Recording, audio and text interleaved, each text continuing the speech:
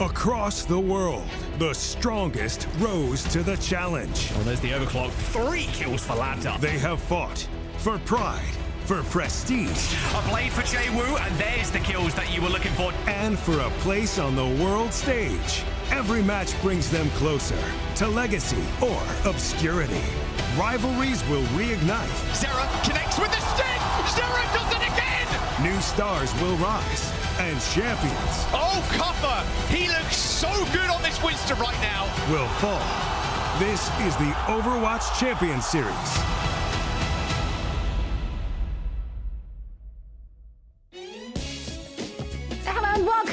This is day 3 of the Stage 2 OWCS playoffs. Zoe here, joined by Johnny and our wonderful friend Rich, the best possible replacement for good friend Jake, who is currently frolicking in the Irish countryside. Or Scottish, I don't know. He's somewhere over there on the other side of the pond having a great time. Over the water somewhere, yeah. Somewhere over the water, and he's missing out because we're going to wrap up our playoffs this very weekend. So, Rich, we're so happy to have you. How have you been? What are you up to? What's going on in Rich's life? I'm very grateful to be here again. I will do my best to fill the shoes, as you know, he's on vacation, but I'm going to do everything I can to be able to give the substance that is necessary, and I've been doing fantastic. A lot of work outside of this, but it's always a pleasure to be here with both of you and everyone on the back end, so I'm just excited. Good, as you should be, because we got great matches coming our way. Also, we have our playoffs drops. That's right. So if you haven't connected your Battle.net account to your Twitch account yet, then actually, what have you been up to? Like, really, we've been asking you to do so every day, all day, Johnny. Come on now. Yeah, I like how the spray this week, the people are really giving it their energy. It's kind of similar to Rich Rad's energy. Just like, they're just like, let's get going, yeah. Yeah, that guy on the far right side of the middle spray, that's Rich Rad. That's like contortionist. I'm that far off the ground. I'm that far off the ground right now. Oh, I didn't even notice that. Desk slam in the making right there. He looks like the end animation of the Winston jump. Also, of course, you're not just going to be having opportunities to earn your drops and sprays. Right.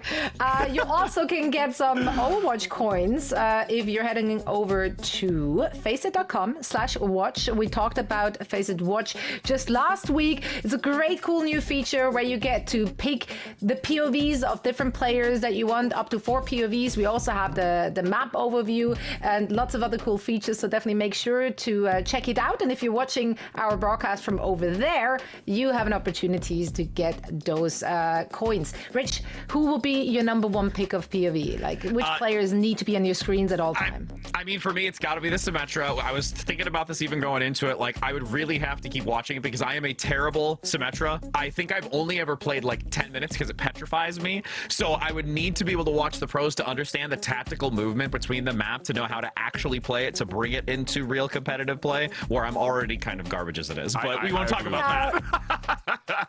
While I see the concept of an idea here, I see the plan, I understand what you're trying to do, but I can confidently say that I've been watching professional Overwatch being played ever since it existed, and it's done nothing for me. Still in plat.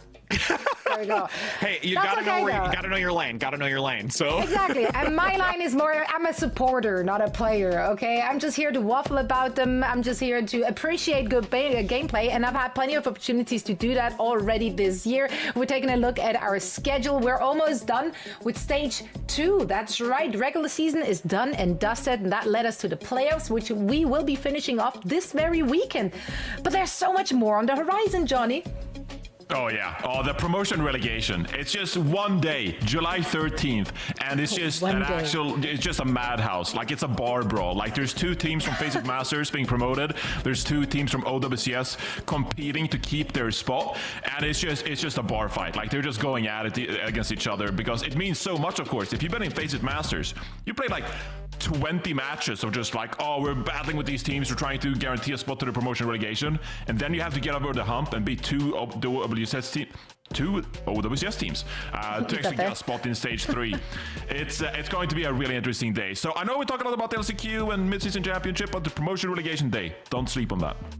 Oh, no one will. Trust. That's where the real dogfights are happening. And it's for all the marbles, right? Because the winning team will be qualifying to take part in the next circuit in stage 3, which will be leading up to the world finals. So they have a real shot at a lot of money. And also, of course, the exposure to go with it. We've seen a lot of teams coming up through the system. A lot of players we got to see just excelling in this different structure. So lots of exciting stuff. I am here for it, but let's rein it in a little bit. All right, let's focus on what's just on the immediate horizon, and that is of course the Midseason Championship. Tickets are available right now, so make sure to join us over there for all the action which is coming our way just in a few weeks. I actually can't believe, Rich, that we're already basically halfway through the year. It feels like it's just flown by, and we've gotten to see so much development in Overwatch and just the competitive nature. But yeah, I literally was just, even the other day, I'm like, oh my gosh, is it already like halfway through the year? We're at that 6 month. I'm writing the date on some documents, and I'm like, okay, this year really needs to slow down a little. Actually, so true. Because before you know it, you blink, and then suddenly you find yourself in Sweden at the World Finals, if you have a ticket. If not, then all the blinking in the world won't change that. But yeah, tickets are on sale already, so you can plan ahead. Back to the motherland. Johnny will give us all a tour, or so we allegedly claim every single time we're bringing this graphic up. Have you given it some thought on where you want to take the people, Johnny? Like, what do you want us to see? Do you have like a list of places to visit, right? I'm gonna go the other direction here. Why the hell would you want to go on a tour if you're there to watch OWCS Esports? Like, isn't the point of traveling to Sweden and buying a ticket to like watch the esport? Like, I'm not taking you anywhere. We're stuck there. We're gonna be in the venue 12 hours a day, okay? We're gonna have a pre-meeting before the broadcast starts, before the show starts, and we're like, what do we think is gonna happen today? Then we'll watch the entire broadcast. After the post show, when we're done, then we'll actually like have a meeting and just like over the details and everything that did happen. We'll make the absolute most of the event. So no tour. It's all gonna be Overwatch like all freaking day. Okay. Yeah, you're really selling this one. Please never work in tourism, please. Or do if you don't want to sell anything. I don't know. But yeah, we're gonna have a good time. This is that's right. He's selling a finite thing. Hey, we're bringing people. Hey, come to Sweden. That is tourism for Sweden. What are we talking about? Okay, let me give you some incentives, okay? There's no nature. If you go to Sweden, if there's no nature, what are you even saying? Okay, here, I give you a good pitch. You don't just get to see us working and not interacting with you because we're apparently so busy, according to Johnny. You do get to see your favorite players going at it live and in the flesh. And some of those players and some of those teams, let's take a look at how they're doing currently if we're looking at our EMEA standings and also, of course, the brackets. Here is the bracket. We have our top teams who are battling it out to come out on top for stage 2. We were off to a rough start, not gonna lie. We're little stroll through sweep city there, Rich, but overall I think most people would have expected the results we're seeing on our screens. I think everyone would lean in and agree the same thing. I mean, we've seen so much of this Symmetra dominating. I mean, it's talked about so heavily when it came to last week for day 1 and 2. There have been some minor adjustments going through this week into this weekend, and realistically I think we're still really set in stone of what we're going to be seeing coming out today from the respective teams. There haven't really been some variations outside of that, but again, we'll dive more into that aspect, especially because we're getting into this first team of TU and VP. Yeah, and we have, as I said earlier, 3 tickets on the line to head to the Midseason Championship. 2 of them already claimed by Twisted Minds as well as OWCS here in the EMEA region. So there's 1 more up for grabs. So there's not just money on the line here, Johnny, but they can actually punch their ticket to, an opportunity for more money. It's a 3-team region, right? Like we're talking about EMEA here. So like imagine if there only were 2 spots, like both Virtus Pro and the Ultimates, they would have been like, oh my god, like we're about to we can't even qualify. Like Twisted Minds are just on a different level. Like OWCS have just been dominant throughout. 3 spots open it up now. VP and the Ultimates, they're looking from like the outside in, and they're like, if we can just get this ticket, if we can just get the invite, maybe a patch goes our way, maybe we'll have a month to improve. It's just about getting in there. So an extra invite makes a world of difference, especially here in EMEA where the top competition is so stiff. It really is. I mean, NA, EMEA, as well as China, they all have their 3 invites. But if you're looking over at Korea, for example, they only have 2 slots, and then one goes to Japan and one to Asia Pacific. So, you know, a lot of teams will be ending up in the last chance qualifiers, and then they really have to battle it out, Rich. Yeah, absolutely. And you can see as there were the 4 slots remaining in the previous slide, but here again, we're looking to finalize that 3rd slot for China. We even just had the recent victory as well in the Asian region as they were able to close that out, and just really excited to see it now start to complete and see all of the final slots that we've been looking at over these last couple of months really be able to basically solidify themselves for this upcoming mid-season. Yeah, and this past week, actually, Japan, they finalized their seeding as well. Barrow come out on top in the grand finals. They only dropped 2 maps, the entirety of stage 2, and they 4-0'd the grand finals. Crushed it. We're the better team, guys. Crazy. I think they deserve their spot to the mid-season. I was running the numbers, and it appears that they were the best team in the region. Yeah, for sure. It could be like also, that. you know, if you're not familiar with OWCS Japan, of course, Top Dragon. Top Dragons is on this team, who of course was part of Gen G, and well, Gen G didn't qualify, but Top Dragon did. Yeah. That's a little sensitive subject right there, but we'll just maybe Gen G and Del kick that under the rug. It's not.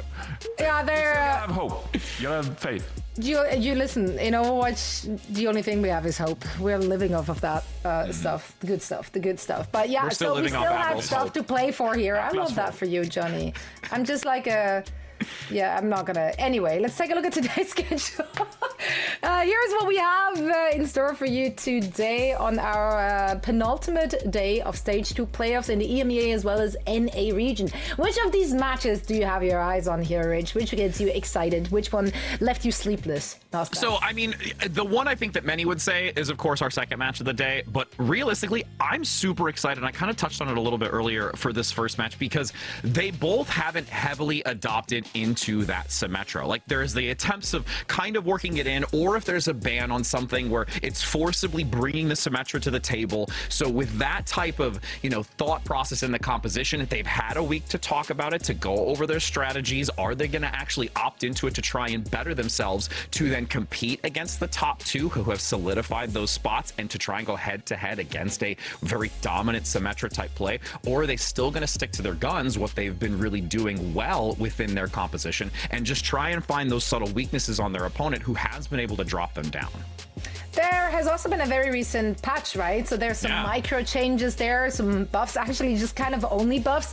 That's a great guild name, by the way. Okay, Johnny, walk us through this one. I'm just seeing everyone trending on the up. You're a positive guy. Walk us through this.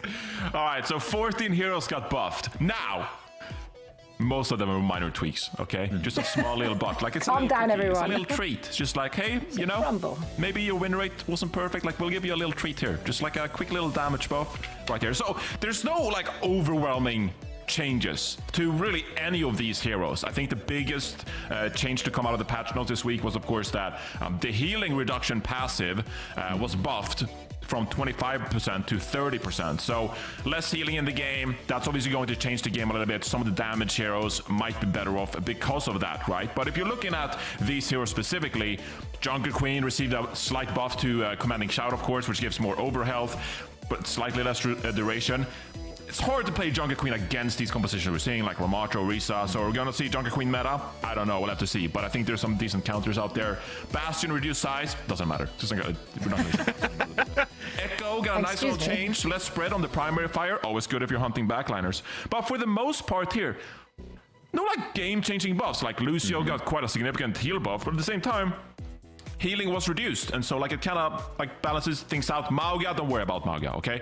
Got slightly more healing, but it's not the end of the world. I don't think we're gonna walk into a Mauga meta here, unless one of these teams is desperate. Maybe the ultimates are desperate, and they're like, we gotta play Mauga. But I don't think there's any huge game-breaking changes here in these patch notes. But what does end up happening with these patches, right? And you can agree with this, is of course that there's some more creativity. Just like, okay, this hero got a slight change. We'll try it out in scrims, and maybe there's something to be learned from, something you can apply in officials.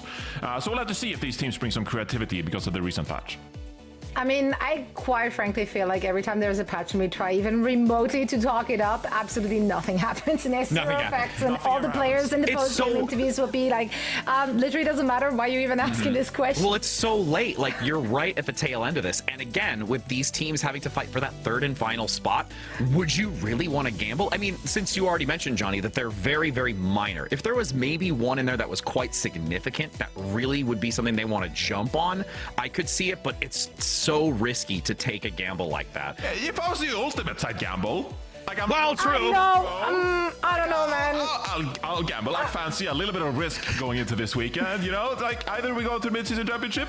No, but they literally just started to make the composition they're running with look good. I don't want to see any changes. Anyway, we will get to that first match and we'll break it all down. There's just so much knowledge on this desk, you know, so much insight. So Johnny, thank you for running us through the patch changes. We really are so lucky here in Overwatch. We have all the wrinkly brains, all the big brains. We have riches galore, I'd almost say. Yeah, you know, and at that point, since you've mentioned it, I think I'll take the reins for right now. We'll kind of guide you through the rest. So we're gonna get in a little bit of a game. It's almost like a game show. Like, come on in, it's riches galore. No Jake, all rad. No Jake, all rad right now. So again, and this is the lovely part, is that we actually get to have you as a contestant here, Zoe. So we get to have you join along, and Johnny will give a little bit of info for those that are watching, where basically what we're going to be showing you are sentences of either casts or moments that I've had through historical broadcasts that have either been mentioned, tweeted, reposted, and you have to fill in a select number of words in that sentence, and then we get to see the clip to see if you're right. So your word choice here to try and get into my big brain of what kind of words I like to use, whether they're smart or whether they're not so smart. This is, I'm ready for it. I'm so I'm channeling my inner Rich. Okay, here we go. It's wild to be, it's a scary thing in here. So, okay, you may have the power of the sun, but I am a blank, and there is no light to be seen. I'm a black hole. What did you say, Zoe? A black hole. You're a black hole. Holy goodness! What? I am you. What? I'm inside your brain. Oh my God! She's in my brain, and it's wicked wild. All right, let's take a look at it. I mean, wow, that was basement dweller. That wasn't even a Funnel down below. Captive Son as they press out. Eaten the only by thing that makes iron sense. says, no, my friend. You may have the power of the sun, but I am a black hole, and there is no light to be seen. Wow, that's great, actually. yeah, That is a banger line, by the way. Put it in the intro. Even though it's not OWCS. I'm still blown away that you got it that fast without even like a breath. Okay, so we've already got 1 point for you, Johnny. You got to play catch up now. All right, so let's head to that second one. Goodness, we make it through this game faster than I anticipated. So the next one for 2, the pulse bomb sticks blank. That was just salt in the wound. I can give some hints too if this one's a little bit more kind of unique. So we know it's a pulse bomb sticking to. I can give a hint on the hero if you can't think about it. So I'm going to say Mercy. It is on Mercy. Oh, you said Mercy? It's on a hero Mercy. Yes. Oh. I was gonna say like a Junker Queen thing, because like wounds, and then like the pulse bomb is the salt in the wound. But so what does Mercy have that makes, you know, her a little different than other characters outfit wise? Caduceus stuff, high heels, but they all have high heels. Wings? Everyone has high heels. You're on the right track. You're on the right track. What do wings do? Flap? Okay. All right, so you're going in the right direction. I'm really proud of you, Johnny. You can't give him that. You can't give him a point for this. It's close. It's like a half point. So okay, so with this one, I think we'll run the clip so that he can hear it, and then we'll fill in the blanks. Let's run it and see. It's picked up by Vega. A second pick from up top. Boat not ready for it. The pulse bomb sticks mid-air. That was just salt in the wound. Vision putting on a show here. Yeah. Oh, that's actually so obvious. Why didn't we? I was trying to lay it out there with the wings and the flying and the in the air and that was literally just facts. You were just being factual.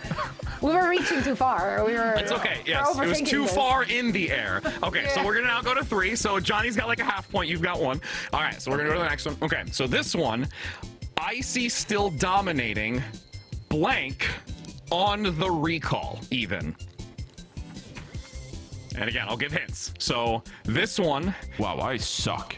No, you're not. You're doing great, Johnny. You're doing great. Okay, so it's related to a Sigma.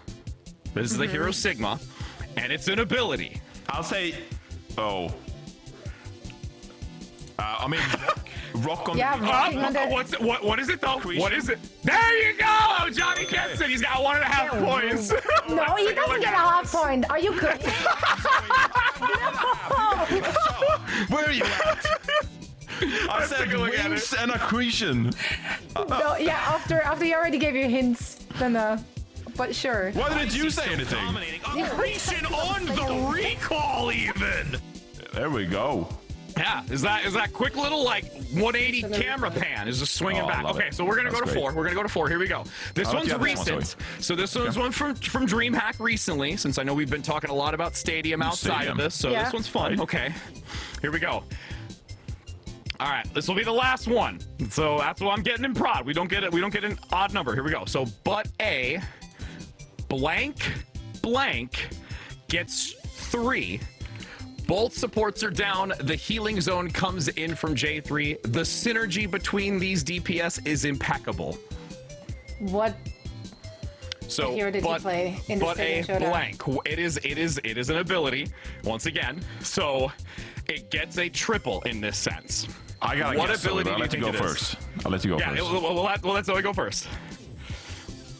I need another Okay, minute I'll to give you a get the hint. VOD up to see. Okay, I know, right? Try to cheat. Give me some time. I'll give you a hint. Shadows. Death Blossom. Oh, he's just gonna take it from you. What are you doing, Johnny? Sure. Okay. Okay, so Able to we'll shut down just Team tap. SK on this aggressive push. But again, Blossom gets 3. Both supports are Okay. down. That might be enough to turn it back, and the healing zone comes in from J3. All right, The my half point synergy is between the gone, so it's DPS 2. is You impeccable. can tie it up. You can tie it up. Come on. Wait, why is there a half point gone now? It's Why? because 'Cause he we took- decided so. Yeah, we Oh, okay. cumulatively between I the two don't decided that know. he really didn't get it. You're Wings the, and midair was a bit of a stretch anyway. so here's the thing. It didn't make any sense. You're the winner here because you allowed me to take the stage for a moment to lead us through that game. So Okay, you've yeah, been you know doing what, it. I take You've been that, doing I it take that. eternally. So I am just now getting the privilege for a moment to I take up was- your mantle, and I'm gonna now pass it back. Oh wait, the other way. I was like, not him. Was that the price of winning this minigame? Well then, Johnny, lead us to the next game. All right. Thank you so much, Zoe. It's time to head into our first match. It's Virtus Pro versus the Ultimate. Zoe, That's right. That's we right. watched a lot of Virtus Pro this stage. What do you think about their team? Not a fan, honestly. It felt a little. It felt a little disconnected. Let's set the stage here first, Johnny. You're just diving straight in. Like let's set the table, okay? Because Let's get we to the are gameplay. here. Start the game. Yeah, we're holding it hostage. I'm here for this, okay? I will not get to the game until I said everything I needed to say. This is not about getting the teams ready. This is just about me. This is my show, okay? So, It is. EMEA lower bracket semifinals. This is for all the marbles. You need to talk about the stakes here because the winner is moving on and getting their ticket to the Midseason Championship, and the loser is out of the playoffs and then has to find a way through the LCK to LCQ. Q different game. Yeah. And then they have to switch games and become a pro changing somewhere words. else in order Q to is make qualify. it. Q is qualify. That'll be a fill Yeah, in the kids, blank you know, too. the kids these days, they do be crazy. Yeah, okay, but like I think the Ultimates was one of the teams that just throughout stage 2, obviously we know what they're capable of, but they couldn't quite shoehorn their look in. Wow, It started style. to work towards the end of it, and now we do see that that Skyle is in over Twilight. Twilight, that was one of the things we discussed, right? Twilight's Ana. Can they make it work? Is it too easy to counter? What do you want to see from them today, Rich? I mean, the biggest thing, you know, we were so talking about even last week, you know, Jake made a comment about it where Kevster was such a significant factor in this. Not to say that the others didn't play a role in this, but it just always felt like it kind of lived or died by Kevster. So with the adjustment in, you know, making that shift onto the supports where, you know, almost the real struggle, we actually got to see it from going against Gen G, is that when they kind of ruffle up the support line aspect of it and things, you know, through banning or not actually having a definitive answer in how they want to play the back line to support the rest of the team, I feel like that's a struggle and that they need to really take this week to communicate that so that they can enter into this match today to be able to take down VP. Yeah, so the big question is, will both teams stick to their guns? You touched on this already a little bit ago, Rich. But if you're looking at Virtus Pro and what we've seen from them just last week, they also suffered a tough loss in the upper bracket semifinals and then looked very, very strong against Team Peps. We did see them dabble with that Symmetra in both of those games. Jaewoo picked it up already on their first match in the playoffs. That was nothing to call home about. It did work better against Team Peps, but do you see them making that change into this kind of meta for this week? Well, we'll have to see, because the goal is of course to win this game. If you win this game, you qualify for the Midseason Championship. Is that really the goal here? I don't think they need to bring out the Symmetra to beat the Ultimates. Now, if you want to have a chance against Alcadzia, Twisted Minds, like, you might have to bring out the Symmetra.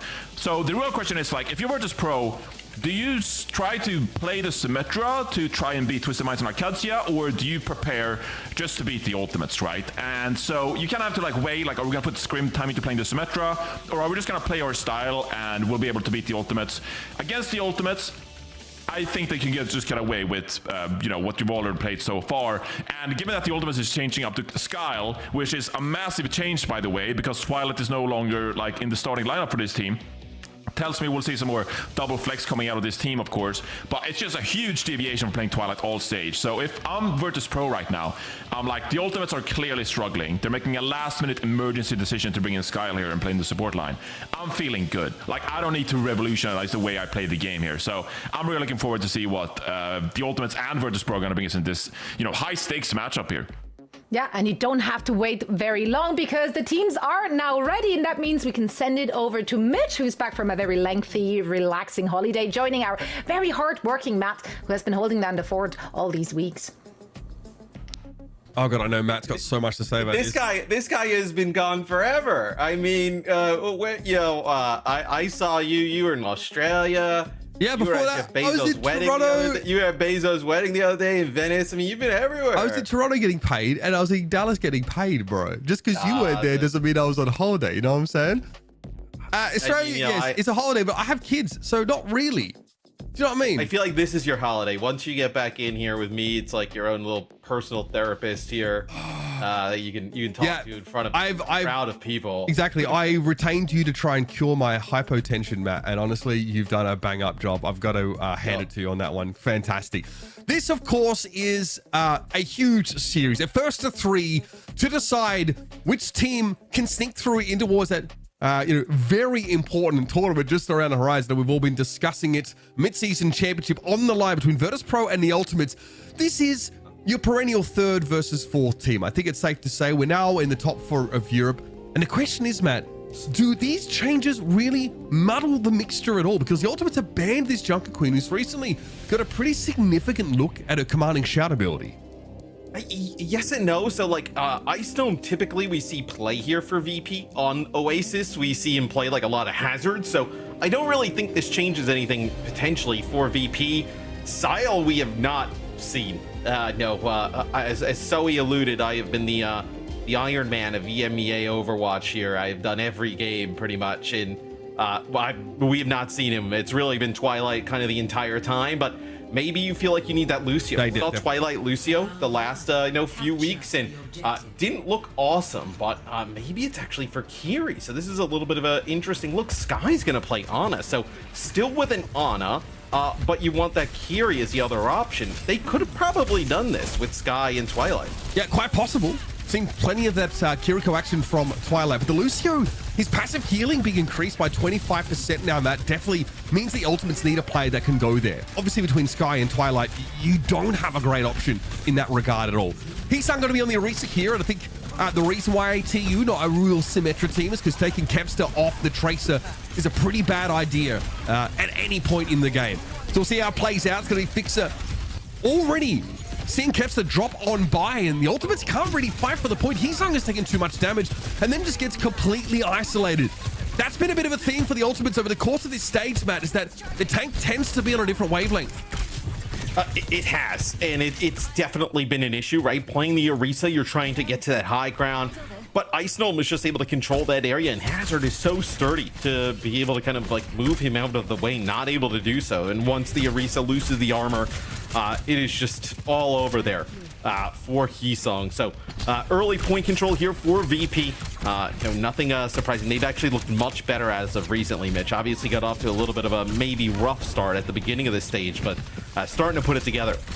Kai here really trying to get an early opening for the ultimate. So you're on the Orisa, so those mispositioning scenarios are punished even harder than on other heroes. Fixer traded out for Kai, though. Kai takes a pretty aggressive position in that window early and is punished by Shockwave. Ice Gnome here, pretty happy actually just to rotate cooldowns to get away from the Javelin. Spin and Asleep catches onto the Hazard as Kevster tries to get onto that high ground, but the ultimates haven't done much more than just play for parity so far. A pick on the Sojin would be big, but Kevster doesn't have the verticality to chase Shockwave down. No, and Jaywu can keep the point contested. It'll be Gala from the high ground, actually dropping the Kitsune Rush. It's a nice sleep on the Ice Gnome yet again. Terror Surge coming on in with the nano boosted Heesung. He is spinning his spear image, but all his teammates are dead. That is another fight that goes in favor of VP. It's really hard to see how you're supposed to make this Orisa work. I mean, Ice Gnome is going to clown on you in terms of that mobility, especially being able to control that high ground so much more effectively. If Heesung wants to play for the causeway, he's got to take a very obvious route towards the right there at top of your screen and up the stairs. And that's where he got punished in the first fight. Virtus Pro here now have Downpour, Pulse Bomb, Sound Barrier, crucially to commit here. Fixer looking very comfortable on this revamped Lucio. Yeah, good luck to the ultimates here. This one's going to be tough. I mean, there's going to be Kitsune Rush here, opens things up. Maybe you can actually just kind of like downpour on through this, but VP does not feel threatened at the time. Oh, that is a 6 sleep. That actually interrupts the Pulse Bomb as well. So a few things here go in the ultimate's favor. That is a massive play by Sky. Just as you saw the Pulse Bomb wind up happening, just as the Tracer was reaching into her pocket, the Sleep Dart comes in. Good look here from Sky. Obviously, odd to see the ultimates with Sky as the designated Ana player. But that's the kind of permutation they need to go for right now, apparently.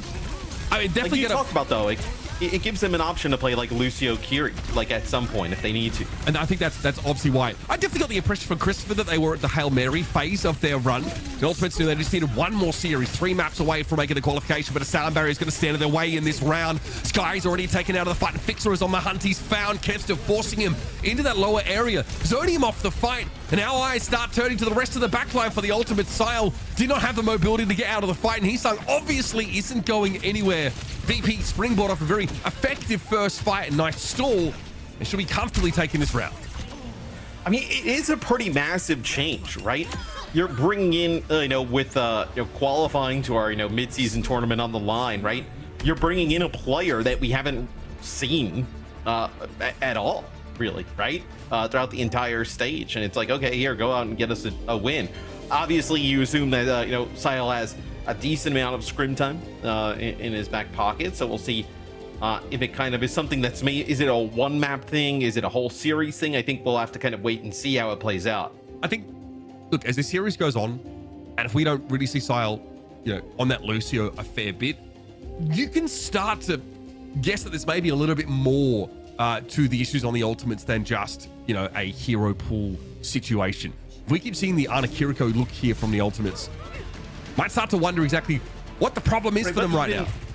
But even with Twilight's faults, you're still in this position, right? Like, it's not.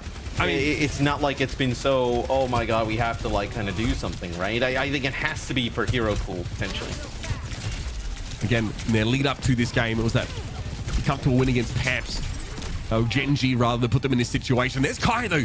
He's good for at least one of those around. A great early pick here now that puts Ultimates at a player advantage, and Kevster with full control of his high ground.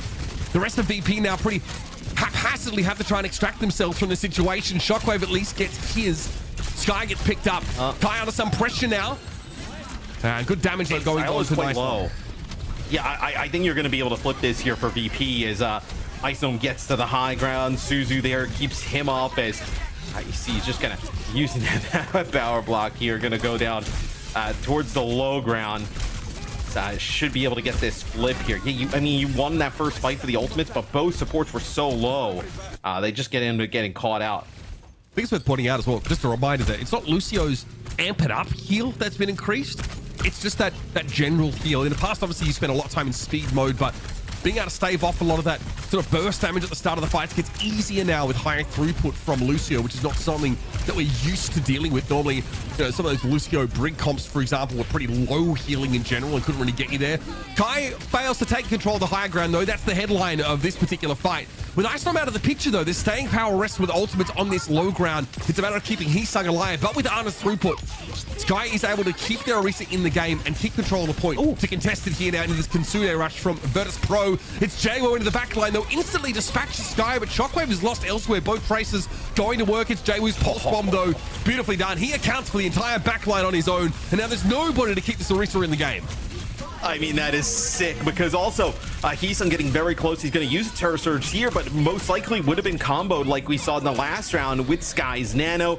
JWO gets the kill on the Sky really early on. You never get the use of the Nano there. So the ultimates do get up to that 50% mark, but no, man, JWO making a huge play, preventing them from getting closer towards a round win. We're at least going to be looking at parity here in a couple of moments. Nano here for Sky, of course. Bowler shot so critical over the course of this stage, basically single-handedly keeping Winston out of the meta. Sky just like sitting back, though. Opportunity, of course, to send Heesung on a collision course with the rest of Virtus Pro, but they need to try and angle and find a way. JWO's already looking to pressure that backline, and they've got to be aware of the ultimate that they are on a timer. They need to get value out of this Ana ultimate, and they send it straight away. Heesung into the backline, but doesn't have a good target. Shockwave's able to get up to the high ground. Heesung charges up a javelin, but it was a freaking ridiculous Suzu there on Icestorm, able to stave off that damage. He was bioed as well. Insane Suzu. Yeah, that's a crazy Suzu there by Gala. That ends up saving Icestorm, but it still might not be enough. Sky was taken down, but apparently Sile is enough to keep the ultimates in a fighting position, but the points flipped up against them. They can't really contest it. This is now dangerous. Virtus Pro up to 75%. The ultimates have to leverage their DPS ultimates, the most speculative of the bunch, to try and get them back into this round. Here's Kitsune Rush, though, from Virtus Pro. Gala has the fix, potentially. Tries to get away from those dangerous close quarters with a pulse bomb in play. As Ketstra and Kai do convert on their ultimates. Give the ultimates a good lead in this fight. It's huge, right? Ice Gnome not able to survive through the pulse bomb. Bola shot kind of gets pushed into that U-shape area there. And, you know, even though they use that Kitsune Rush, they try and use a Suzu to help Ice Gnome. He's still not able to live, where you don't get a kill on a Hazard there, and Hazard's in that close range area. I mean, good luck. I think that is probably a GG for VP, but the ultimates with an opportunity here, right? Kitsune Rush plus Terror Surge. JWO's spending a lot of time in the backline. I've got to force out of Kevster's recall as well. So for that window, definitely gave him the advantage. Icestorm, of course, uniquely can transition between low and high quite easily. Not all tanks can sort of do that on this map. Means he has access to that mega health pack on that cooldown. Kai gonna wend his way around the flank here. Gala gonna be spotted out. This is the ultimate to control the point now, and Icestorm wants to try and regain that high ground for Shockwave to play from. Kai's gonna be forced back. Too many numbers for the ultimates, and he lingers a little bit too long. Shockwave able to bring him down with a rail. And there it is, Pulse committed onto Heesung. Even though he went gold, it was enough damage to take Orisa off the point and out of the fight. It's Kevster going down to Shockwave, who's found two very important kills on DPS in this fight. And Virtus Pro should be able to take the map here and now. Yeah, the sound barrier here, I think, is just the exclamation point to end it there for VP. A quick map one. Sky was hitting some sick sleeps, even hits one there towards the end.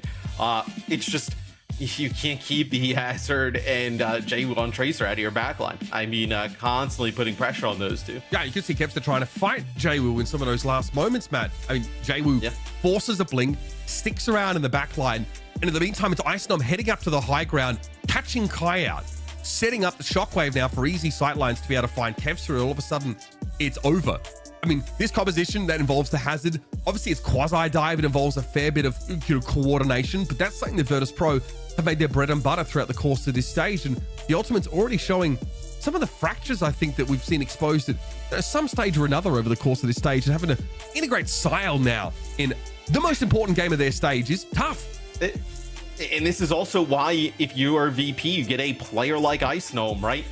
You can play him in moments like this to play Hazard. We've been seeing them go to Vestola a lot. I'm curious if like kind of the meta maybe changes that up for the rest of the series, right? But this is a map that Ice Gnome has played whenever we see VP in these types of situations and plays the Hazard and can do it at a high level.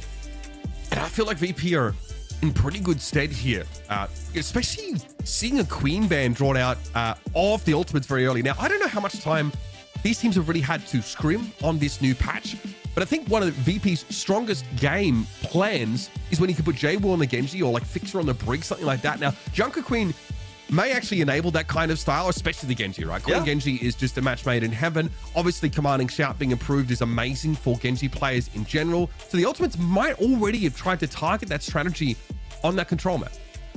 And we've seen a lot more Sojourn as of lately than like a Freya, right? Where Sojourn kind of plays into the Queen Genji type of compositions as well. So the ultimates, they get their map pick in here pretty quick, Mitch. They're going to take us to Dorado here. So we'll see. This also, Dorado, if you don't want to ban like well, you can't ban Queen if you're them, right? You don't exactly play Queen on Dorado. No. Like you would play something like a Diva or a Winston to kind of access some of that high ground. Maybe you could probably play maybe even like a Risa we see some teams do. I know around some of these chokes, but definitely not necessarily a Queen map per se. No, I mean, and this is definitely going to sort of dictate the ban strategy here for Virtus Pro. You have a decent idea of what you're running up against. Dorado is the kind of map where the Ultimates have tried to make their own. Being the team that, I've sort of criticized other teams for not having an identity. I think the Ultimates have definitely had one. It's just like having options to sort of bridge the gap from their ideal dive-based comp to the more realistic compositions they normally get forced into by ban strategy. Here's your mode win percentage now heading, of course, into this escort map. And it is definitely a weaker one for Virtus Pro in general, only 44% win rate. No subs. So we're seeing Sile and Ice Gnome both stay in. I think this makes sense for VP, right? You probably expect you're going to see some more of the dive-centric tanks or playing towards that high ground. Pistola can play the Diva, obviously, but maybe they feel like Hazard right now is actually a little bit more viable on more maps, right, than just kind of how we've seen them play it on Oasis. Quite possible. I do think that the Hazard here on Dorado definitely gives you a lot of options, and we've seen plenty of Diva on this map over the course of the stage. Normally it's Mag just doing that to really upset me. And it obviously hasn't always looked like the most robust approach. So I do think I heard on your cruise, you basically just downloaded tons of Mag POVs to watch by the pool. No, I actually just searched Mag's name up on Reddit and downvoted every post that said positive things about That's him. just I don't know why you guys hating. I don't. No, I don't. I just don't know why can I be honest? I'm more frustrated with Krusty than I am with Mag. Because I would like to see Mag get it all out. Yeah. Get it all out. Yeah. All right. I have been away. Like I haven't got to vent. Like you have to give me this. I mean, Genji, of course, I feel for them because they're not even involved in this match. Of course, they are out of the money. you're just beating. Listen, I've got to give it 2 cents. The Plat Chat guy's been donor walling me. I've been like, yo, you got to get me on the show. I need some clout, guys. Hey, you got any of that clout? There's no shot you're asking to get on the show. That's crazy. That's your first lie of the day. The Ultimates, they get rid of the Diva here, kick things off, right? So that would say maybe we see some like more Winston-based stuff, but a smart ban by VP on the other side, right? Where they get rid of Ana, where if you don't have the Ana in the mix, playing like a Winston feels a little bit worse, right? Now you're kind of maybe in that Hazard wheelhouse. And obviously, Heesung has shown us this Hazard. He's actually shown us, a multitude of these more mobile tanks, even the Wrecking Ball, a lot of these Busan outings. So it's not necessarily uncomfortable to see you move over towards the Hazard. I feel like that's going to give us a pretty compelling mirror. VP, I mean, if we get the Fixer Brig, I feel like that's one of the most quintessential hero and player matchups at support that you have available to you this season. Maybe simple on anything. That guy is absolutely cracked. But here for Virtus Pro, feel like they're in decent shape with this lineup. It's Shockwave going over towards the Cassidy, and you feel that, it feels like he's been power crept a little bit by some of those longer range hit scan based DPS, but here obviously the sight lines for attackers are a little harder to establish. I kind of like it though, because from what you were talking about in Oasis, and I think it's true, is like sometimes the coordination between like Heesung in the back line and can be a little bit off at times, right? Where he's in a spot where you can't exactly provide him healing. Like if he has to be a player who now goes in deep, right, and dealing with the Brig, the Cassidy, the Immortality field of the Baptiste, it makes it even harder, right? Shockwave is spotted. Cassidy now realizing there's a slight wrinkle in the plan because dealing with the hindrance of Cassidy is a bit frustrating for Tracer to deal with at the best of times. What do you think of Kiri back as the backline? we've seen a lot of with the BAP Brig throughout a lot of EMEA, which is looked really good. I mean, again, like, Immortality Field is pretty crucial. If you want to set up your Cassidy, I think that like the Brig BAP is one of the best backlines to make sure that, like, Cass has more longevity in these fights and also can stave off those flankers a little bit more comfortably. Look, I think it can be harder to sort of consistently heal Hazard, but he's less floaty than a lot of those other sort of tanks. So Gala with good positioning here should be able to keep Iceland well and truly within the fight. And of course, Air Matrix is pretty critical. Some of the perks as well that BAP has access to inside that Air Matrix are pretty big, as I just say, as Virtus.pro get rolled over. Gala's still in the fight, and Iceland is as well, but they are so split up now by the Ultimates who've just taken advantage of this more open part of the map to push through. And it's a massive first pick off by Sile. He takes out Jaewoo, as Jaewoo we saw in the last map, right?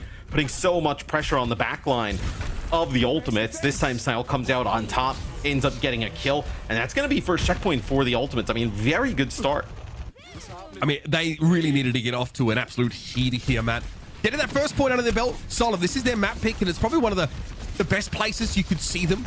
If you think about map pull over the course of this series, here's an Air Matrix being deployed pretty quickly from Gala. You can tell Virtus.pro want to assert themselves on this high ground and start to bleed some clock within this choke.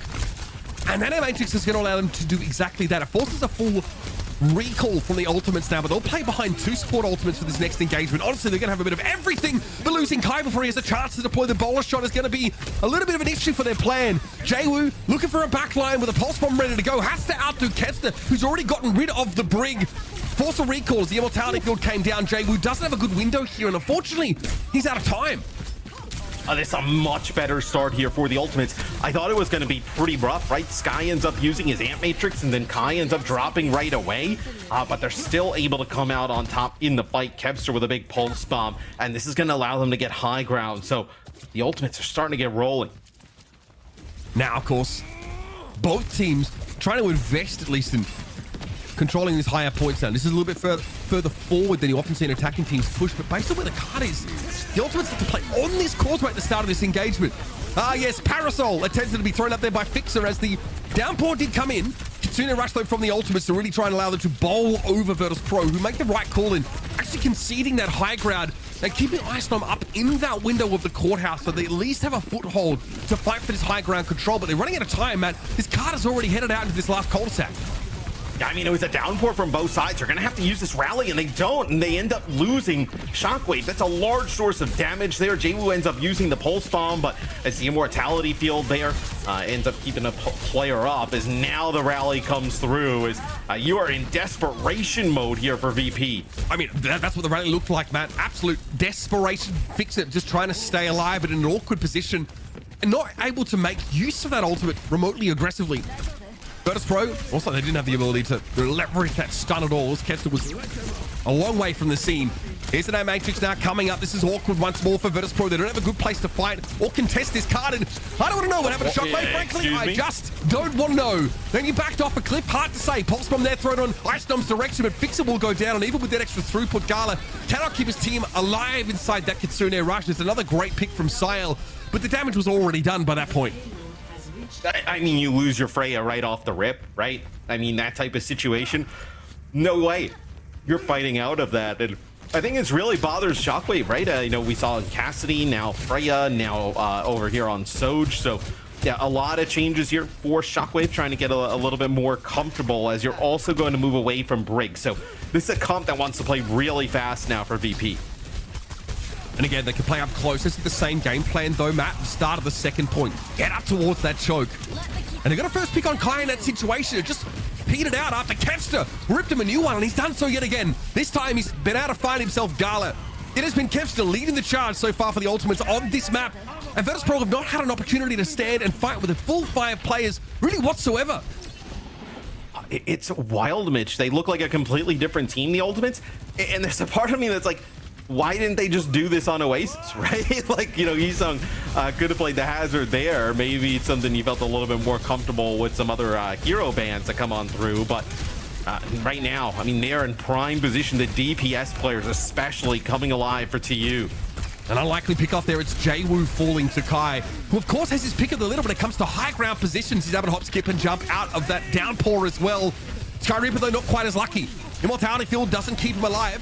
Gala will be traded out. Heesung made a beeline for the back line. And now Isom has to turn tail and try and get topped up. Heesung wants to try and pressure this, but Jagged Walls are exchanged, and there's no way forward for the Hazard for the time being. But there it is. Kevster yet again. Icenom felled by a Pulse Bomb. And this is starting to look like a fantastic attack push on Dorado by the Ultimates. This is what we needed to see. For the Ultimates to make their way into the top 3 in EMEA, performances like this need to happen with regularity. I mean, this is what people thought we would see when this team was put together, right? They look so good here on Dorado on offense. VP never got comfortable. Great use of the Hazard for Heesung and crew. When I think that like BAP Curie definitely kind of it was an issue for VP to take advantage of. Look at the gap here between our Tracers. Kevster with 15 eliminations, 2 deaths. Jwoo, 3 eliminations, 4 deaths. Virtus Pro not able to put together remotely enough of these picks. Frankly, they are just getting out-traded in so many of these engagements. Kevster with a, again, if you like match up Tracers, an extra 25% damage like this adds up so much over the course of this game. That is like what? 3, 4 full kills of non-500 HP heroes. So considerable distance between the two. And Shockwave, as good as he's been, hasn't been able to help Virtus Pro keep up so far.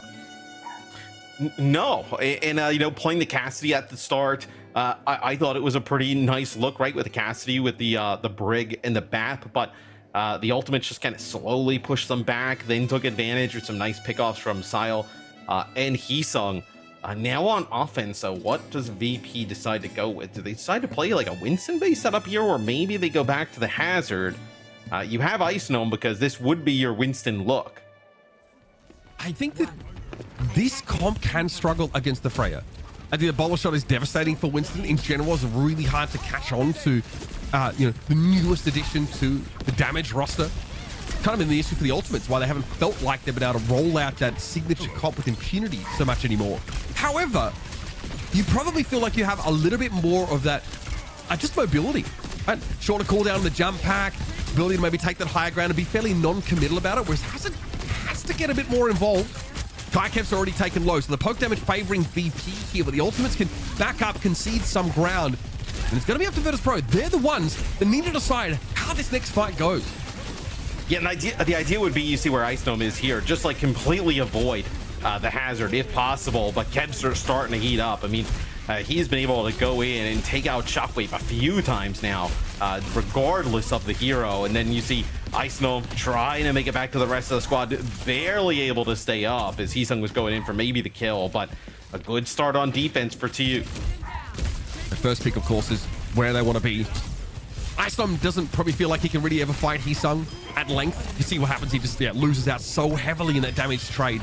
Yeah. Less burst damage available to him, and obviously Ice Gnome is someone who really needs Jwoo to be by his side, but for the Tracer, it could take a little bit of time to get in position on this first part of the map. See, Jwoo has to obviously take the lift and maybe blink across rooftops or make his way through the back stairs, so it can take some time to set this up. Right, yeah, and it's like this Winston, if it doesn't like result in a combination with Jwoo getting some of these players in the back line, like you're just going to see the position that Ice Gnome was in there, just hightailing it out, right? Like losing HP at a fast rate. So Ant Matrix here up on the high ground, not going to result in any kills, just going to buy some more time. And this, sorry, Kai is just out of there. There's no way that Winston could really catch Freya. He is absolutely pieced. No chance to catch onto the Freya, who now has a bowler shot. So should push come to shove and Iceland actually get to grips with the Freya, he's obviously going to be locked in and slowed down for that period of time. So very, very difficult for Virtus Pro with what they have to work with right now. Still not quite a sound barrier developed for Fixer. And Shockwave is starting to run low. Yep, that was Kevster and Ice Gnome combining there to pick him up. And Jwoo just, unfortunately, doesn't have enough time to do what he needs to. And it's, Kevster and Heesung getting here through the choke, and Kevster is just running rampant through the lineup of VP. People in the chat after game one are like, oh, Kevster will play on a good team again eventually, right? It's like, well, this team is a good team. They just need to kind of get some of these comps down and get in matchups like this, and you see the difference where right now they are looking to potentially get a full hold against VP, a minute on the clock. sound barrier will be the big thing here for Virtus Pro. Like, if you don't get a great use of this, you are in a world of trouble. You also need to force an early immortality field here, Matt. You might have to use a sound barrier in order to get close enough to do so. Ah, nice lead up by Fixer.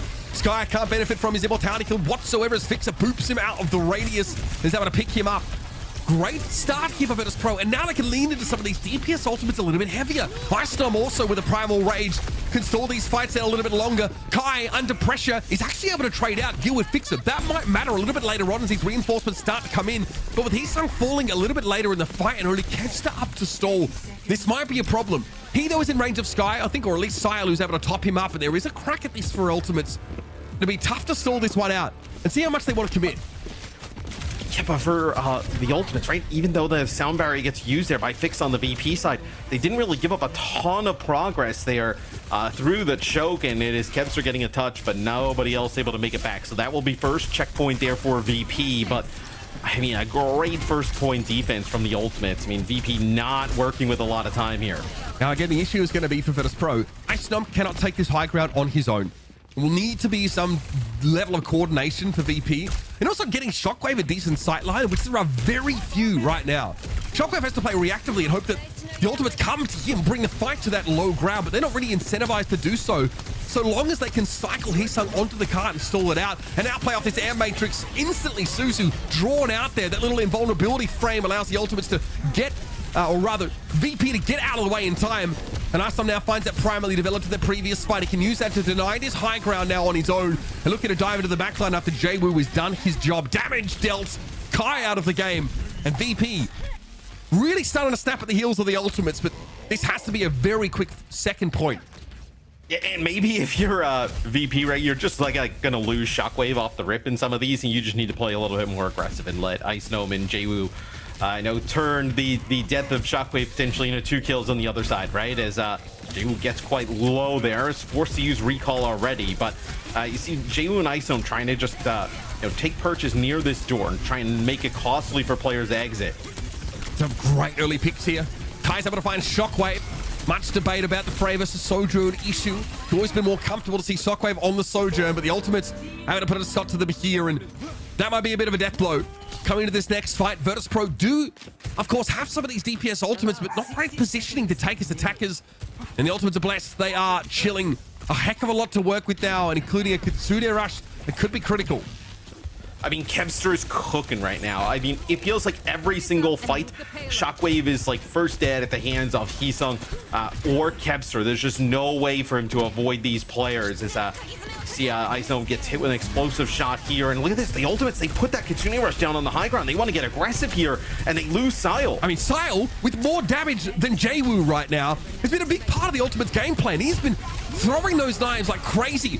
Kai's able to find a bowler shot on the cart, though, and yeah, Ice Gnome could not get away from it. That allows Sky to pick him off, and this is a little bit of momentum loss for Virtus Pro, but they got to commit. This is it. Heesung with a nice downpour that catches Fixer, and of course it's easy enough for Heesung to turn around to help Sky with finishing that elimination. And now Virtus Pro caught off the card. Heesung Spike Guard able to give him the damage reduction to avoid being taken down by the Pulse Bomb, and it's the ultimates able to emerge from a bit of a dogfight here in Dorado with ultimately a convincing map win.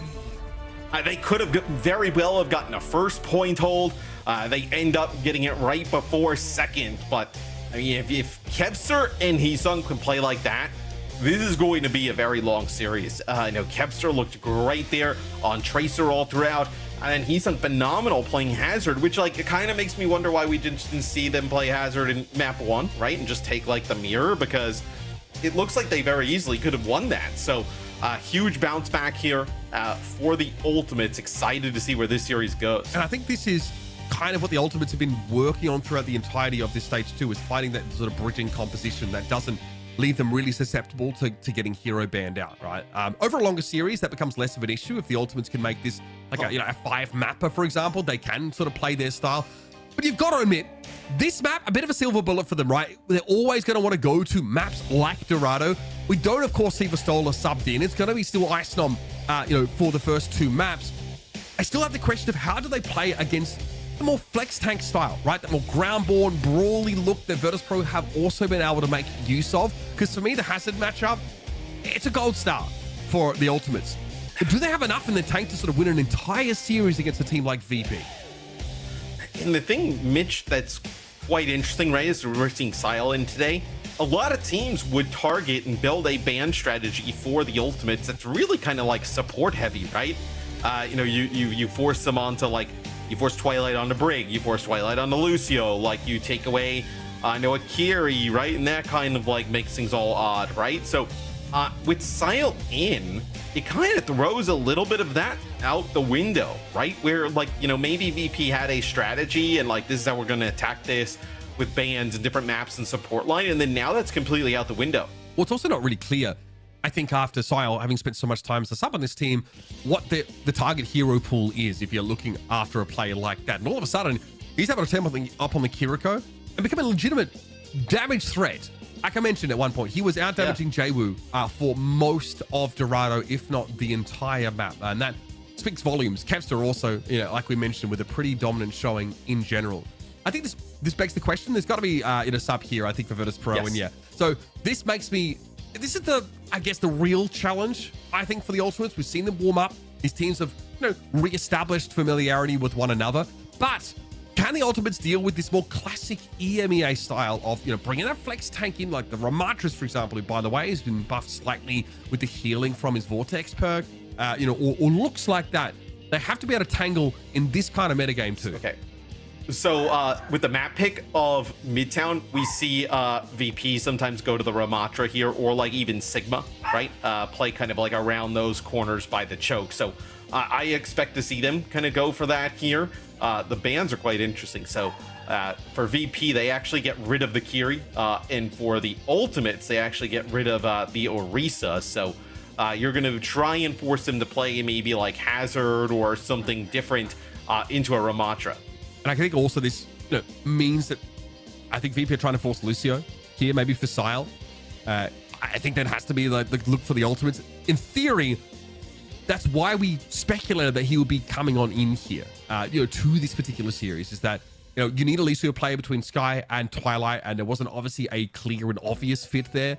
The Ultimates definitely built their team looking, you know, with the exception of Sile, of course, looking slightly one-dimensional. Now I've had to show that flexibility that many teams have also been challenged by over the course of this season. That's why Virtus Pro have added Ice Nom to their team to give Vistola someone else to play off of. But also, Vistola, again, as he did with Chase, is having to split his playtime. That definitely affects performance. That's something that we've speculated about with these teams that do have a secondary tank player, right? If they don't have one tank that can show the flexibility they need, they have to split playtime. And Vistola, with, you know, only a 60% scrim load, I would assume, just based on how often we see him in games, is going to have to get in here and hit the ground running very quickly. Yeah, I mean, this is an odd situation, right? Where you have a player who we haven't really seen a ton of, you know, come in here for the Ultimates, and Siles actually played really well. Like you talked about, like some of the damage numbers on the Kiri, and it completely like changes the series. And it's wild to the point that, like, obviously you have new patch, things happen, but you know, as much as we talk about the regular season and stage and whatnot, like really it just kind of comes down, like the entire thing comes down to this one game for these two teams, right? Like I don't know if either of them had the goal or the ability to like take on a, you know, Alcatia or a TM, right? So you're essentially just playing for that qualification spot the entire time, and you get there, and now being able to kind of bring in a player like Sile to play a Kiri changes it up, and now it's gone. Let's not forget that when EMEA turned up in Hangzhou, their biggest weakness was that they were so attached to these comps, these styles, the Divas, the Ramatras, the Sigmas. You know, they would not play Dire. They didn't really dabble too much in the Malga, and they got blown out of that tournament unceremoniously.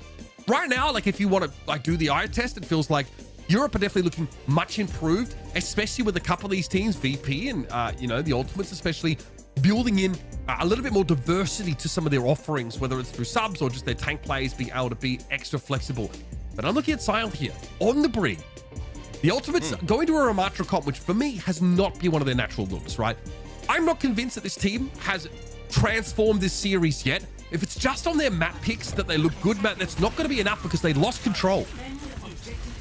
No, and this will be a much different look for TU, right? With Heesung playing the Ram and Jwoo going to be playing the Sim. So we actually saw them try a little bit of this, Mitch, and it didn't look great.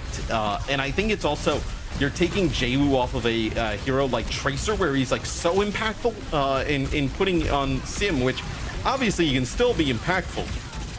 Just not maybe to the same result a lot of the time. I mean, you could say the same. Virtus Pro did dabble, Ultimates rather, did dabble with the sim for Kevster for like a little bit, and they were like, this is ridiculously bad. we cannot take Kevster off the Tracer.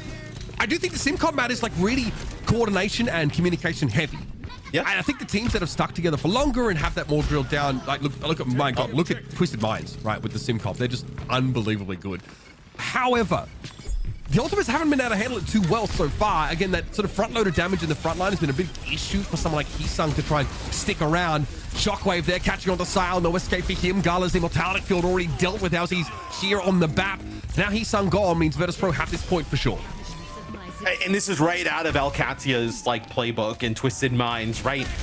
Playing the Diva with the Sim, you know, kind of moving the Diva all around and it becoming very difficult to deal with. So for TU, they'll actually have Sky going over here to the BAP, so that'll be the main change. I'm curious why they consistently play like so much of the Freya, where we've seen a lot of teams kind of like go away from it.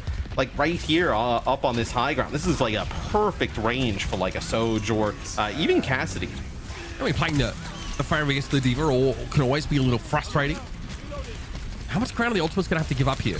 If Deadeye for Shockwave gives him a staging ground, you'll notice that he even has been able to sort of work his way around on that right side to get Pistola underneath, which means he's not going to take that poke damage unless the Ultimates want to commit, and they're going to go for a bowler shot there. Thrown in by Kai. Soundberry here for Virtus Pro. They know they want to keep going here, and then Immortality Field buys them enough time to deal with Heesung. Oh, it's a disaster for the defenders. Sky's out of the picture already, and Fixer is hunting in that backline. Virtus Pro put it together yet again as the Deadeye from Shockwave gives some pole position. I mean, poor Heesung, right? They kind of get this flip, right, where they give up some of the high ground, drop down to play on the card. He's got the Annihilation to work with, and they drop down with a Sound Barrier and an Amp Matrix and just kind of like gun him down. I mean, nothing he could do in that situation. Kai switches over to the Sojourn. I like this a little bit better, a lot of pressure here on the Gala from Kev, but Gala able to drop that Immortality Field to keep himself up. More here for Jabo, though. Look at this placement. It is so good to allow Virtus Pro to dance this. They're going to get out of line of sight at the very least. And there's a rally in play here for Sile. So Virtus Pro want to probably take a beat on this. Not get too aggressive. That is too far from Sile, though. He is so far ahead of the Ultimates. Just gets ahead of himself. Maybe thinking that post-rally, the Ultimates were favored in their fight. That could come back to hurt them, but Pistola is down. He dies in a side fight. And now the amplification matrix, rather, from Sky will give them at least that extra output just to roll over VP that look dangerous. Yeah, I mean, although you do lose Sile, still it kind of like splits up some of VP in the position that he kind of gets to. So we'll see. I think he's actually going back to the spawn here. Going to go back probably over to the Brig. We'll see if that's the case. Yep, yeah, going to go back, swap over to the Brig. So back over to this comp yet. Ooh, an Illari pick. So these are things that like we typically would not see from them when Twilight in, right? Playing the Illari here. Like, Bap Illari is, like, pretty good for first point, right? We see it quite often. And a pretty good anti-Cassidy measure as well. There you have even more things that sort of outrange Shockwave and make life a little bit hard for him. Shockwave now has to be sort of pretty careful of where he plays. You see the railgun whistle over his head there. You know, he's going to be under some deal of pressure. Heesung with an Annihilation. It feels like it was a bit more aggressive maybe to force Virtus Pro back, but they're going to come in yet again. Fix it with a Sound Barrier. Surely this is the time for Virtus Pro. And with Sile being a little bit immobile, a little bit fragile, is going to be the first casualty, first on the menu. And Virtus Pro will eventually bully their way through behind the Sound Barrier Fixer. And there's nothing that the Ultimates can really do there, right? They don't have a huge support ult to kind of counter that. They don't have an Annihilation. It just kind of like tick constantly on some of that damage. Once they use their Amp Matrix, get the Annihilation out from Heesung, then they can just kind of re-enter with their Sound Barrier and not be afraid of anything returning on the other side. Kai just wants to get early access to this angle. You can see it can be pretty of a nuisance here now with that healing pylon thrown down by Sile. And an overclock at the ready, so he can definitely assert himself in that side angle. Pistola wants to play up pretty close on the left there and not be subject to these shots in from Kai, but Shockwave does not have that option. Outranged, outgunned, outdamaged. The Cassidy's off the table already for Virtus Pro, and they're in a bit of a compromising spot, tucked in on the left side. Need to find a way to extract themselves, otherwise this stagger gets a little bit nastier. And not able to be saved there from the pulse bomb that comes in from Jaewoo. So you're not going to be able to keep this solo up. I thought, like, okay, if you keep this solo up, could you kind of like, heal a little bit and kind of get around that corner with a speed boost and annihilation, take advantage of that window, but most certainly not going to do so. Now Kevster finds Gallus and everybody hightailing it here for VP. I like the idea of, like, if you're the ultimates and you see Kai get pulse bombed, Kevster is already pressuring for Stoller, who was low after that first fight. He just sticks around and says, if we get the Ramatra here, they cannot do anything with that pick on the Sojourn. So ultimately, the pulse bomb for Jaewoo doesn't mean anything. They're negated, of course, by trading out the tank. Here comes VP yet again, an Annihilation to work with, of course, and Shockwave, once again, can use this Deadeye at least to get him into some slightly better positioning. And Matrix, though, from the ultimates, means that Virtus.pro have to wait a beat yet again. This is a devastating firing squad waiting for them. I mean, Kenny, right? I mean, you're going to come around the corner here if you're Shockwave or have it. Like, you're rolling into a Sojourn who's obviously got, some shots, and then there it's going to be the Captive Sun, and Shockwave gets hit by it. The Deadeye there was trying to, I think, dissuade Sile from pushing up. It worked for a time, but Shockwave is still affected by the debuff and eventually brought down by the detonation of the Sun. Vistola here, nowhere to go. Annihilation expiring. Heesung gets the better of him once more. And this is big for the ultimates. This is like, I guess, the tone that we're looking for from this team. If they can play Ramatra comp and they can go toe-to-toe with VP here, it could mean that they're making it, of course, to our mid-season tournament. If you erase map 1 from your memory, I mean, the Ultimates have been pretty dominant throughout the rest of the series, right? At least thus far, looking like potentially, not going to allow VP to complete the map, but VP will end up, okay, Ant Matrix here up on that high ground. They're going to have a sound barrier here to drop below. Oh, Shockwave just a little too low. Kevster able to bring him down. The Ultimates here with good numbers. Gala realizes there's no path forward. Vistola knocking heads together in the back line, but now DC not bothered to be staggered. Yeah, I mean, look, he was very deep. I thought he was done. I'm surprised he even got out with a kill, but it doesn't mean much with the fight reset here, Matt. Well, I mean, you didn't gain much of even payload progress, right? You see you use some of those key ultimates, you push all the way in where Vistola was, and you basically just get it a little bit past the archway, right? But now when this next fight kicks off, it's going to be just push right on back, and Kevster has been so huge going on these flanks. If he can find an early pick off here, that would be insane. The Ultimates trying to group up here, stick together. They got an Ant Matrix just around a corner. Kai wants to open up now. Look at the pressure coming his way, though. Sound barrier. He's trying to hide inside the mortality field, but there's no escape. At least Heesung in the meantime extracts his pound of flesh. It's Gala down, but he was left behind, of course. Oh, no! Oh, no. It's one of those. It's one of those. It's the loss of the BAP. All 4 remaining players from VP have to go forward and chase Kai down, because with that overclock in play, Kai is such a problem. But that was very, very clever. I think Heesung it was on the cart, realizing if he just kills the BAP, VP are too far away. Yeah, let's see this. So it's actually Kevster and Heesung on that flank yet again. And you see his players start to come back. Jaewoo. Jaewoo tried to get the touch and then use that recall. And then it probably would have been Fixa, who's the next on it. And they're so far away, Matt. Not able to, They are. They're so deep. They are spending. We saw Kai died. He slid back into an immortality field, still died. That's what 4 Virtus.pro players beating his brains out can do. But they've left their BAP, of course. The BAP is going to stay on the card. He doesn't have the mobility to follow up anyway. But he just gets 2v1'd. Very nicely done by the Ultimates. They realize there's an opportunity to really punish VP for that aggressive play. And we saw this match not too long ago, right? Previous patch, but back in week 6, it was June 15th. Yeah, June 15th we saw this, and it was a 3-0. It was a pretty clean sweep in favor of VP. So, and the Ultimates have turned up to another level today. This is a big result for the Ultimates so far. Let's see if they can convert. Let's listen in now, see what the game plan is at the start of their attack side. Okay. Check their tank, okay? Six. Okay.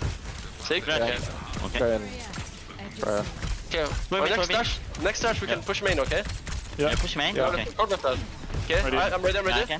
Yeah, Okay. 2, 1. 2, 1. 6 arm rocks, correct? Right, alright. Fire. Okay, fair. We need slow now. Slow. Bring in 5. You go. I can push it back. Yes, Push ready, mate. Push ready. 3, 2, 1, go. Up. I can see. Yeah, point. Top left side. Follow me, can you kill me? Follow me, guys. Keep walking. Go top left. Care. Yeah, push left. Stop first. Top right. Oh, I'm 1-on-1. Middle. Okay. Top middle. Top middle. Oh, no way. I'm bad. Yeah, there's Mofcom. You wanna change something? Staggering here. Yeah. I have They mana. tracer. I go big. Maybe. Oh, he's back on tap. For the Ultimates. The Ultimates have been in the same position in stage 1, in a lower bracket semi-final, having to win a game to qualify for Hangzhou, and they did. They were able to beat Twisted Minds out. They made this insane run back at the end of the stage after a shocking group stage again. This feels like a repeat of that, Matt, but they've got to figure out this VP hyper-defensive comp with the Torb in the mix. Yeah, we'll see if they're able to do so, right? VP playing that double flex support. I know with the Torb, a lot of crossfire action here. Vestola able to just kind of maneuver around the map pretty fast as he's going to try and get back to the rest of the team quite low.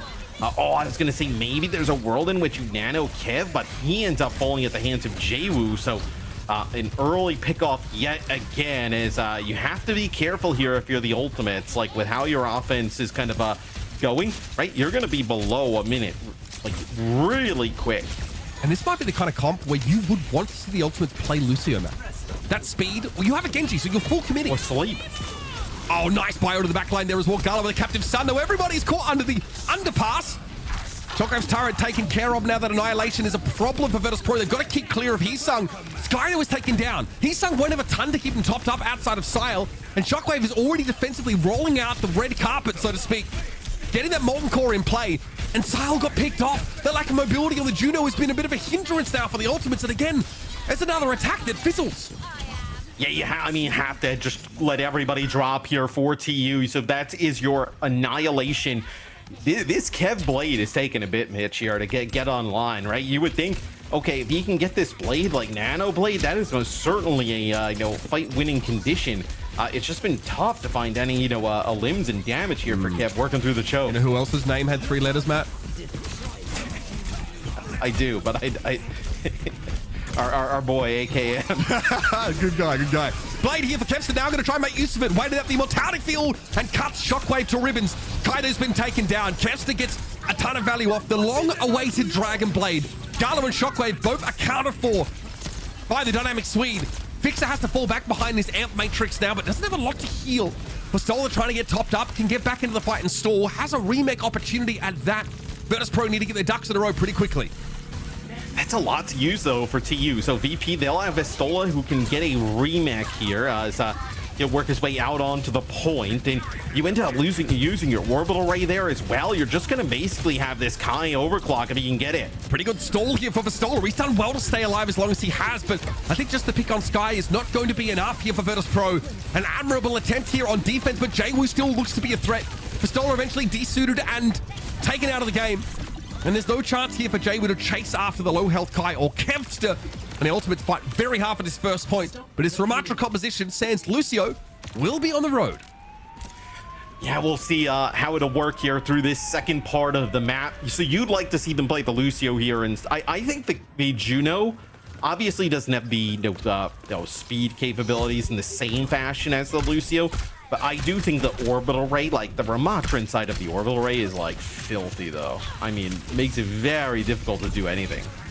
Yeah, I mean, that's why Vistola's happy to have the mobility on Diva. That means he doesn't have to stay within that vicinity for too long. He can back out. There's always an eject button should it be required. Heesung wants to establish some stairs control now. That's the only way the Ultimates have to take control of this high ground. Virtus.pro have to know this. They're going to allow it because Heesung will beat Vestola in a straight-up fight in the front line. Captain Sun on a Kai. Good damage, and that's enough to get the detonation. Nicely done by Gala. A little bit of fade-up, follow-up shot. And that will decimate the Ultimates. The sheer weight of ult advantage here for VP. Just flying right over the top of that high ground. The Captive Sun, that's a big one there for Gala. Vestola does lose mech, though. So can you get this mech back here for the start of the next fight? That would be huge, as Vestola just kind of like poking around the corner there, seeing if he can get close to a new mech. So you will have a Nano Blade potentially coming up here, too. Sky obviously wants to tuck on this quarter now. Decent sight line. Bio, no connection there. Actually, caught on a Fixer by the looks of things, but no chance to get towards the map in the back line. Kevster definitely was searching.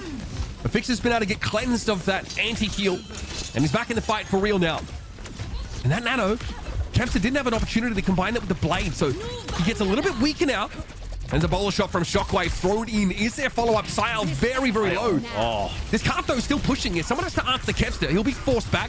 Kai with an overclock now kicks VP's head straight on down, and Fixer couldn't make use of the immortality field for long enough. Kai picked it off there with a rail, but Sile and Kai are both missing, and now Heesung getting a little bit light on that healing architecture to keep him in the game. Kevster hoped to dash for the health pack, but he was chased by Shockwave. Once again, VP's defense looking too staunch for the ultimates.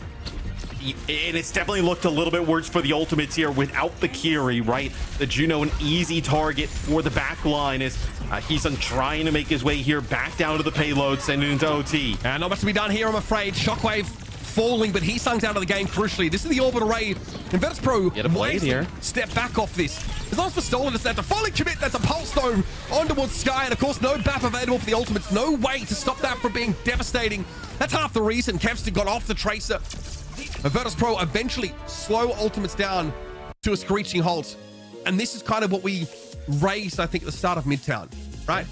Virtus Pro want to try and take him out where they can play that sort of flex tank style, get Vistola where he belongs. And as good as the ultimates looked, and they really did on that defense side, unfortunately, their attack side just lacked the fire, just lacked the kill threat that they needed to keep up with that time bank. Yeah, and I think that double flex support backline there for VP was great. And then also the Juno on the other side. I like the Juno with the orbital array, but with the way that they were just attacking Sile, they're just not able to keep the Juno up. Like Juno on a very weak backline trying to defend themselves. I think now we're getting to the point where, you know, VP's map picks are like becoming a little bit strained. Obviously with like Hybrid being turned into a must brawl map, that's like Silver Bullet potentially taken away from Virtus Pro. They started with Shockwave on the Cassidy here, right? And we did eventually see Virtus Pro make good progress in towards the end of the map. It's a regrettable but forgettable Charlie Nida at the end there, given how much better their defense side was. But we're starting to see things work. Like Kevster on the Tracer was always going to be a part of the win condition for this team, but Heesung on the Ramatra looked quite good. And all of a sudden, we're starting to wonder, have the Ultimates solved their woes of not being able to have a good brawl comp to their name? Unfortunately, the Junos seemed a bit exploitable, though, and Jaywoo was able to have a pretty solid game in punishing that. Gala on the Iliari is always going to be a threat. It's always, you know, fun to see him go over towards that pick. He's been doing that for a long time now. Virtus Pro come up with the answers here. Bit of a dogfight, drawn out, but the defense side from VP really solid. Yeah, but you don't have like another one of those like Kiri type bans, right? For VP, they've already gotten rid of the Ana. They've gotten rid of Kiri as well. So it's like, you know, you're going to have to go to a map that the Ultimates is probably pretty comfortable playing as well, right? Whether it be like a Suravasa or Runasapi. Those are like basically been the two that we see for EMEA in the, you know, the Flashpoint and the push pool. So you'll probably see them go to one of those two where the Ultimates is pretty comfortable and then they can't go for one of those supports.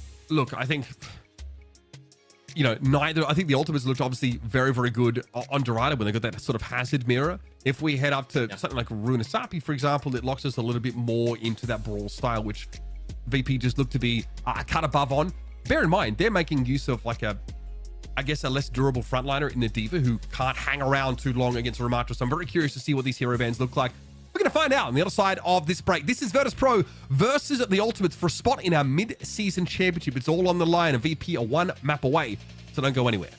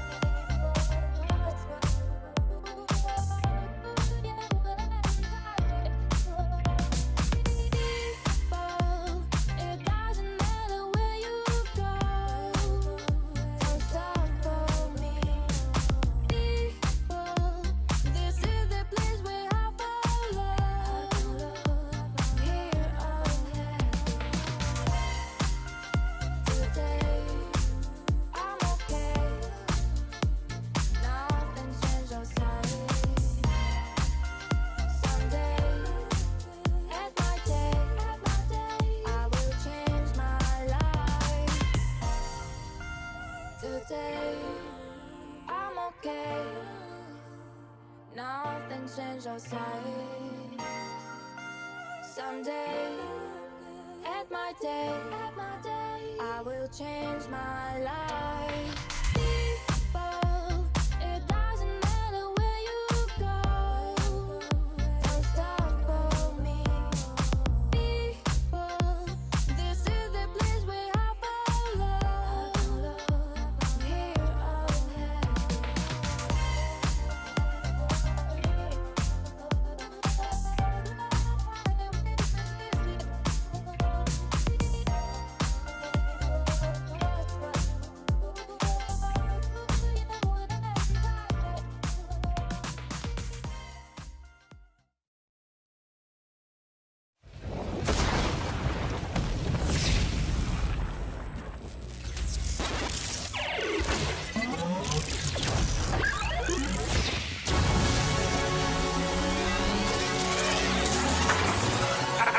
Lost. I'm alive! Now we play in my world. Selecting upgrades to match new user.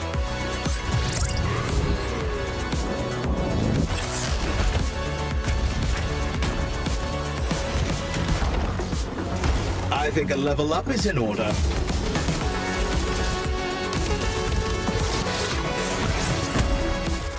How did you get in here? Don't touch that! Hey, this is not part of my programming. Class dismissed. Overdrive activated. Final upgrades inbound.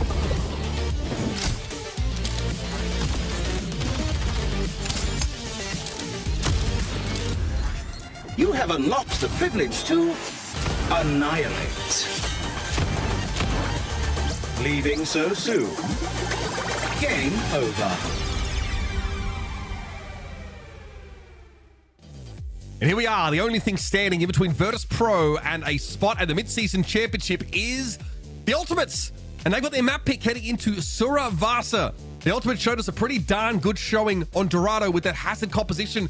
And this is the kind of map where you feel like they're pretty well suited to. As a team that doesn't play Lucio, no shock to see him get banned away. Very common on these flashpoint maps. Whereas VP have opted to remove the Ramatra. I like the Lucio ban here. The Ramatra ban is quite interesting because like that's one we saw both teams kind of go towards there, right? But maybe VP feels like they could do something with Vestola that's a little bit different, whether it be Orisa. Oh, they can bring out the Sigma here, right? No Lucio with those double flex supports. You could bring out the Sigma potentially, or Diva in the mix, right? So a few different options for VP to go with. That comp that they were like kind of hovering, right, with that, you know, Cassidy, Sigma, it would be very difficult to play like a Winston into that if that's what the Ultimates is thinking. Challenging, very positional game it's going to be between these two. Virtus Pro had Ramatra ban against them in map 1 because the Ultimates wanted to play Orisa, but it's a very different story now. It is going to be the Winston Ana composition for the Ultimates, and conspicuously, Twilight is still nowhere to be seen. It's Sky and Sile backline for the Ultimates as they fight for survival in this series. And Sile has been really good on the Curie, and now it's going to be available throughout the rest of the series. So Sky also has a little bit more flexibility than Twilight. I think that's why you see these decisions being made here by the Ultimates. I would say as well, you know, if you're just kind of judging it, it has paid off, right? This has been much better than they've looked over the last, you know, few weeks in general, right? I mean, this was a 3-0 the last time we saw it. This is a very close series right now. And it would be so like the Ultimates to push for a map 5 and take the series here. They always make that late stage run back as the coaching finally starts to take hold. Virtus Pro start with control of the point, though. They're in the Bap Iari composition, so very poke-oriented. Hisung will struggle to have more than half health before he makes this dive in, which is a scary prospect against the Sigma comp at the best of times. I mean, how does he make the dive in, right? I mean, you see he's kind of like on the low ground circling. I think he wants to ultimately like even kind of like save his leap to be able to get out as the immortality field used here, right? But it's just going to be Silent. It's going to be able to keep Hisung up, right? He ends up using the TP, goes right to him, but you lose Kev. This has been quite brutal here for the Ultimates to play into. I mean, Hisung has to successfully, you know, get through the immortality field first and then try and dive the Baptiste. Not easy at all. There are so many checkboxes that had to be filled by the Ultimates in order to satisfy their win condition. Whereas all VP have to do is stay alive, and their composition is, God, it feels like it's purpose-built to do just that. They've got great high ground control, good vertical mobility. Hisang now going to try and set up on the rafters here, maybe drop down. Amplification Matrix thrown up, and there's the Immortality Field. That's the answer to the Pulse Bomb. But Vistola was separated from the rest of his team in trying to keep the point alive, and that's an opportunity the Ultimates have been able to exploit. Yes, they use a Kitsune Rush over the point, and they're able to flip it here when we get to 99. Curious, VP, so they feel like maybe on a little bit of like a re-entry, right? It could be a little bit harder to get that Sigma in position, right? With that shield, it's a little bit easier in the neutral game, and they decide to make some changes. So Thixa will play the Kiri, most likely just staying on the Alari because you have the Captive Sun, then probably a swap. Sol here knows he's favored in the front line fight against Hisang, but the nano boost on the Winston. Hisang can do what he likes in the back line. Sile cleanses off the Captive Sun. Gala needed one more shot there to clean off the Kiri, and now have to back away. Outburst used, and a great little pincer there by Virtus Pro. Gala working his way into the back line. Normally, you see the Judo Kiri comps go for the side fight style, but Gala's the kind of player who will try and take matters into his own hands. Now, VP still need to, flip this point back, but with Hisang on a different flashpoint entirely right now, that's a given. Yeah, we'll see. No, I don't think anybody gonna get here to contest for the Ultimates. Hisang was trying his hardest, right? I mean, he was using that primal Kevin, not able to get the touch, has to use the recall. So they definitely thought about actually fighting that. You see a lot of the players here from the Ultimates right around this corner, and they want to commit to this. So they end up losing Sky, and now they're gonna try and fight. Not what the Ultimates want to work with. This doesn't favor them coming to this next flashpoint. Fixer, though, will be handled. Hisang able to dive away with a very small amount of health. And these two teams are juggling fighting and taking a flashpoint that spawned actually in a favorable location for Virtus Pro. Closer to their spawn. Kevster caught out by Shockwave, now move over to the Cassidy, looking a lot more threatening for the Tracer. Yes, we'll see Jwoo gets back towards Vistola and crew. Vistola using that defense matrix, just trying to protect everybody as they make their way towards the point. As the Ultimates will have that bubble shot. You see how much damage though Hisang just takes even just getting into that window. I mean, loses like half his HP, has to back out all the way. All right, Captive Sun active once again for Gala. Has to deal with Sile's Suzu cleanse potentially. There's never a given that he can get value off of it. Vistola going to be demech though. Hisang dances that bubble very effectively and is able to avoid the self-destruct. Vistola never got back into mech either. That's a fantastic headshot for Sile to prevent the Diva from continuing to be a factor in this fight. Now VP, with Vistola still back off respawn, have to dip a toe in. They've already got that first capture though, so this stall is favoring them heavily, and the Ultimates are so all in. They've got to regroup to go for this die, which is costing more and more time. Hindrance Grenade gets caught onto Kevster, but Shockwave is down. The Cassidy's lack of mobility proves to be his downfall. Vistola's got no business being on the point right now, but this is still a cushy little 70+% for Virtus Pro. I mean, this stall is filthy. And now you lose Hisang. He doesn't actually use the primal. So is this like even remotely, like, can you win this if you're VP? Gala ends up getting 2, but it looks like you just have Jwoo here. Okay, he doesn't get it to 99, but still an incredible stall there from Virtus Pro. That's the problem for the Ultimates. If their first dive doesn't work out, Matt, they really need to be on the same page. So they have to pull off, regroup, and go in again. You get Shockwave, right? So Shockwave and co are just kind of like playing around that corner, poking a little bit, waiting for some of these other players to get back into the fight, and you end up having Sile take out Shockwave at range. So that allows you to breathe a little bit if you are the Ultimates. And I guess for VP Mitch, Fix ends up using his Kitsune Rush in that play, right? So you kind of just throw that in there, and you get the stall, but not exactly a winning effort. Wow, the Deadeye on a Tracer! What? You don't see that every day. Shockwave there, also nice little fan to hammer mid-air, dealing with Hisang. He's very, very low inside Primal. Does not bode well at all for the Ultimates. Jwoo, yep, there to finish the job. Shockwave chased down his Simian mark, and is able to take Hisang off the map. The Ultimates now in deep trouble on this Suravasa map and in this series in general. They have lost the first 2 flashpoints, and they are hanging on by a thread. Kev had to be extremely low, right? To be able to get taken out by that Deadeye that came out from Shockwave. And that obviously, Kevster's been really good throughout this series. That obviously changes some things going into that fight, where this is a must-win first fight on this flashpoint here for the Ultimates. It feels like if you lose this fight here, VP's going to run this one up to 99. Great Suzu there as well. Gets the bio off. Shockwave allows him to roll back and maintain decent position, but no one's going to be ready for Kai coming in from the backside. Bowler shot accounts for Gala, but in the meantime, Hisung flattened as he tried to dive. Yet again, the same problems come back to haunt the Ultimates.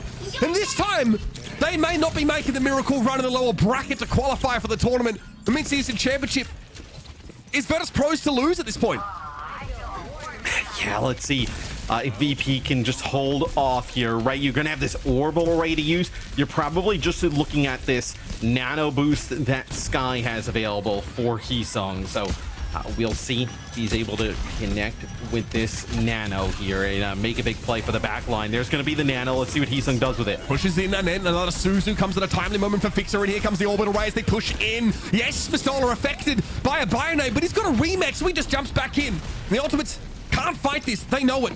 Orbital ray expires. The Ultimates now need to regroup as their cop often requires. Shockwave goes for a predictive hindrance grenade, but doesn't connect. The Tracer nowhere to be seen.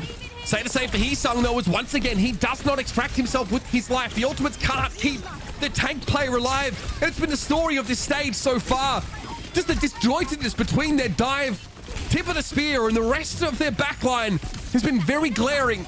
And now there's one more chance, if that, for the Ultimates, Matt, to play for the Midseason Championship.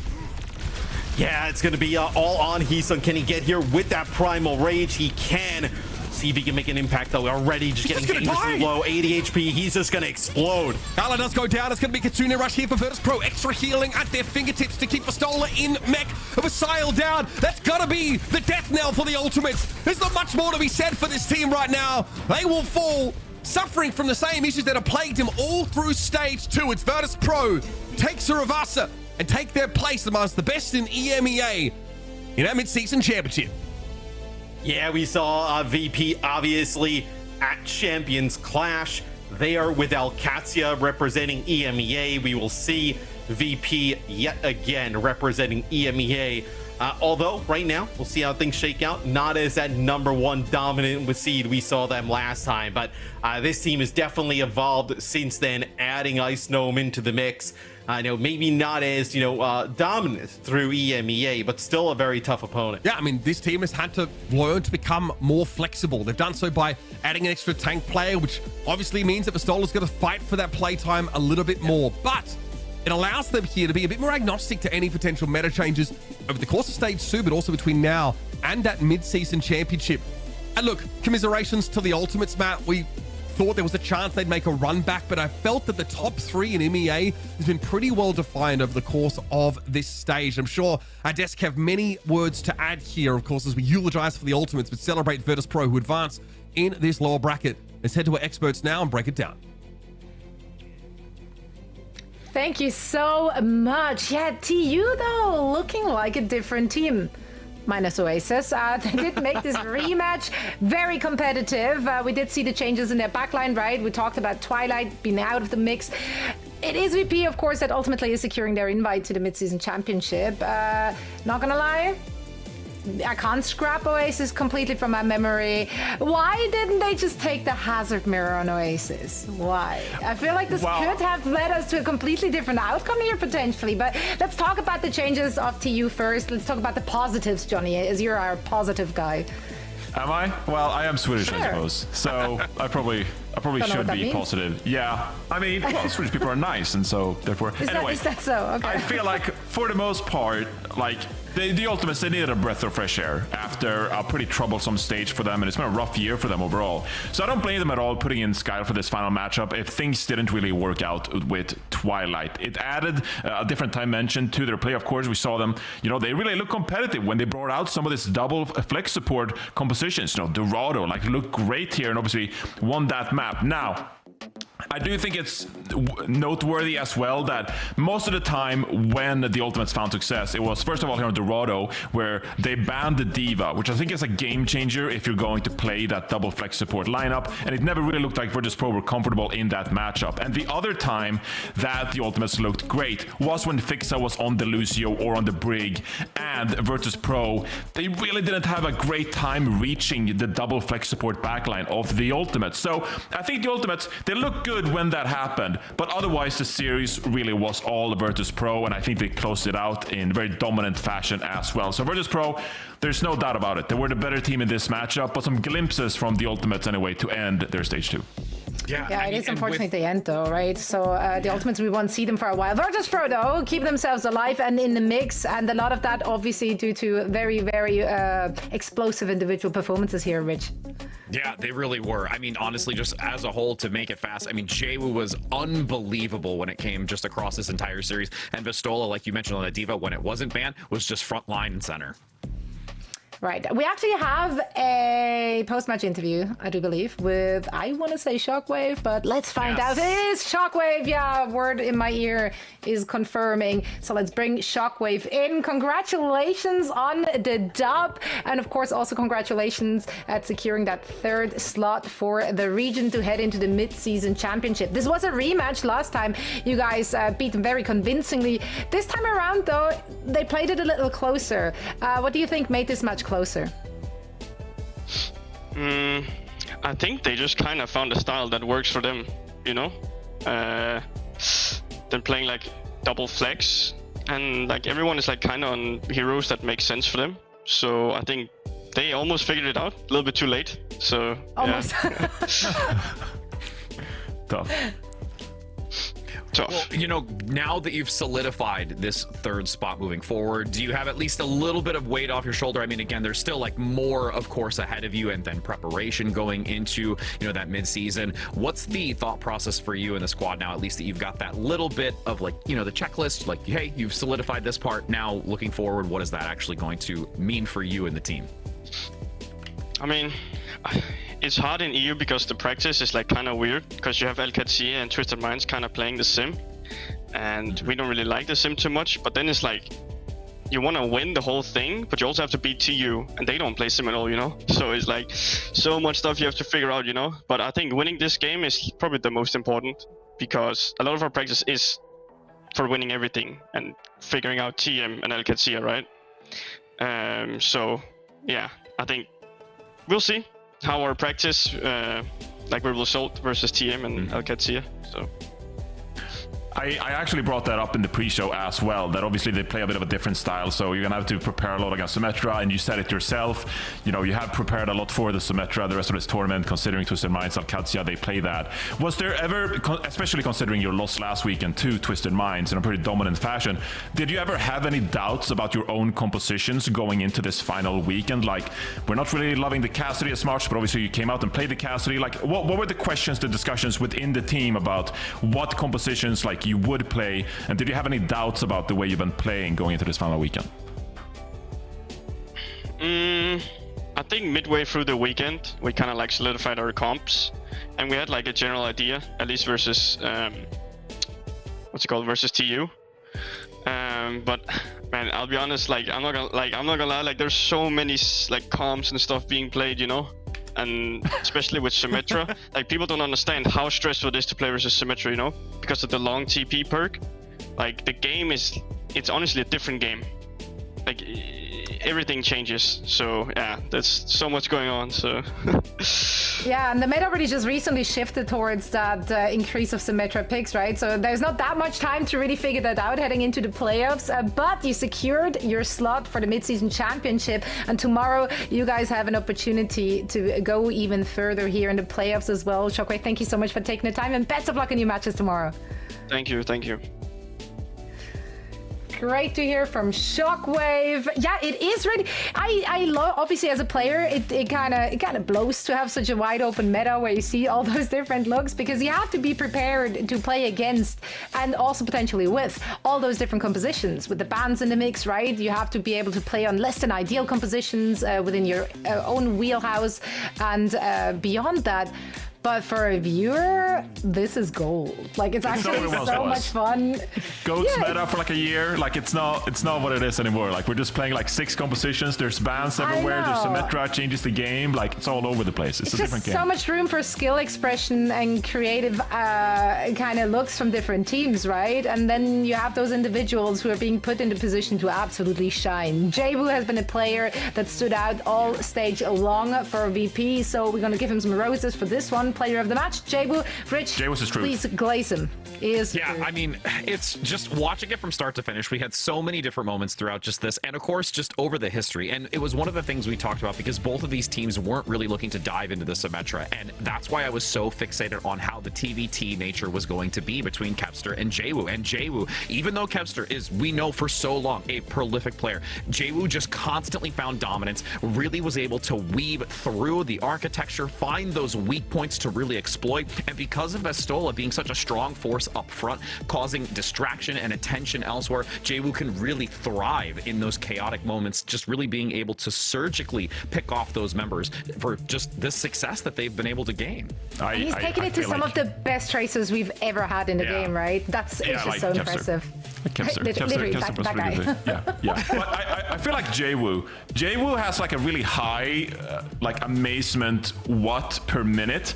But what I mean by that is like I watch his gameplay so often. Like there were so many pulse bombs throughout the series, or like, you know, like he found that pulse bomb on Midtown on their second point. He found that pulse bomb on Kevster to like enter of us as well. And I'm just sitting here watching. I'm like, what? Like what? There's so many times I'm like, what happened? Like what did he do? Like Jawu is just one of those highlight tracer players. So just like, what did you just do? Like that was crazy. Man. So I love watching Jawu. It just amazes me every time. We'll change that acronym for you too. Instead of it being actions per minute, it's amazements per minute. Yeah, that's right. That's right. But it's like confounding. I'm like, what just happened? Like he just pulsed that dude. Like that's crazy. And that's why we love to check out faceit.com/watch, right? Because you can see that in their POV, they're chilling out and doing so good. Tie that in, so it's great. I know, that was so smooth until I pointed it out. Absolutely. Now, VP, they are keeping themselves alive with performances like that. However, it's a tall task ahead of them. They will be facing off against either OWCS or Twisted Minds. As Shockwave already said in the post-game interviews, those are two teams who love to play that Symmetra. It's a completely different game that they will be having to prepare for just tomorrow. So short turnaround. Let's see what they can get done. For now, though, we're heading into a quick break, and then afterwards, we're going to find out which team will be advancing to the grand finals of our EMEA Stage 2 playoffs. So stick around, and we see you on the other side of this.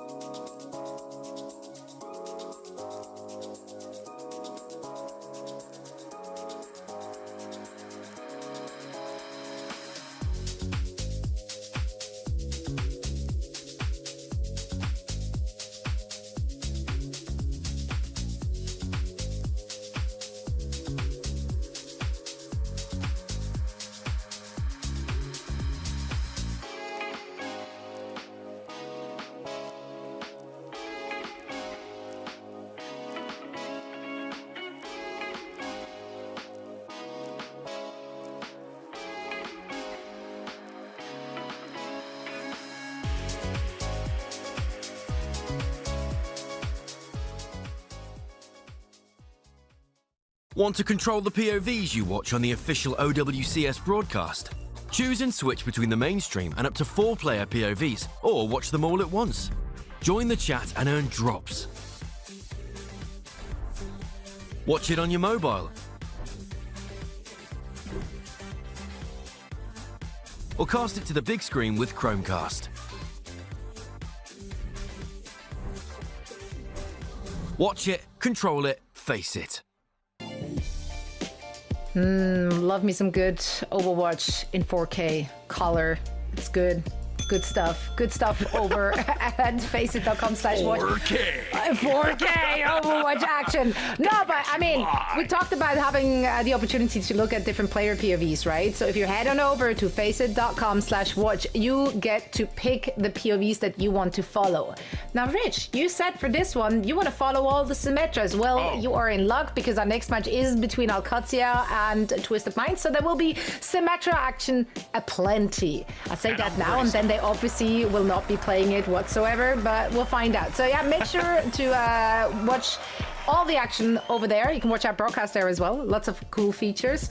Speaking of cool things, this match, that's right, it's the upper bracket final. We will find out which team will be moving on to the grand finals. Obviously, all the teams we are seeing henceforth in this region have already qualified for the Midseason Championship. So now it's all about more money and better seeding, which is also very important and very nice. Let's talk about the two teams, though. Both, of course, having had dominant performances all stage long, and they continued that dominant streak here in our playoffs with their initial matches being a 3-0.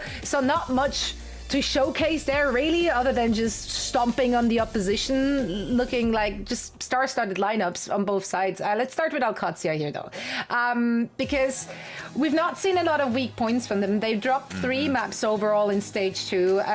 Ziad has been an absolute menace. I loved seeing Checkmate swapping over to that Symmetra. Lata back on Cassidy as well to just shoot heads. Like, they're just looking unbeatable.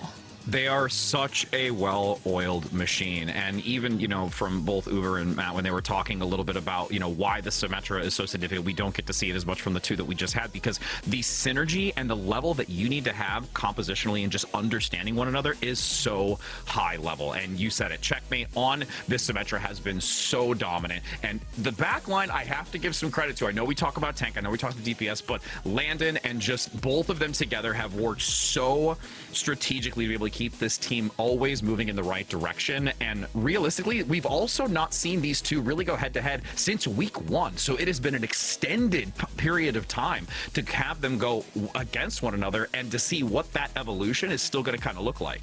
Right, because the only maps that OWCS dropped, all 3 of those maps that they dropped were in week 1. 2 of them against Twisted Minds, right? So we haven't seen them clash in a long time. And you just mentioned the backlines over for OWCS. Twisted Minds, I'm a Simple fan. Holy, am I a fan of Simple. So deadly playing that Zenyatta. Yeah, I said what I said. Baptiste, like, he's sharpshooting in the backline. And obviously you have like a strong DPS duo and Quartz and Juby there as well. And Psycho in the mix, who's also been just so flexible. TVNT coming in and out with KSA. Like, they look very versatile.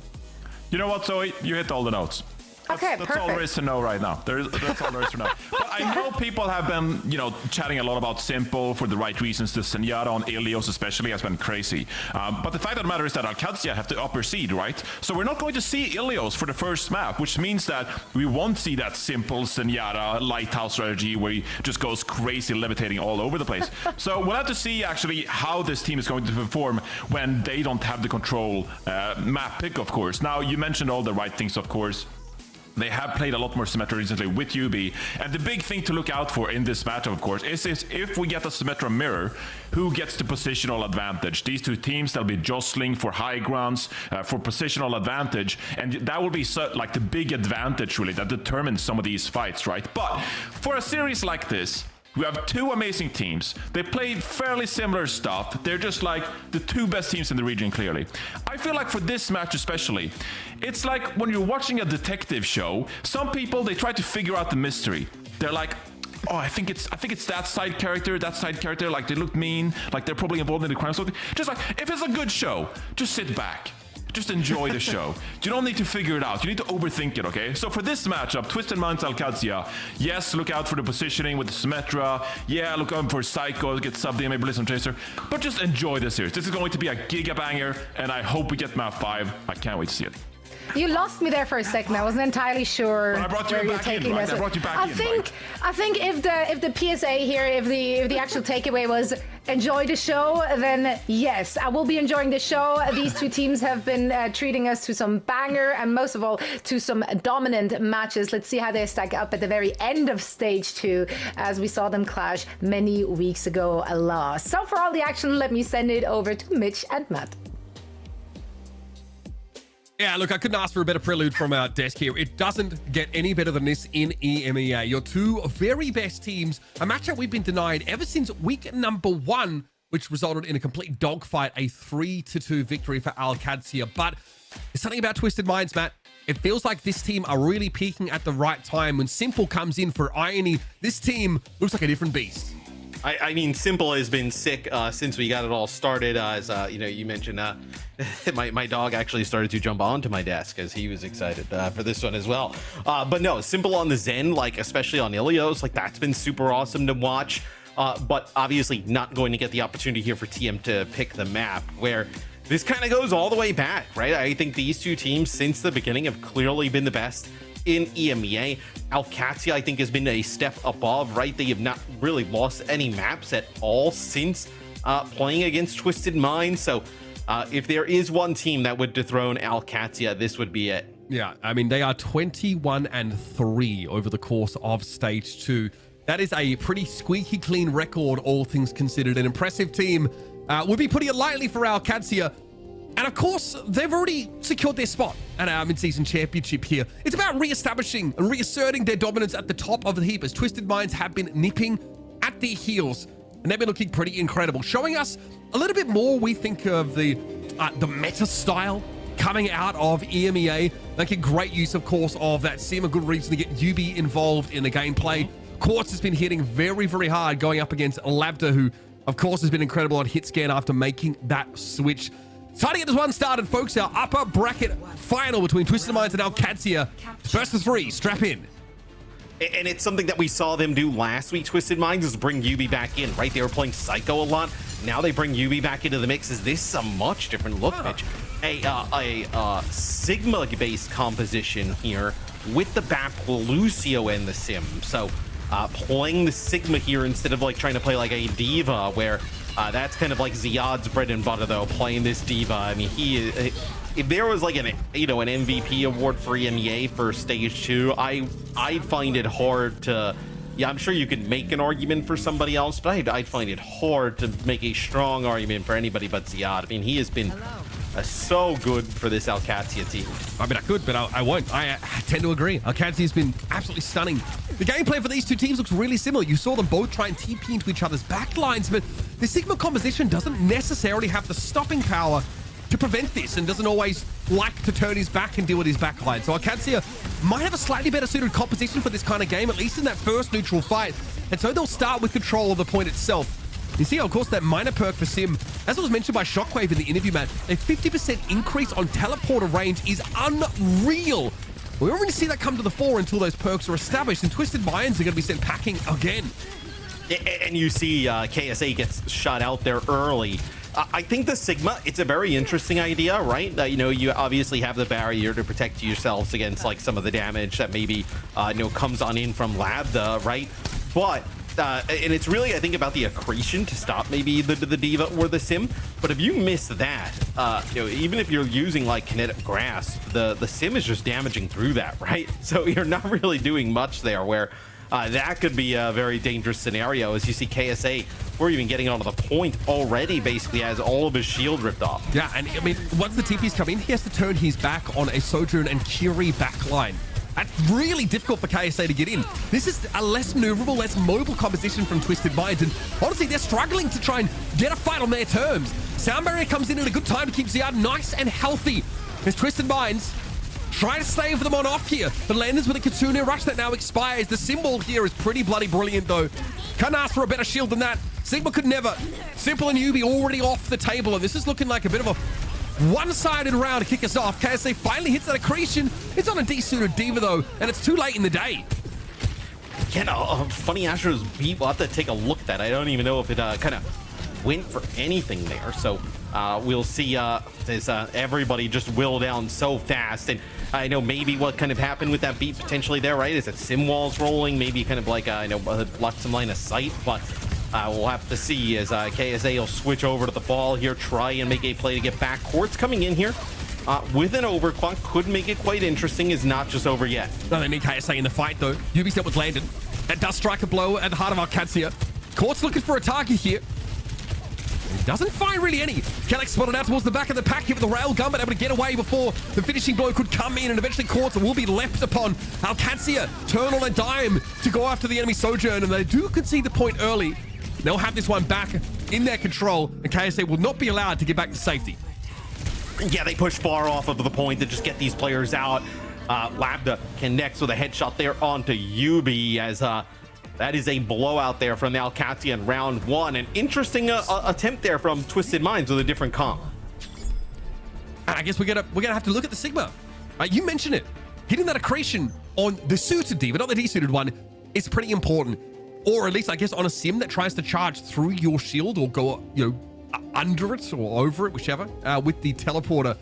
It feels a little less comfortable. It feels a little claustrophobic for KSA in some of those scenarios, and just him trying to get out of the map in general seems very, very challenging.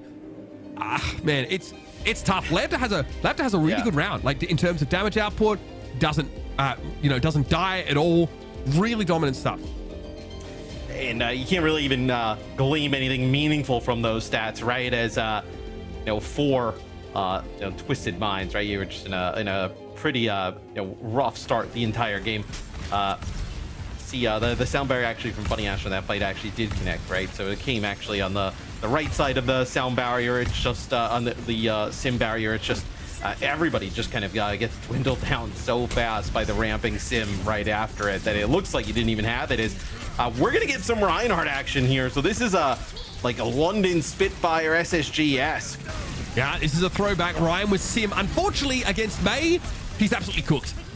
That is such a mismatch here. I think like bringing that May sim composition against what Twisted Minds have to work with could be quite problematic for them. KSA trying to hit a charge, and when you're going for a reinforced pin like that you're out of options. It's also a little bit of a rare change for Alcatia, one I can't remember them doing at any other time, where it's Labda playing the sim. Checkmate has really been kind of their sim player the entire time, but Checkmate can play a lot of the different things, Tracer, Genji, Mei, so if they want to keep that sim in the mix and keep a Mei, that is kind of the swap they have to make. But I think this Reinhardt, you're just going to get cooked. Yep. Up until now, we've really only seen the Mei used to counter Ramatra setups on like Circuit Royal with a Sigma comp, trying to also use the wall to give you a way to fall back. But here against a Riot on a map like this, it's pretty devastating, actually. KSA now has to try and find a way to bait the wall, but doesn't have the mobility to get back on the other side of it. That's the safest way he could have done it. Just while Alcatia were still at arm's length. Turrets thrown up here to try to protect the back line, but Alcatia don't really have any flanking tools. It's landing going down though. Quartz lands a crucial headshot and a D-suit now on Ziad. You can see just what they can do behind a big Air Matrix play.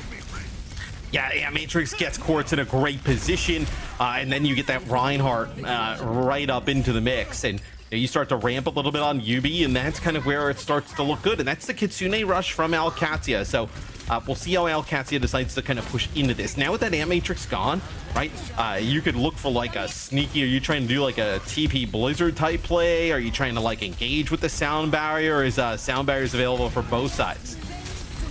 Keep an eye on those TPs. That could be pretty big here.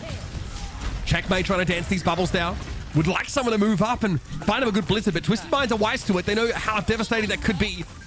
So KSA will be allowed to play from behind that shield. Oh, that's Checkmate! There is no escape for KSA. He flanks around the left side, drops a Blizzard in just as the symbols come down, and then walls off KSA for good measure. That's exactly why Mei is a natural predator to Reinhardt in these kind of compositions. And Twisted Minds need to answer that pick now. Yet, even with a good sound barrier there from Funny Astro, right? It connects with KSA. You actually got Simple to use that Immortality Field, trying to keep that Ryan alive.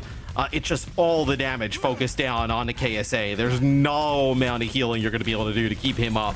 Shatter plus Deadeye potentially here as TM uses a TP to get on a flank. And look at this, they all get caught. And they're going to lose Yubi. That is a massive loss. And KSA was in no position to intervene. Another May wall that completely trounces him. Shatter for KSA, zero connection there. Hard to see where the Reinhardt's supposed to be accruing value here. That's a tough one to miss. And there's a TP, of course, to take Alcatzia out of trouble. Should have been looming.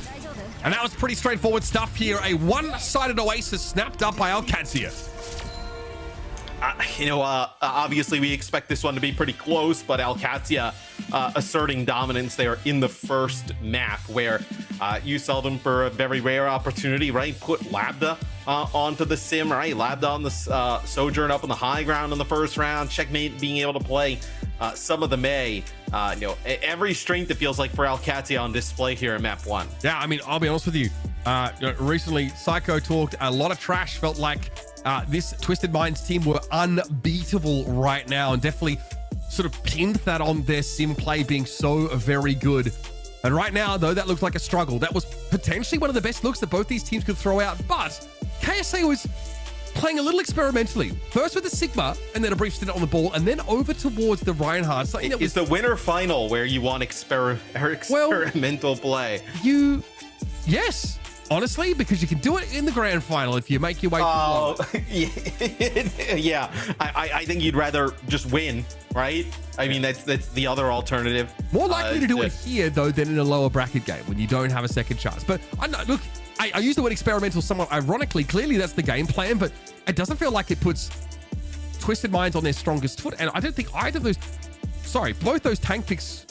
I mean, I feel like Twisted Minds counted themselves. Yeah. Well, the Sigma just wasn't able to respond in the first round quickly enough. And then Ryan got ruined by May.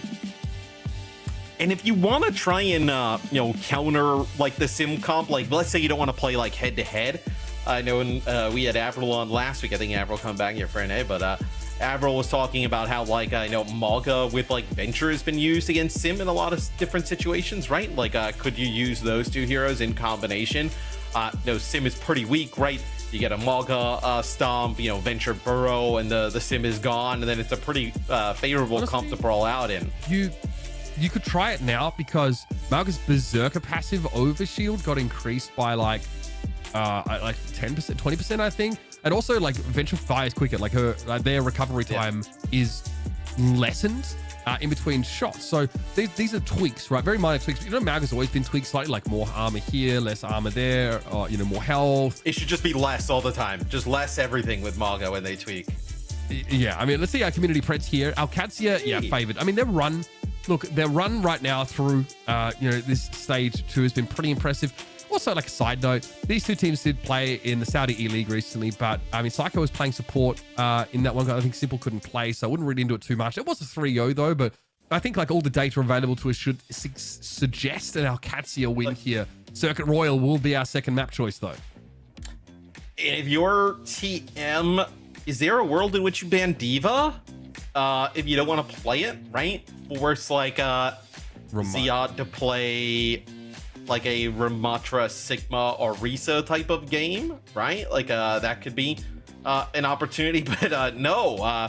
What do you think they did with the ban? Don't cheat. No. I see you looking, going for your mouse. Production spoiled it. They get rid of Farah here. Okay. This could be a DPS protect. Very well be, because for Alcatzia, right? I mean, Labda, tremendous, Farah on that side of things, and then Alcatzia will get rid of the Alari. I think it's probably more of like a DPS protect. Like, do you want to protect like Freya, right? We haven't seen Labda play a ton of Freya. Do you want to protect the Freya here for Quartz? That would be an opportunity. Yeah, I mean, obviously Labda's preferred to go in that Sojourn direction, maybe sprinkle some Cassidy in here and there. I don't think it's a DPS protect. I definitely think it's going to be looked at. We know that Alcatzia actually have two very solid potential Farah players on that roster. Not that we've seen Checkmate go that way for quite some time. But I guess we're likely honestly to see a reprise of the May potentially, especially with Farah being taken off the map. If we have a Sigma comp, we've seen like Mei paired with that as well.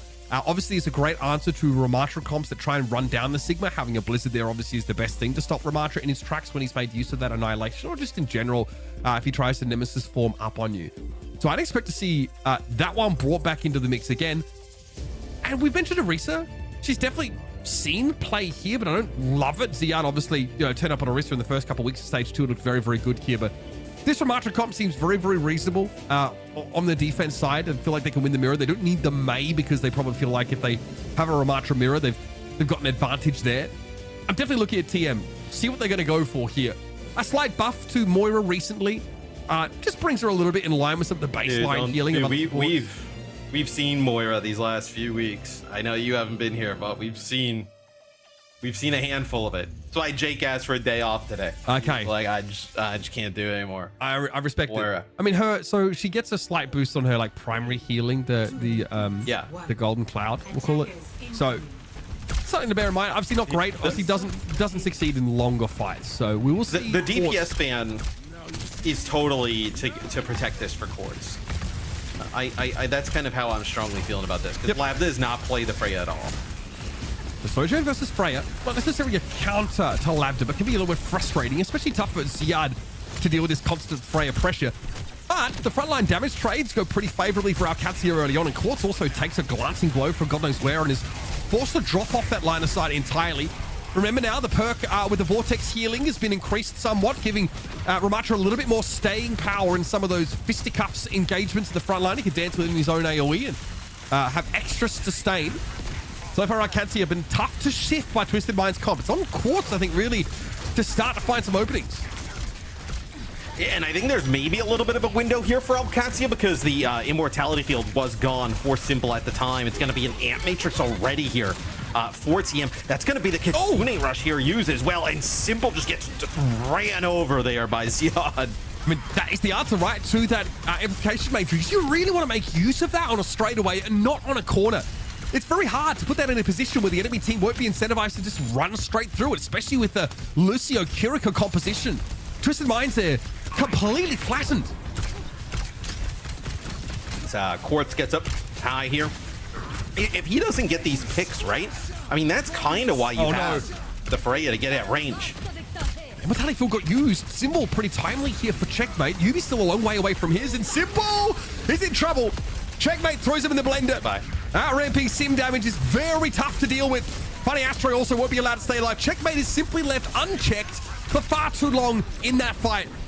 Quartz is forced off the line, and yeah, he's basically out of options here, maybe hoping for a pick on Landon. That is a valuable one, to be fair. And he himself will be traded out for it. Yes and no, right? I mean, Checkmate will be able to get a little bit closer to the fight, but still, you did, I think, your job if you're Alcatia, right? I mean, you burned a ton of clock. You're going to still get this fight probably at first corner. Maybe it gives a little bit of a better sight lining for Quartz, but no, I wouldn't be exactly worried about it at the moment. That's going to be the sim wall here used by Twisted Minds. Alcatia just back away behind it. They got great value out of theirs in the previous fight, and want to set up a powerful annihilation situation. This is a Ramatra ultimate that won't be answered by Sound Barrier. Funny Astro used his in the previous fight, whereas Kellex was able to answer the annihilation with a Lucio ultimate of his own. This could be a problem for Twisted Minds if they do not answer Ziad.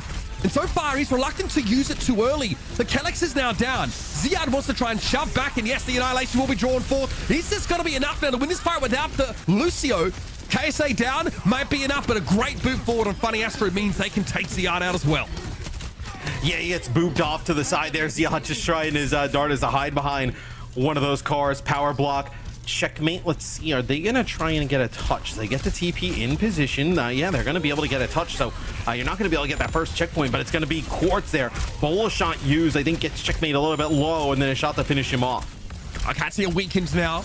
Limping into position to try and stop this first checkpoint from being taken, but Twisted Minds now. They're so close. 35 seconds left in the round, and just one more successful fight will get them there. They've got a Funny Astro Sound Barrier. Everything's lining up for them, but KSA goes very, very low. Gets in an Immortality Field. There's the Sound Barrier to answer him, and Ziad and Kellex eventually fall. Twisted Minds waiting on that support architecture until the last moment. It pays off for them. The patience gets them into the second phase of Circuit Royal. Yeah, if you would have gotten that Kellex sound barrier, that could have been really interesting. But Twisted Minds, they get that early sound barrier. Funny Astro drops its speed, get right in Ziad's face as soon as they kind of take him out. They know that there's not going to be any serious contest coming through from Alcatia as Alcatia gets a TP across here. So going to kind of break this close setup here by the door, but already some decent payload progress here by Twisted Minds. Yeah, as you'd expect, Twisted Minds want to position as far forward as they can without a risk of getting picked up by the Ramatra. That's deadly. KSA has an annihilation. It's all well and good, but Lambda smashes Quartz from across the map. Now Eyes turn at the offending Ramatra as Twisted Minds trying to invest more here into getting KSA in a position to succeed, and Checkmate got caught inside that vortex. Very well placed by KSA. Finally, the sound barrier gets teased out of Alcatia, and it's not enough to keep Lambda alive. Now it's going to be a Kitsuna Rush as well committed. They're throwing good money after bad, Matt. Alcatia commit both support ultimates in a losing fight. That is a blowout. Yeah, I mean, they're desperate to try and win that fight, right? As the Amp Matrix used by Twisted Minds, they're able to get a few kills behind it. It's like an Amp Matrix in combination with their Sim Wall. No Sim Wall available for Checkmate at that moment, and then the beat is just, obviously they end up using the beat. It's not really late. They just kind of use the beat when they have 3 players alive, and in a world of trouble there. Funny Astro, I mean, there's nothing you can do. He just gets TP'd right on top of. Yeah, TP and then the Vortex to make it very hard for the Lucio to get away, but that's really all that Alcatia can get done on that defensive thrust. They get Bowler Shot for their trouble. So checkpoint had already been taken. They decide to TP forward and look for a fight anyway. And they force out this Freya ultimate. Now they get an Annihilation. They've got a Sim Wall of their own to play with next fight. Feels like Alcatia's just playing a little bit too fast, Mitch, right? Like they're just like kind of just TPing straight in over and over again, and that's kind of the extent of their play. I think the communication in that last fight, the one with both support ultimates, has to have been absolutely catastrophic, Matt. They seemed very much, without a head in that sort of fight. But they can bounce back from it. They get a pretty good defensive sort of time bleed on that first stage of the map. It's still only 2 minutes left for Twisted Mind to come through. Not having an answer to the Annihilation from KSA could be an issue, as Funny Astro has a sound barrier. So Twisted Minds will look to be favored in that fight. Checkmate might hope to try and break a sound barrier up with a Sim Wall, but Funny Astro is good enough that he usually gets over that hurdle in most of these fights. Here's the Annihilations, and Ziad simply ceases to exist. He popped his ultimate. In fairness, he just died. I think they were actually trying to bait them into Ziad there, and he uses the Annihilation, but they lose Kellex at the same time, so they don't give him the sound barrier. Okay, overclock here for Lambda. If the Ramatra is going to shot back away, and eventually this is respected by Twisted Minds. It doesn't feel like an efficient committing of ultimates, though. That's 4 in that last fight for Alcatia. Just to get a disengage out of Twisted Minds, only to come back now with an amplification matrix, and Checkmate is already down. UB falls, though. Ziad's able to descend on him. Lambda getting on Simple's direction, and he'll be able to get safely away from this Ramatra. I feel like 4 ultimates is worth it if he can stop like this at the end of the map, but it's getting desperate for Alcatia. And I mean, dude, this part of the map, though, is so difficult to complete, right? Especially rolling into a Sim on the other side of things. Everybody just kind of throws ultimates in that previous fight. So you're looking at maybe Landon on the, maybe Landon or, Ziad able to build up towards an ultimate, depending on how this fight goes. KSA as well, but that TP not looking like a lot. Look at that. These guys are going coast to coast. And now Twisted Minds have high ground control. They need to drop down, and they're in a trough of ultimates, but so are Alcatia. This is very much going to be a neutral fight until Twisted Minds look to drop down. Simple's got a good vantage point. It's nice to be Baptiste up here, and so Alcatia TP to their own defensive high ground, reclaim that part of the map, and force Quartz back onto his own side of the map. Rush is going to be available. Bowler shot coming around the corner here.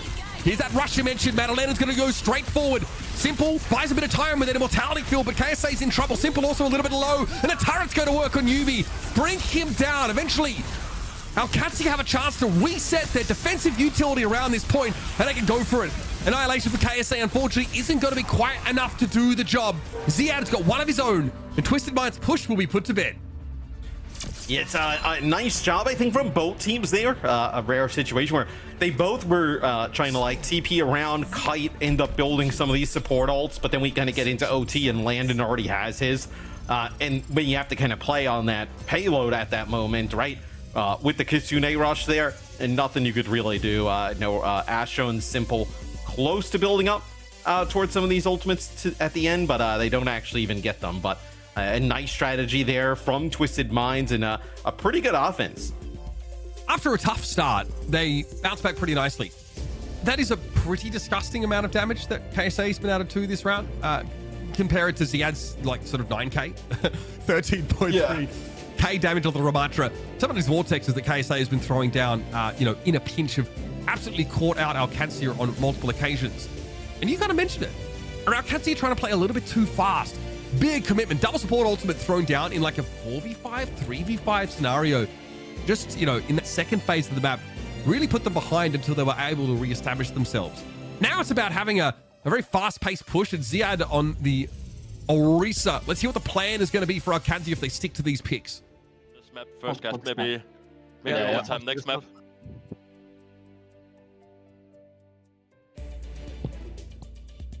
No, I can clear lap solo. So Tonori lap. Yeah, they can rob. Nami lap. Clear that left side. You can just stick together. Fire. Yep. I'll hard block you, Lab, don't worry. Yeah. Run. I spit run. Push.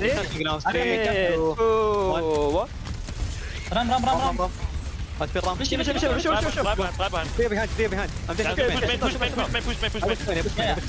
I'm happy shooter. Run.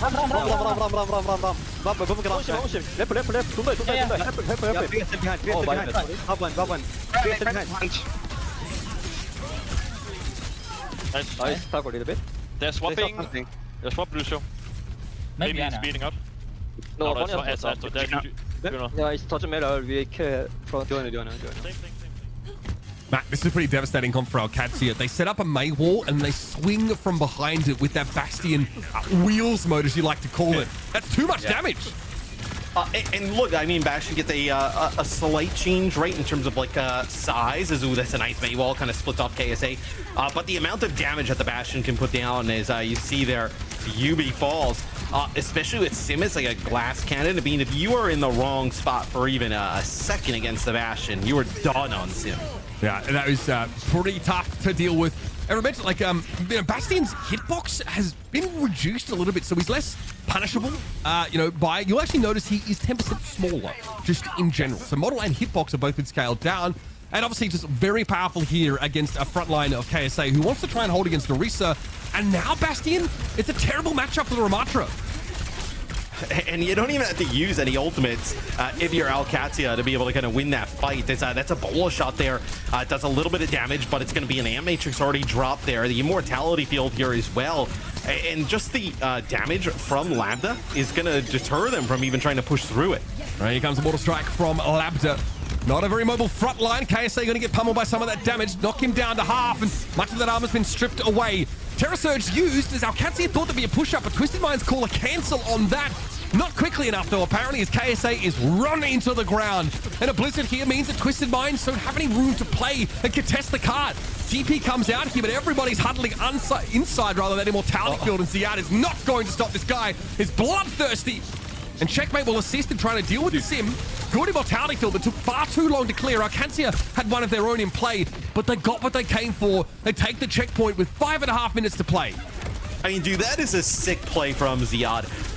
Yubi, like, drops the TP to kind of go in, right? To just kind of play for this checkpoint.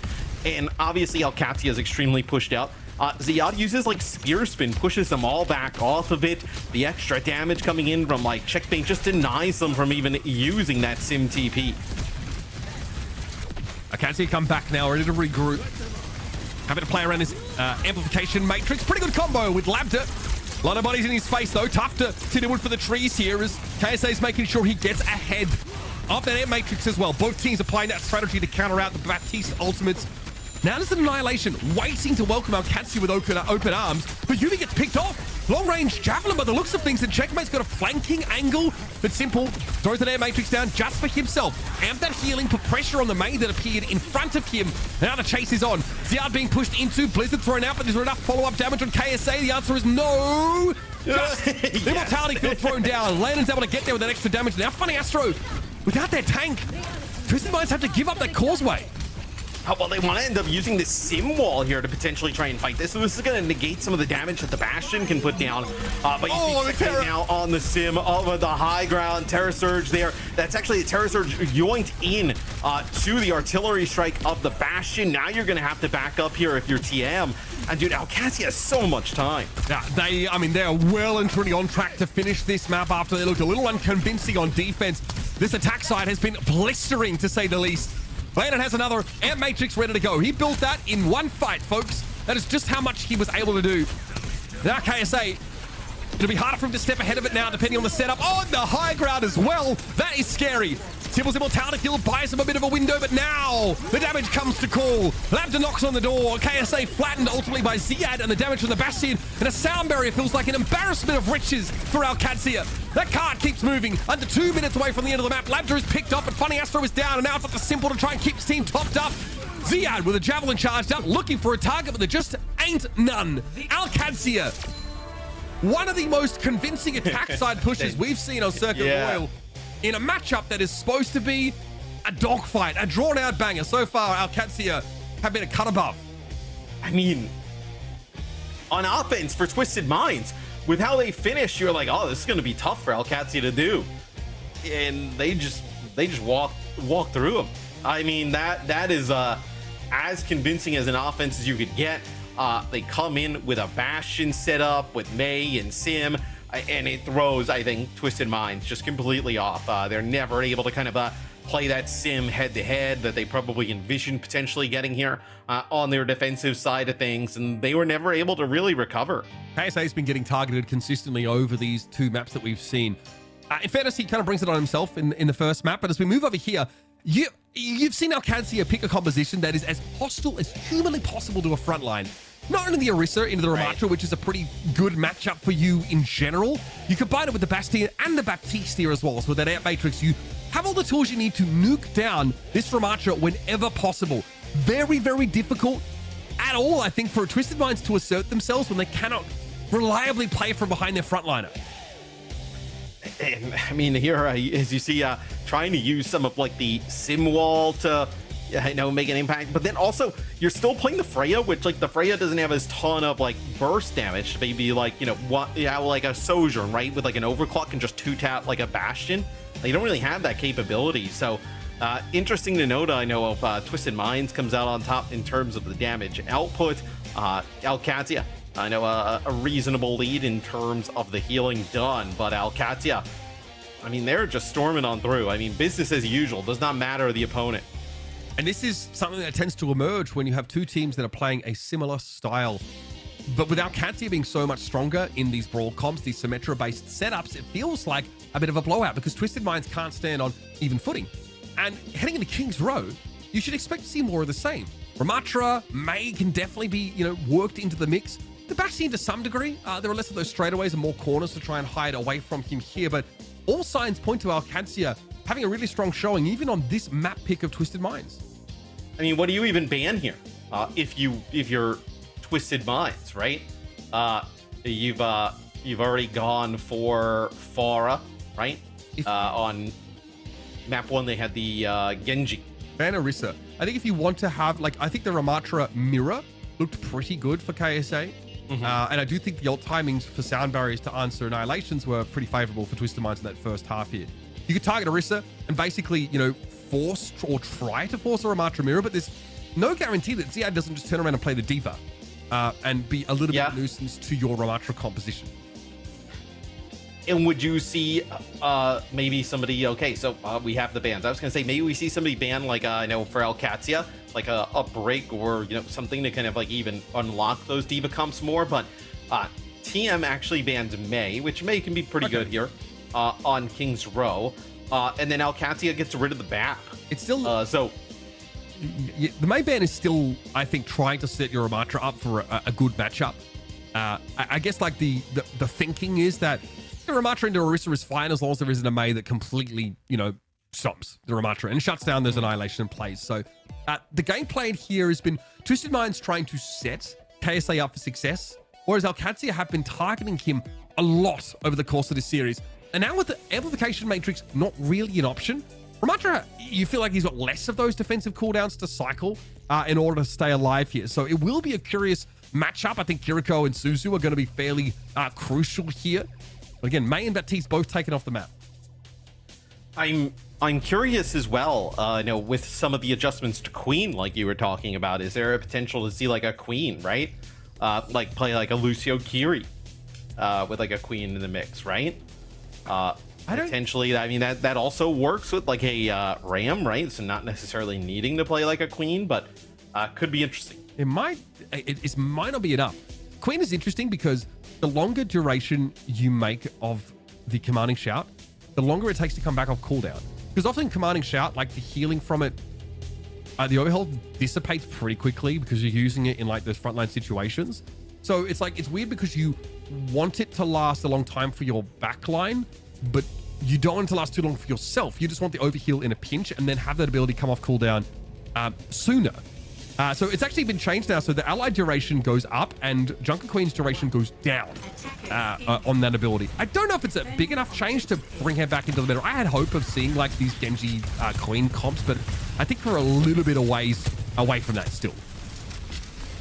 Yeah, not a ton of time for people to kind of experiment coming into the week. So for Twisted Minds, right, they'll be running Juno with an Ana here, as we'll get the overlay kind of up in a second. They'll actually see the Kiri Lucio on the defensive side of things. I think this is like more of what I thought this is more of what you would see, right? It's like a Kiri Lucio as Labda comes around the corner, takes out Yubi. As they've been able to find whether it be like KSA or Yubi first quite often. Yeah, and you know, you get the Sojourn play that you want as Labda. You don't care if your opponent is going to play Freya or they're going to play Sojourn themselves. Quartz, in their own right, was heralded as probably one of the best hit scan players in this region, if not even, you know, a wider scope than that at a time. Until Labda stepped up to try and challenge for that throne. Sim TP is going to be important. Keep an eye on those now, as KSA just wants to hold steady in the front line. Disrupt the shot, though, has to be respected, but he will start to take some space, and that is an anti-heal on Ziad that has to be cleansed off instantly. Yeah, I mean, they could have also banned potentially the Sojourn, right, to play some Freya here, as we'll see as Labda gets a nice angle here on like the opposite side. Look at where KSA is pushed back to, man. All the way back into the choke is Funny Astro will take a Labda, but feels like any serious attempt to actually get this checkpoint off for now. Now, there's a question of what Quartz is supposed to be doing from here now. Get good damage down. He needs to wait for the rest of TM to act as the other side of this pincer for him, and he wants to keep this rail charged. So he'll sit here. Okay, he's got an eject button with the Sim TP used, but that's now a Sim TP that can't necessarily be used effectively by Twisted Minds to go on the offensive front in that backline. And here comes a Kitsune rush. So once more, it's OWCS who take the tempo. They take the initiative. And they absolutely take Twisted Minds to task. That is disgusting. And you wouldn't even know it, but there's an orbital ray there for Twisted Minds, and that is a nano onto Yubi with the orbital ray rolling, and they couldn't have dropped any faster. I mean, just get absolutely ran through there by Alcatia. Now Alcatia, they'll have their sim wall and their annihilation to work with. I guess for Twisted Minds, you still have a bit of an advantage.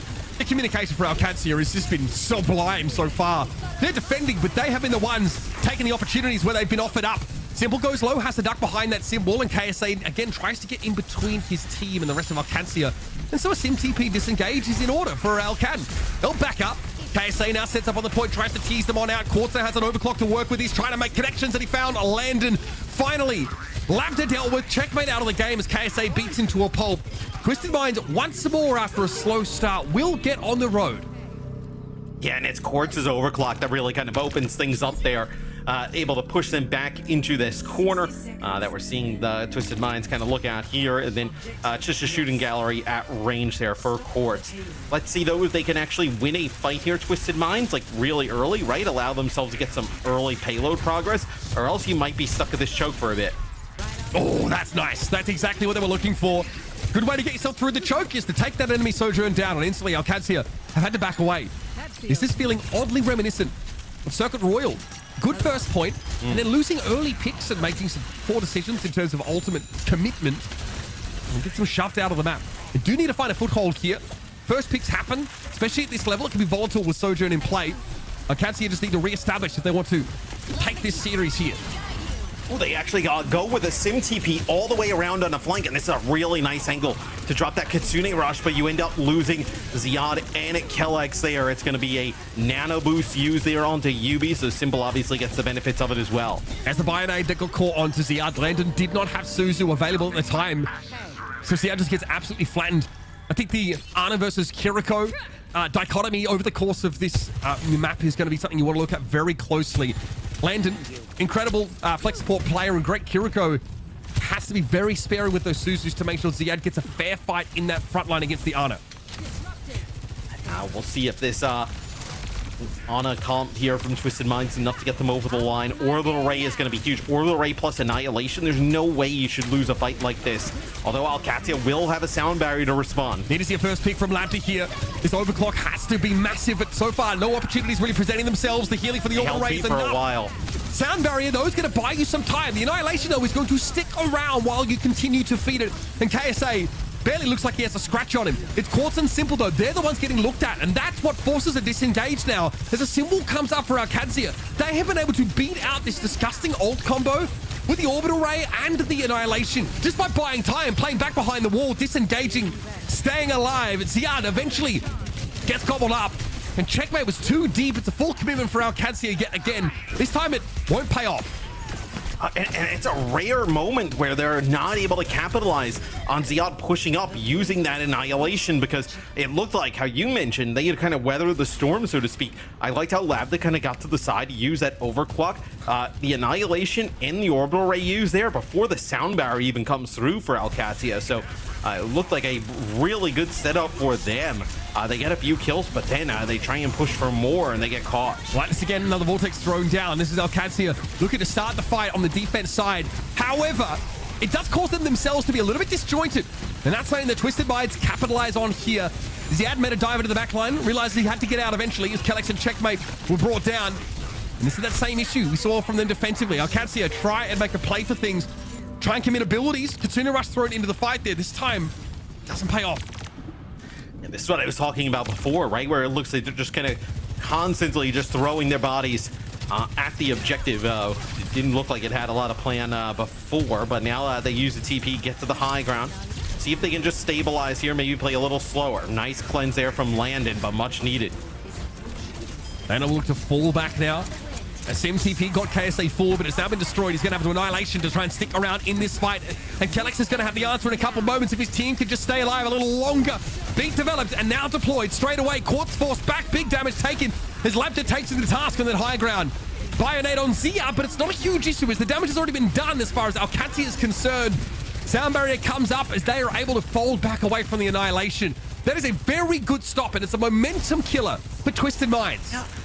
And it feels like the Twisted Minds, Mitch, they've actually had a pretty good offense, but you look at the clock and we're below a minute. I think it's really just that first point defense there from Alcatia, because the second part of the map was all Twisted Minds. And now it's going to be a grind. They're going to throw this Orbital Ray in without the Annihilation to back it up. Yubi has a Sim wall. Checkmate deploys these a little earlier. Tough for Labda to find eliminations here, but Checkmate, that wall is huge. Yubi throws one up, and it doesn't stop Labda from dealing with Quartz, and all of a sudden, Twisted Minds, with a risk of falling here in a screaming heap. The Annihilation here for Ziad eventually slept out. There's more answers against the Annihilation on the TM side than there is on the Alcad side, in fairness. Still going to buy them a lot of space, and potentially a stagger as Yubi gets caught out. And that was a Nano committed to the fight. Simple hope to try and keep the Sim alive, but that ultimate is fizzled. Yeah, it was just the Nano for Simple at that point, right? Yubi ends up falling.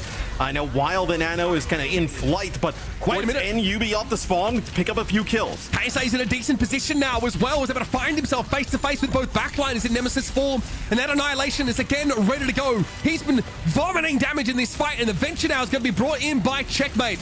Up they pop. Yubi going to be knocked aside briefly, looking for Funny Astro here in the sky, but he's a tough man to catch at the best of times. Checkmate though has found the Juno. That's a big pick, but the Annihilation now has to be handled, and Checkmate has to drill rush away from that area of damage. KSA stands in the eye of the storm now and tries to beckon Ziad forward. Kellex low but stays alive. It's Landon though finding two. Kitsune rush will be around the corner, but his fire won't go long enough. Those kunai hits are far too good. Now Kansia, man, feels like there's nothing they can't do. What a stop here at the end of King's Row. And Kellex is getting very close to having his sound barrier. It just feels like even when, I mean, you're looking at this from Twisted Minds, even last time of like, oh, you know what, hey, pretty good offense, but you come around here in Alcatia, they get these holds, they know a perfect position, obviously, for them to be able to solidify a win here in this series is just complete the map, right? That all it kind of comes down to, and they have proven to be extremely good at that. Now, of course, they'd like to turn around on the attack side and play that Mei-based rush style we saw in Circuit Royal, but that is not available to them here. The Twisted Minds heads-up ban of that DPS hero. Doesn't mean Alcatia can't go for that similar style. It just won't have an easy way to catch out KSA amongst these chokes anymore. Again, disgusting damage from KSA. Stellar Ramatra play. You know, again, when you have 50% extra damage than your opposition tank, you know you've had a pretty good... Yeah. Yeah, you can't be too upset about that. So we'll see for Twisted Minds. Nothing. So they're not going to be going with the Ana setup, right? So we'll see them actually rolling with the Juno, the Kiri Lucio here. Same as Alcatia. So our first kind of like a true mirror that we've had pretty much throughout the entire series. This is a map that's been a good one for Twisted Minds. Bit of a home ground in many ways. Fight for survival in this upper game. Both teams, of course, heading to our Midseason Championship.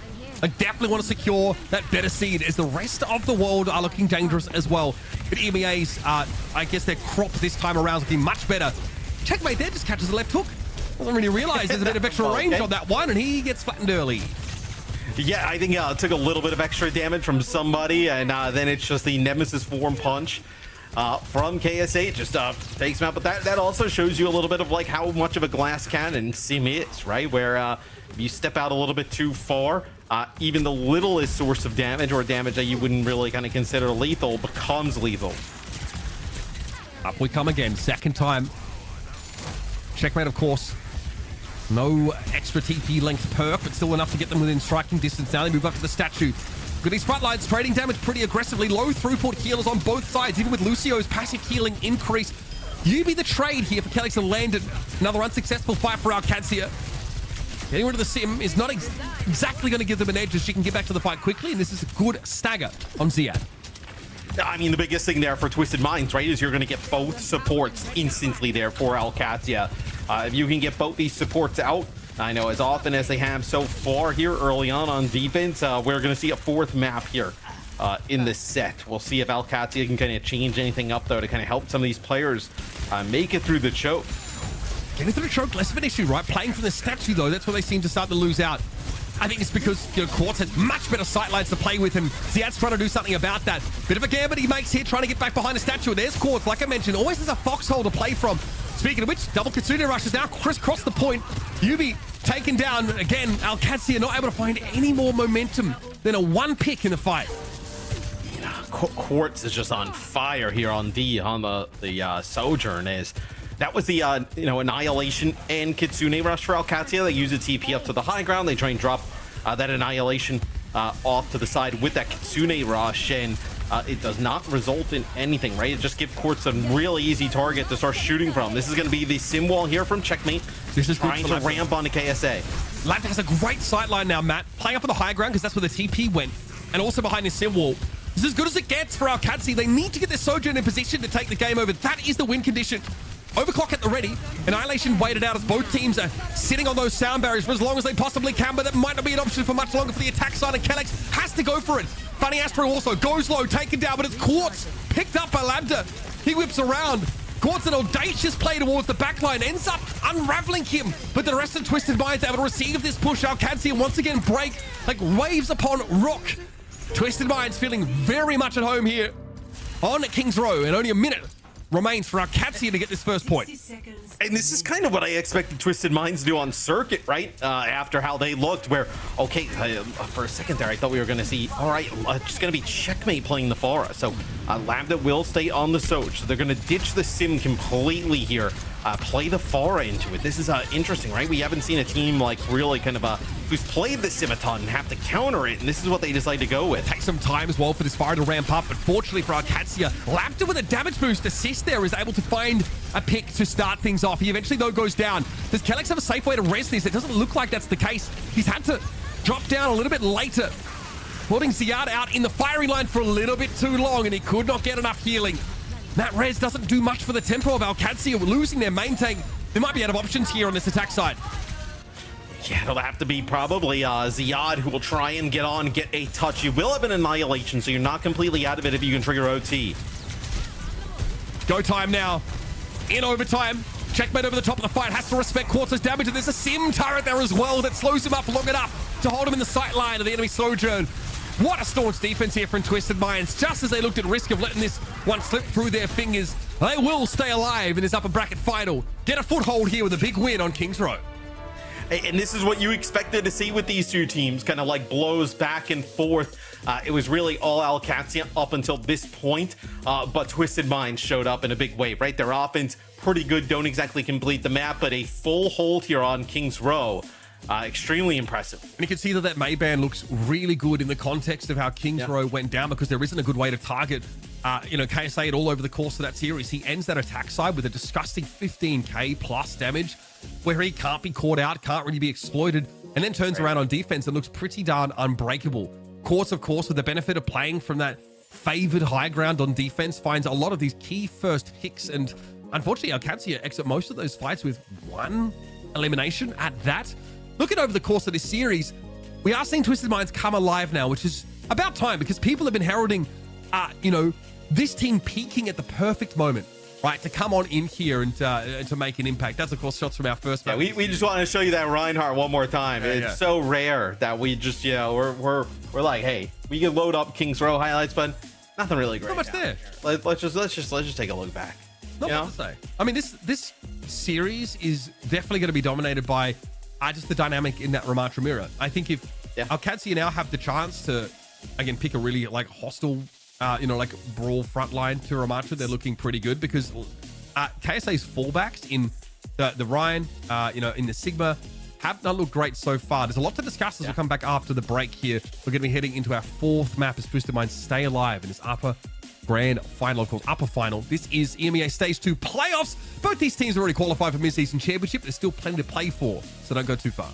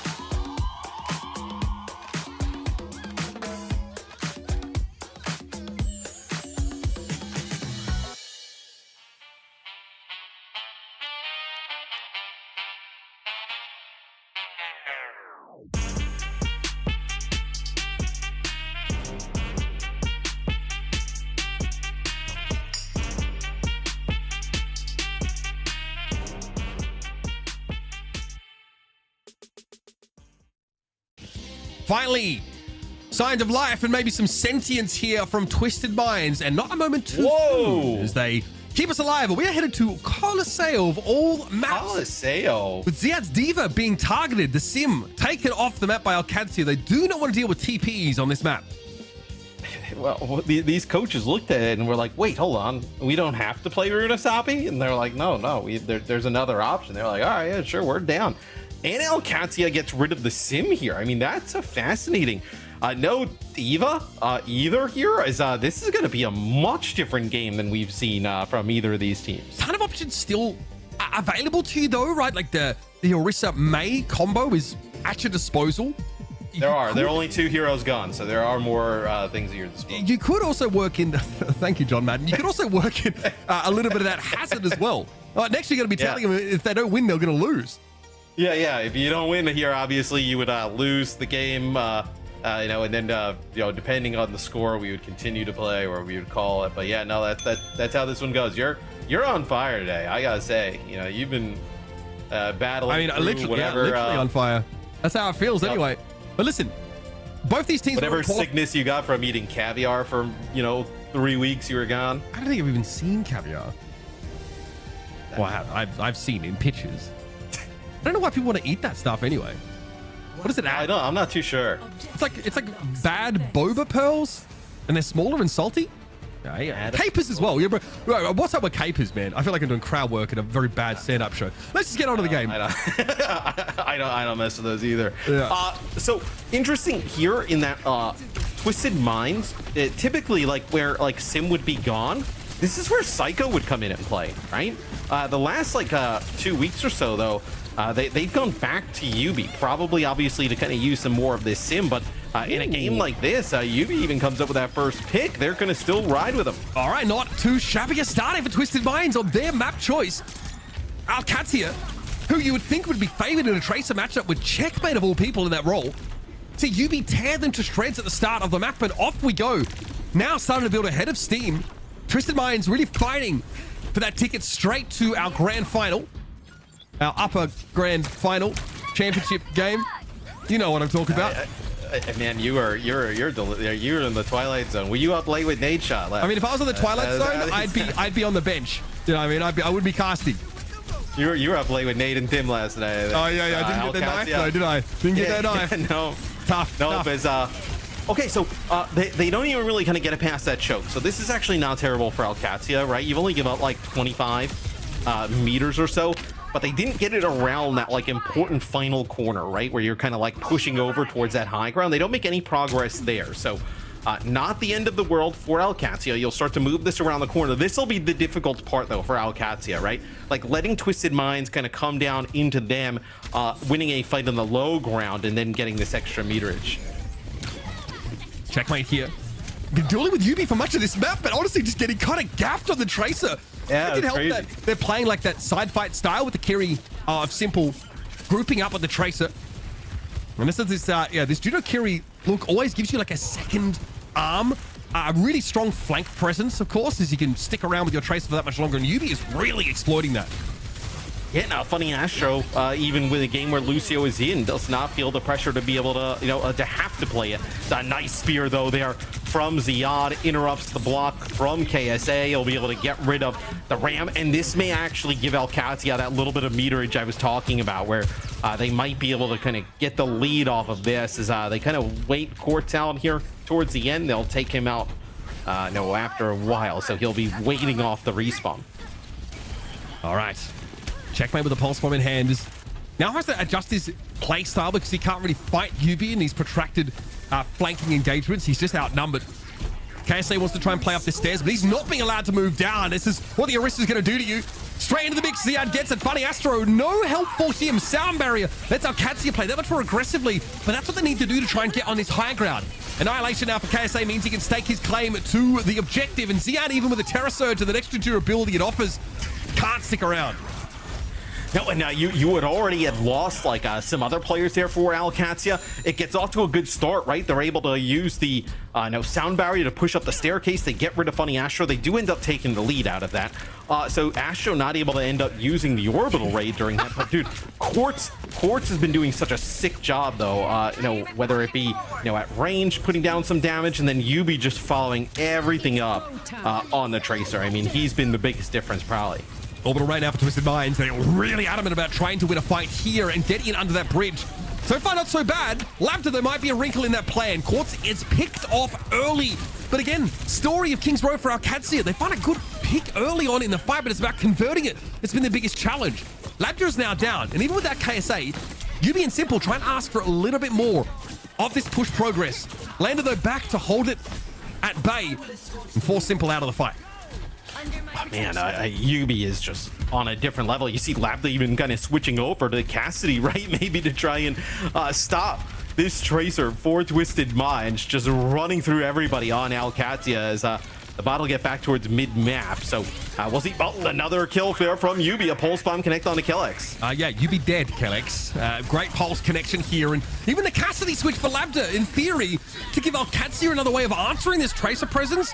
It just gets punished by Quartz's range advantage and just general power creep over the Cassidy. Very, very difficult for Alcatia now also to try and attack the high ground from low with this kind of setup. Yeah, Lambda, straight off that Cassidy says, look, you're going to have to deal with the Tracer on your own. Checkpoint here for Twisted Minds. I mean, dude, checkpoint is massive halfway through the game. I mean, this puts Alcatia in that like horrible scenario you never want to be in push, right? Where you got to win like 2-3 fights in a row just to, potentially get closer towards that mid-map area or like where you actually have the barrier on the other side. So we'll see the bot move away a little bit. I believe that is just in the way of Kellex actually getting on and touching it. Quartz, though, deletes 3-4. What? That is absurd stuff from Quartz. And what a moment to do it. Checkpoint just taken by Twisted Minds. And it looks like a bit of a, I don't know, it looks like an even fight until he gets involved. Devastating. Works his way through Alcatia. All pretty low. Susceptible to the overclock. But I don't know if there's any way you're coming back from that. We're close to Avril's Law getting triggered as 100 meters is on the table now for Twisted Minds. Yubi's finally dealt with. And Checkmate's Pulse Bomb here might have a target. Simple probably not it though, given the presence of Suzu. Quartz KSA it down to Twisted Minds. Get to pack it up for now. Is that official now? Like, with like Isaac Newton's law, like as Avril's one, like it's that one we're writing that one down. Yeah, it's just far less consequential. And potentially that's interesting depending on your, what you like. Yeah. What your interests are. Yeah, exactly. They're very niche. I mean, Avril is right though. I mean, once you get look, even once you get checkpoint, it can be very difficult for the opposing team to bounce back. It'll be a orbital array here for TM, so this is actually going to push Alcatia back. All right, Terra Surge there. Yubi down again though at the start of the fight. That's 2 consecutive engagements. But Twisted Minds have lost their Tracer early on. Where do you go from here? Alcatia now are still in the middle of the map though. They need to build on this fight and hold on to some of these ultimates. But Kellex has felt like he's had to commit the sound barrier, and that's before the Annihilation comes out. Now Alcatia actually have to respect this Ramatra ultimate so much more. And with Checkmate down, Yubi coming off Respawn with a vengeance. There's an advantage here for Twisted Minds now to exploit. Oh, it's going to be a Kitsune rush here for Alcatia as well, as they must feel like this is like a must-win type of scenario. 3 minutes on the clock, and they are not going to come out on top in this. And they don't even force Simple to end up using the Kitsune rush on the other side of things. So a poor fight for Alcatia. I wonder, Mitch, like, why don't you think they're actually just going to like mirror the Ram here, right? Like they looked pretty decent like when they've done the Ram head-to-head.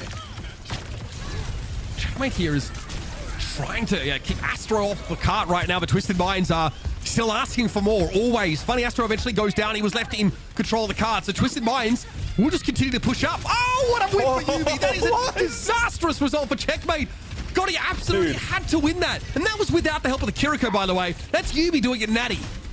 I mean, Yubi and Quartz have just turned up here on Colosseo. I just wonder, like, why Alcatia wouldn't consider mirroring the Ramatra. Maybe you feel like that you don't want to, because you're not playing the Juno, right? Like the Ram with the orbital ray has an advantage, but it's not like they've looked bad in these Ram head-to-heads. Checkmate looking for here. That pulse is still being held on to. Simple not a great target for it, but he does force a swift step early out. Quartz charged up there with the last shot that overclock. Yeah, there it is. Calyx caught in midair there amongst the Vortex as well.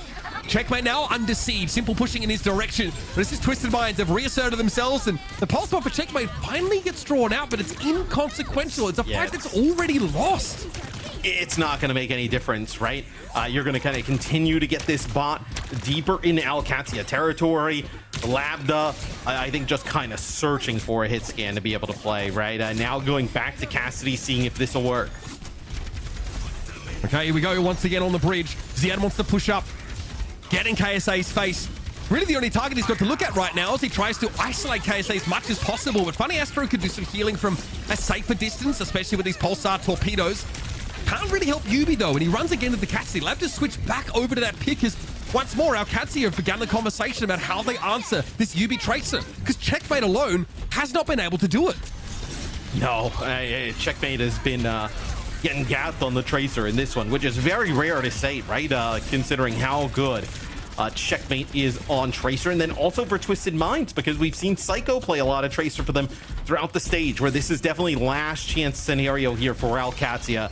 30 seconds on the clock. You need 70 plus meters. 30 seconds left. That is just not enough time to play with. Alcatia have to do something special for us now. Funny Astro with an orbital ray though. Kitsune Rush also thrown in. Twisted Minds realize they are this close to winning this map.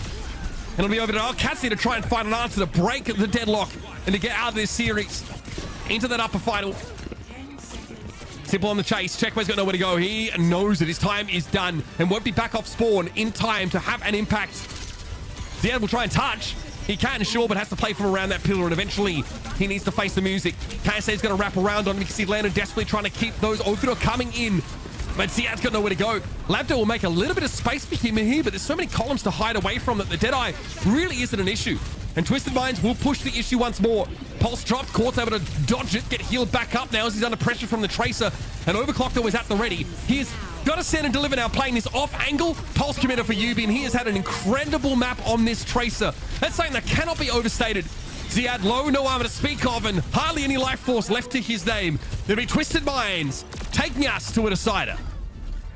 And I think, like how you mentioned, we are just seeing a huge gap here in terms of the DPS. I think Quartz and Yubi both playing phenomenal here throughout this one, especially Yubi.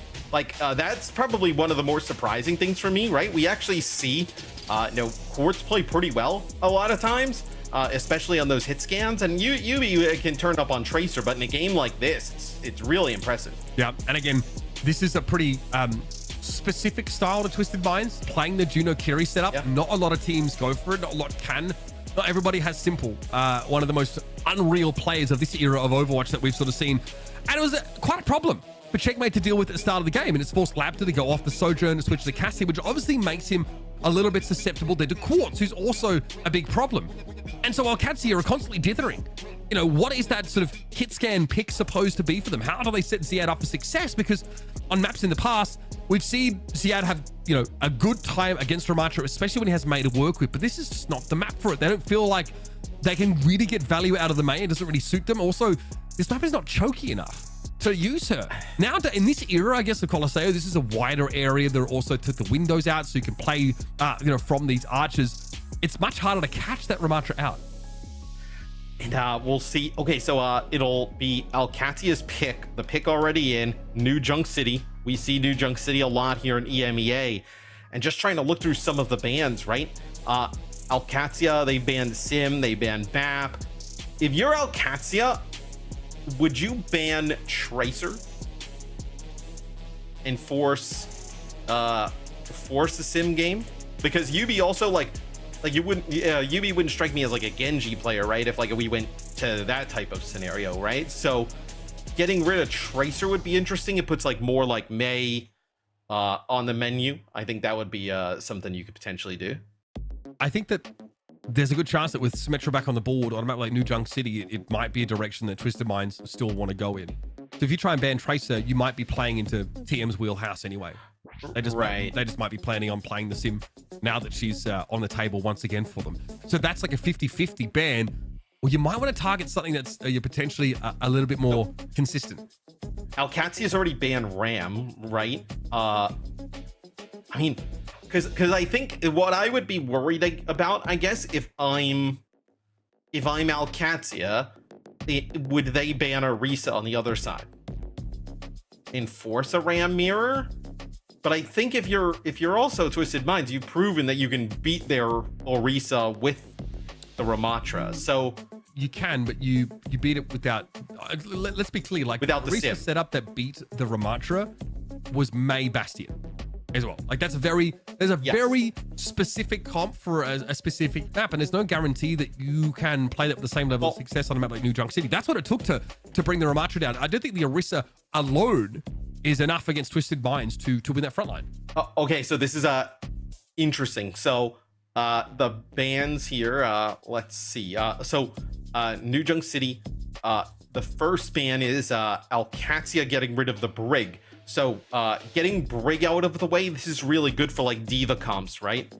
Diva comps obviously excel, when the Brig is not in play. Ziad and Co, though, they make it work even when the Brig is in action. And then another Queen ban here. So we've seen a few teams actually kind of get rid of Queen here today. Don't know if this would have been something that we would have seen here towards the end of the game, but the Queen being gone here for that 5th game.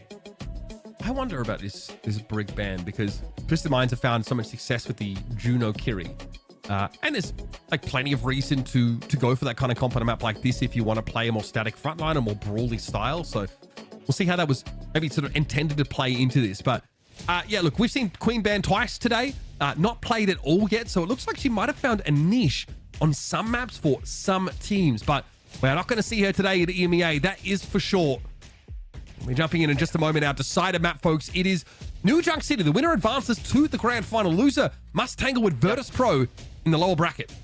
I'd imagine Alcatia is potentially even thinking about running like could you run like a BAP Lucio, right? You see it here for Twisted Minds potentially. Like, I think that would be an option to be able to go with. Kiri obviously pairs well with the Ram. I think without the Brig, though, right, you have nothing to kind of protect. Like, if you play Kiri Juno, for instance, right? Remember in the previous series with VP, how we saw you're just able to kill those 2 supports every single time. It was like a Kiri, it was a Juno Ana in that series, but still, I think it's too vulnerable. You have to kind of play something else with it. I like this decision from TM. Drop the Juno, play the Lucio with the Sim, and then have a BAP in the mix. I actually thought Alcatia would go for something like this, right? Put Landon on the BAP, potentially. DP out for Alcatia. They don't like what they've seen here. Looking to take a bit more of a safer line. Maybe I'm going to buy Labdra a little bit of extra time. So very much still in the pitch battle here. Somewhat similar compositions. It's a lower throughput setup here for Alcatia. Maybe more even health pack reliant. And there, a nice little TP up there. That was pretty bloody good from Alcatia. Take this high ground and instantly take Simple out of the fight. Now Twisted Minds have to subsist on Lucio healing alone, which is not going to cut it. No, Alcatia just taking a beat here, just getting everybody kind of topped up. You see where Funny Astro's even pushed back to. He's not even in a great spot, as Ziad will end up losing his mech, but it does not matter as much because Alcatia will end up winning the fight. And yeah, they use that Sim TP up to the high ground, and Simple's not even able to react, right? Not able to get like a regen burst or even the immortality field out as okay, they're actually going to get Ziad off of this and then go back to a Diva, so they going to not even risk it, not having a mech. Yeah. This series is going to be decided by Sim TP play from both these sides, which is very communication heavy, very all about a coordination.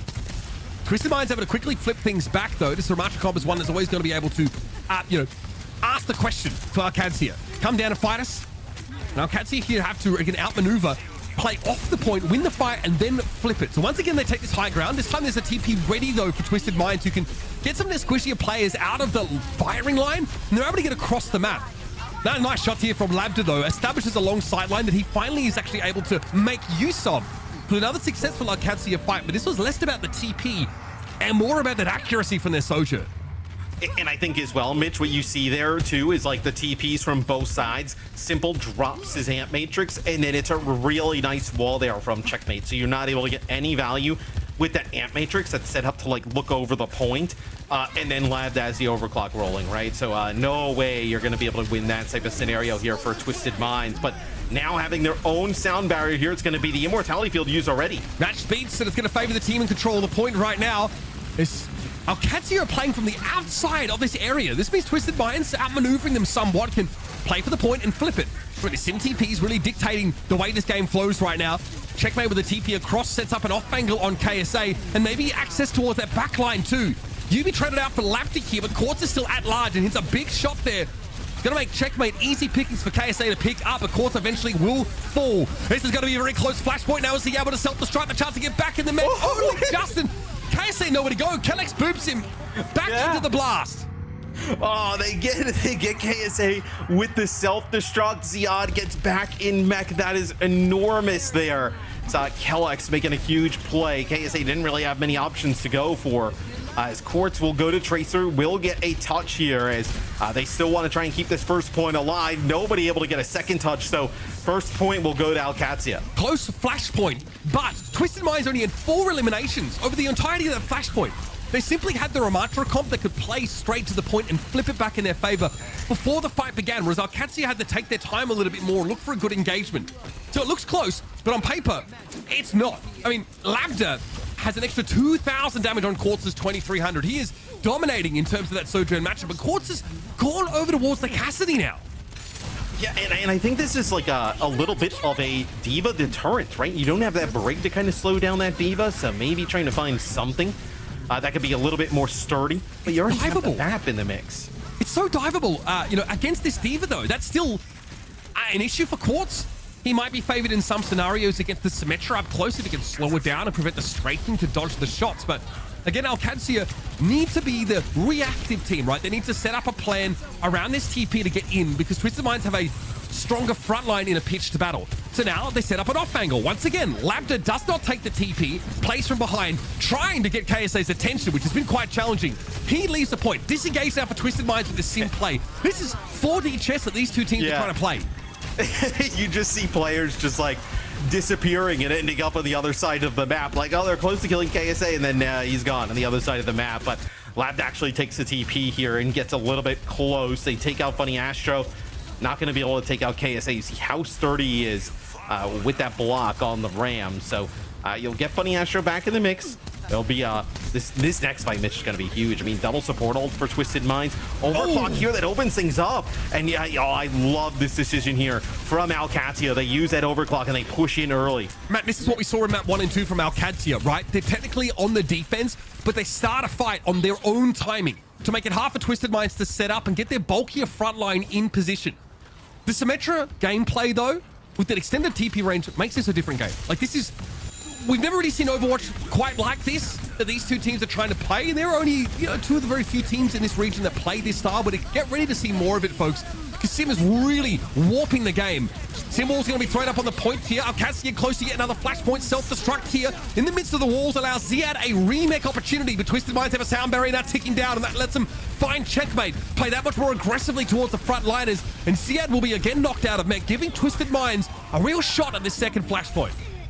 Yeah, it's a better beat there from Twisted Minds. They have it in that fight, and they use it a little bit later after the Amp Matrix and the Kitsune Rush is used. I think for OWCS, you're just trying to die early because, give Kellex an opportunity to get his beat here and then just kind of come back and end up winning it. So we'll see if that's something that they're able to do. Probably, you might have one more fight here. It might be 2 if you're really fast, but looking more like 1 with how they're deciding to play it. Dead on out for Quartz. This is going to force OWCS back to the choke. Huge TP use. Oh, man. Quartz going back and forth, but doesn't find any of those happy little red skulls. OWCS TP into the back line. Twisted Minds ready for this quick immortality field thrown down by KSA. It's a risk of being run over inside Annihilation. And they find the damage of the Ramatra.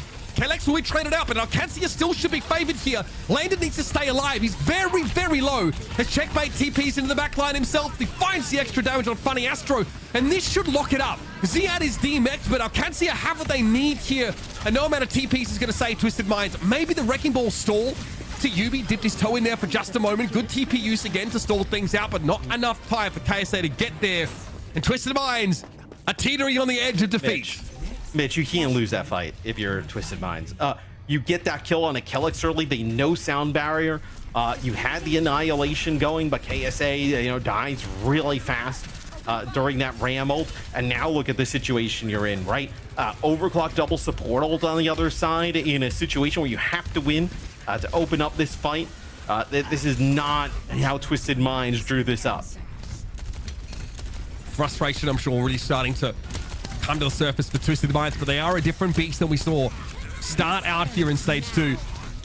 And yeah, they've already qualified for Midseason Championship, but you know they want more. They're always asking for more. Labda, who's been a front runner, a real standout on this Alcatsia outfit on this map, is continuing to punch this damage in. He's almost found himself 10k right now, where Quartz barely has half of that. Yubi, though, that's big. Checkmate on Labda, gobbled up. Nice little TP pivot here from Twisted Minds. They'll have the point to start. Yeah, I mean, look, I don't hate it. I mean, Landon ends up using the rush there, which is kind of brutal, but you end up coming back with your beat, right? So you'll have your beat to be able to fight this, or Funny Astro uses that beat. I think Ziad and, even Labda there maybe got it to a little bit aggressive, right? I think they saw the Cassidy by the right door and decided to just go, but didn't exactly have the health pool and the rest of the team there to help. There's a wall here for Checkmate to throw up, and look at him, pushing forward, potentially getting behind it. Didn't even have to make use of it in this fight, though. Quartz just ceased to exist after going for a Deadeye with a play from that Ant Matrix. Alcatsia had to go forward to get past it, but that just happened to be part of their game plan anyway. Yeah, that is Ant Matrix Deadeye that they just beat and just barrel into. They do not care or respect that there from Twisted Minds. Twisted Minds actually just going to drop both those heroes as well, right? Drop the map for Akiri, and then the Cassidy here for Soj, but might be a little bit too late here. Sim wall is going to be for both sides.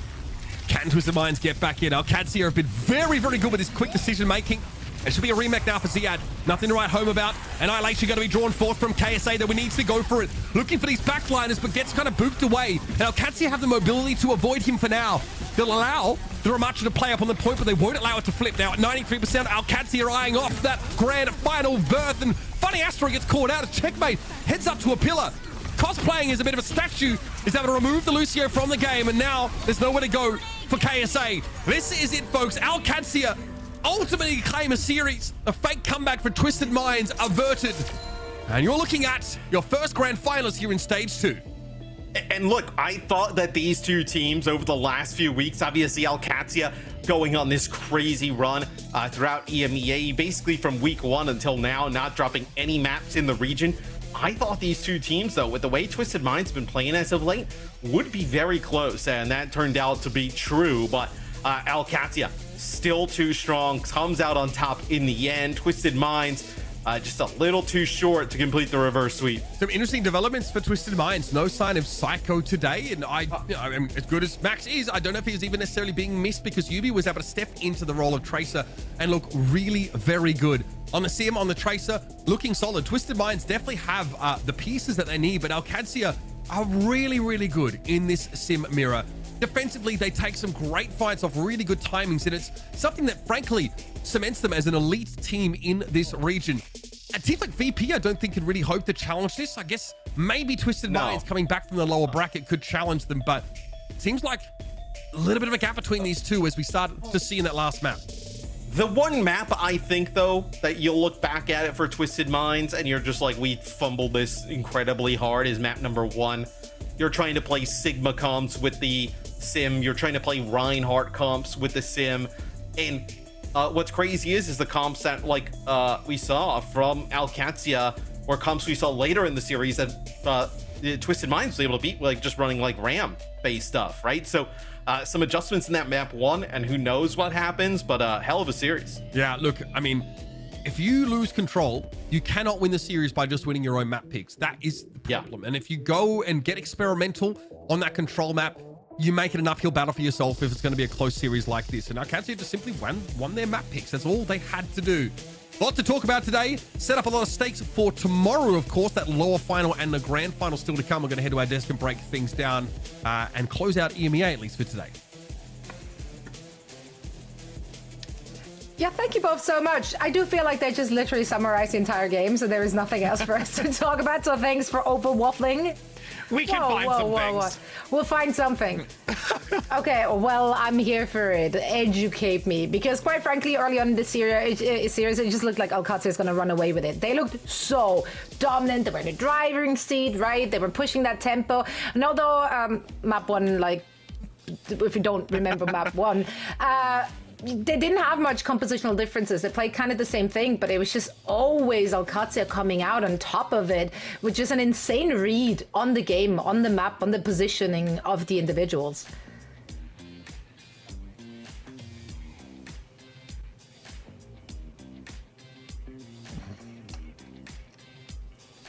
Sorry.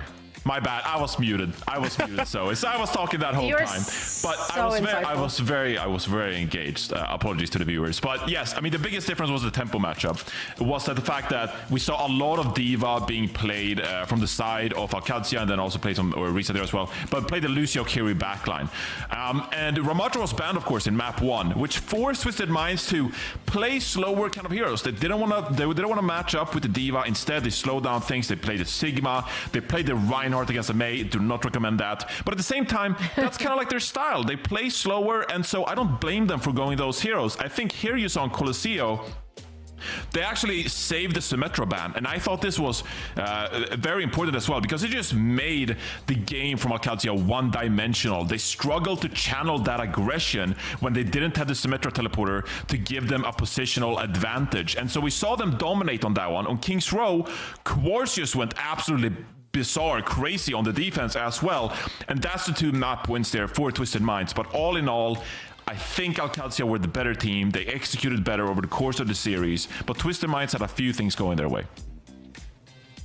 Yeah, absolutely. I mean, I'll piggyback off, but I know you kind of went over it twice for us, but it's true that, you know, in addition to not only Quartz popping off in that moment, it was really this anchor where you also had Yubi really step up and work in synergy and like alongside just what Quartz was bringing to the table, because it was like starting to snowball. They started to get into that right type of mindset, and it really brought them to be able to combat in the end. But once it started to cycle back to that Symmetra, the tactical play, the way that they started out in this, it really just gives them the all-in-all victory here to move to that grand finals. Absolutely. I mean, it was a 5-map series. It's exactly what we hoped to see, even though the early stages of it didn't look like that's what we're going to get. But we're here now. Alcatia is officially in the grand finals, awaiting their opponents. Could be another game against Twisted Minds if they're coming up once more through the lower bracket. For now, though, let's check in with one of our players for a winner's interview. I believe we have Landon standing by and joining us for just a second. It is Landon indeed. So first things first, congratulations on the dub. Welcome to the show. Let's talk about how you guys got it done. Started off very, very dominant, but then somehow, some way, Twisted Minds managed to claw their way back into the series to make it competitive. What changes did you have to make once they started turning things around? Every series we play against Twisted is always an absolute dogfight. I think maybe we got a little bit too excited after 2-0. Because I think we played good on King's Road defense. I think like if we had calmed down, had a better plan, we could have for sure for sure full cap King's Row. And Colosseo, we're just gonna look at and review. I got a little dude behind me. Checkmate wave. Give him a wave.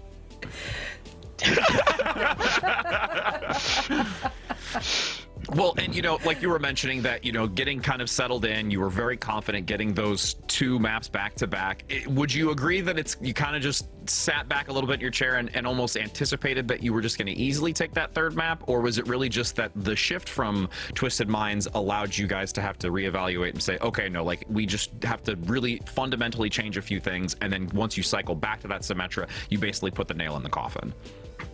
Twisted definitely changed their playstyle on their defense. Like they started playing with insane like aggression, like playing super close, constantly flanking. I think like it caught us by surprise. And in this kind of sim mirror, like ults are so important that if you snowball 1 or 2 fights, it's like just kind of really difficult to recover. I wanted to ask you about that Symmetra ban because it seemed like, you know, the Symmetra was a big difference maker, but there was no Symmetra available on Colosseo. Like, how did that kind of like change your game on that 4th map after they had just won King's Row? We tried the sim mirror. We're running on the sim mirror, and in all honesty, this match is important, but it's not the most important match. So we kind of approached this match trying some new stuff, you know, like trying out different bands, trying different comps like you saw on map 1. Like, you know, testing the waters a little bit, because I'm almost positive we're gonna like rematch against Twisted in the finals, you know. And so we wanted to just try some stuff out. Yeah, and I mean, so far you've always managed to come out on top. Sometimes a bit squeaky bum time, but you know, a win is a win in the very end. And you already secured your spot at the Midseason Championship as well. So Landon, I'm going to let you go, but not before letting you know that you are in fact our player of the match. So congratulations on the performance today. It's always a pleasure watching you pop off. But as I said, for now, we're going to let you go and prep for tomorrow's grand final. Thank you so much. Got it. Thank you. Got it. Check, confirm, let's go. Understood. Good communication as an Overwatch player, concise, you know. Right. We love to see that. Or hear it rather. But yeah, I do love to hear that they're experimenting, even though it's quote unquote. I mean, that's the thing, right? Is it a high stakes match? If they historically have always won against Twisted Minds, no matter in which league they're facing off against that team, if they're so confident in their ability to win, if they're just taking a mirror, why not, you know? Why not change it up a little bit and see what works? For now, they are remaining our top dog. They're the team to beat. They're the ones with target on their back, and they're the ones waiting in our grand finals now, Rich. Yeah, it's one of those things where now when we take a look at that lower final going into tomorrow to see how that's going to unfold, I'm really interested to see. I mean, again, Twisted Mind still being able to put up a significant competition when it came towards that later half, really understanding and how to utilize the ban system to their advantage when necessary. And VP's still going to have, I think, a tall order to face off against them to try and come back against OWCS, but that's still going to be, I think, starting off tomorrow, a really, really good overall match to watch.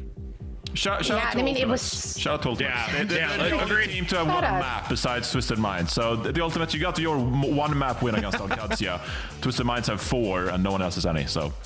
Ayo, stage 3, they're gonna pop off their comeback time. I believe. Stage 3 is where it really matters, right? World Finals, all eyes on that. I mean, you can't, like, there is no doubt about the potential in that team. We know how good they can be. I think just heading into stage 3, it was not their meta. They haven't figured out their way to play, and then they turned it up a little too late. Exactly, or just that. Yeah, right. Actually, their stage 2 is now not even over yet, so never mind what I'm waffling about. However, yeah, VP and Twisted Minds are the 2 teams that will be facing off again tomorrow for that spot in the grand finals. That is a rematch. First time did not go well for VP, so we're hoping for a good comeback. And now on Twisted Minds side, yes, they just took an L. But individually, though, I do want to hand out a huge, massive, ginormous congratulations to Simple. I glazed him already heading into the pre-match for this one, but he just reached Champ 1. There we go. And let's put that in context here, Johnny. This is an insanely hard achievement. Yeah, I think there's just been a few, if any, who actually reached Champ 1. Last season, no one ended on Champ 1. So I think that tells you if no one globally ended last season as Champ 1, well, Simple's Champ 1. So that just puts it into perspective how what it is. There's a reason you praise Simple, and then now you have like the receipts to say otherwise and to say it. He's like, yeah, this is literally this is everything.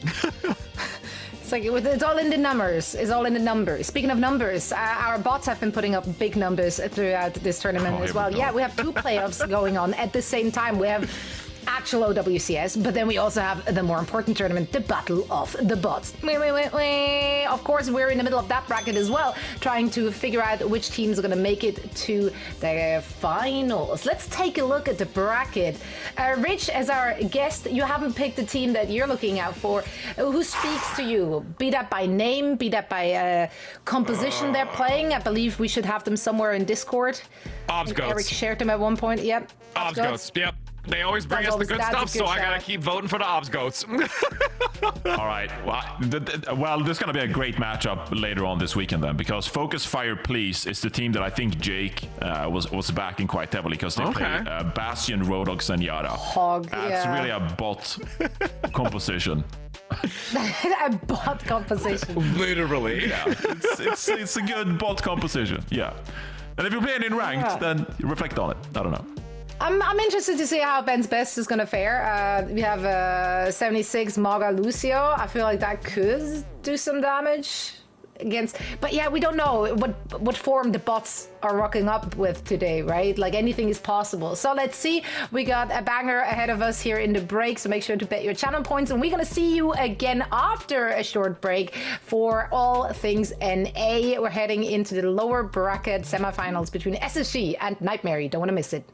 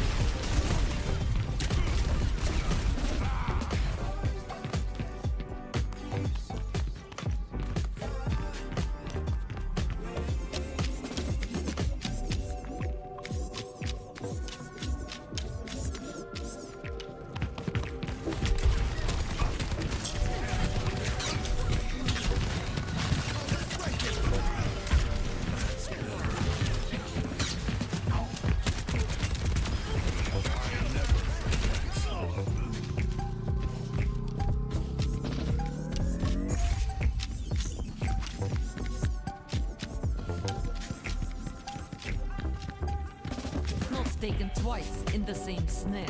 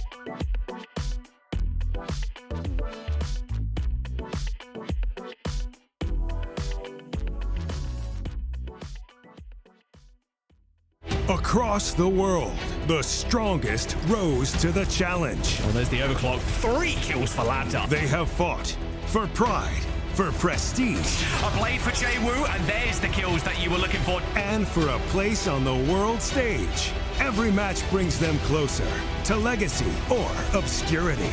Rivalries will reignite. Zera connects with the stick! Zera does it again! New stars will rise. And champions. Oh, Copper! He looks so good on this Winston right now. Will fall. This is the Overwatch Champion Series.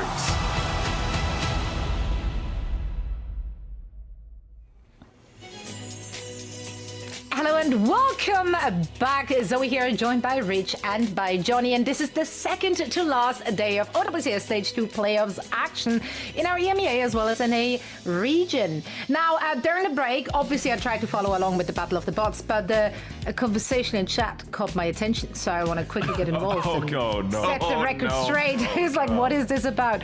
Don't worry, it's just... Okay, so people in chat have been arguing about the origins of Vegemite and Marmite. And that's a heated discussion, and I just want to quickly settle this one. You know, Marmite from the UK came first, then Vegemite from Australia came later by a few years because there was a ban on Marmite. That's right. During the World War I, there was a ban, so then the Australians had to make their own. And then I believe 5 or 6 or 7 years later, Switzerland actually came out with Cenovus. They added vitamins into this yeast beer brewing byproduct in order to make it healthy, because go Switzerland. So I'm a massive fan of Cenovus, Marmite and Vegemite, and I'm also a massive fan of drops. So let's take a look at what we have today in store for on you. Knowledge is Power. This is just something I need you to know. If you're interested in, culinary history from the 1900s, that's that. Also, if you're interested in drops, these are those. I love the whole W one. All-time favorite spray. It's a good one. It's a strong. Sends a signal. You know what I mean? It's the best playstyle. Let's be real. Has anyone in Overwatch history been hold S? It's like, no one holds S. Hold W. It's just way more fun. But I want to strafe and go left and right, just or A and D, or Q, or what is it, Q and E in some configuration. I mean, going sideways is second best.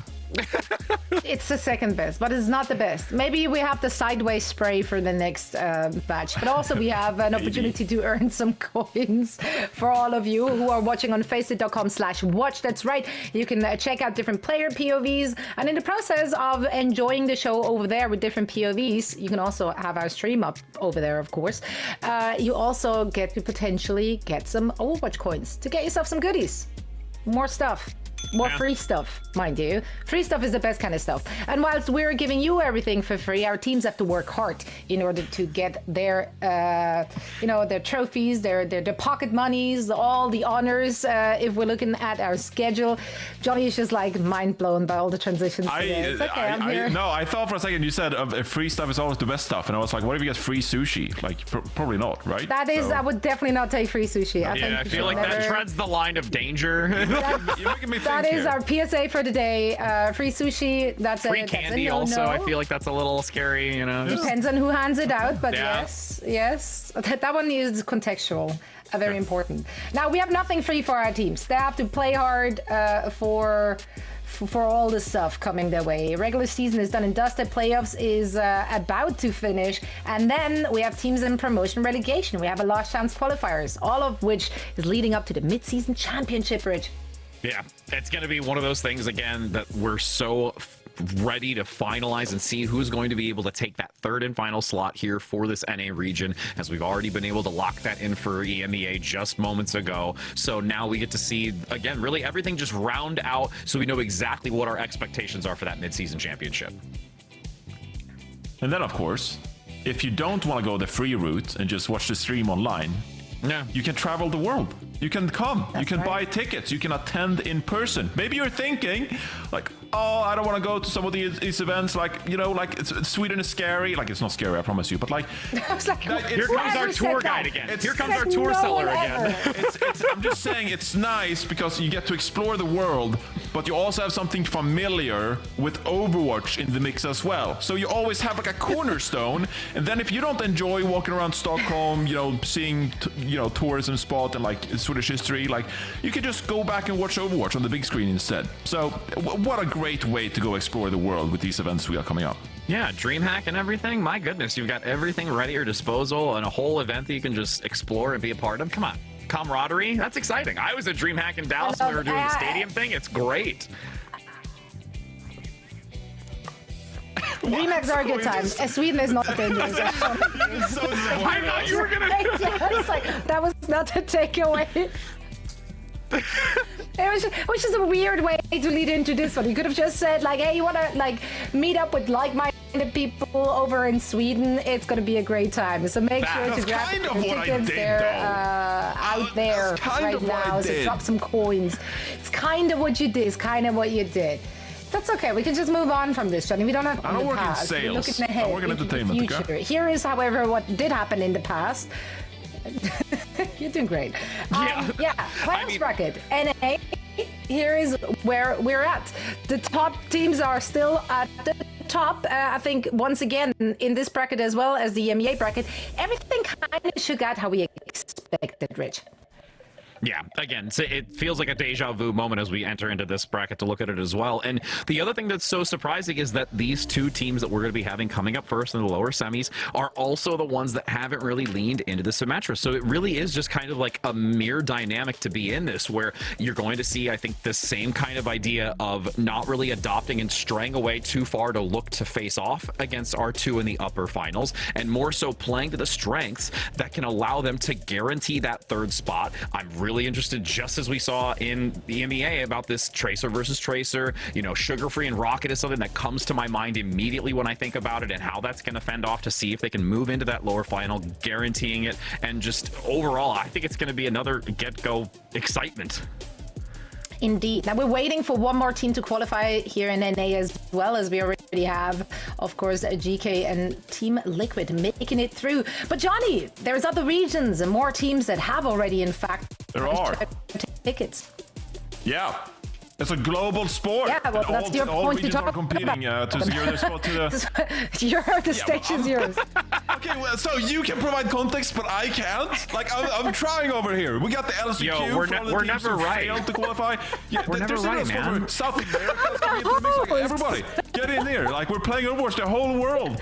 We're just bringing in all teams. China as well, they get 3 spots. We're still waiting on the third team. EMEA, NA, we're deciding the third team right here. LCQ, Falcons, you missed out, no worries. We got an extra event just for you, for the 4th Korean team to join us. And like I said, South America from Faceit League Master as well. So it's a global sport. Let's go. There you go. Thank you. That's really my contribution to that. I wanted you to own that. I appreciate it.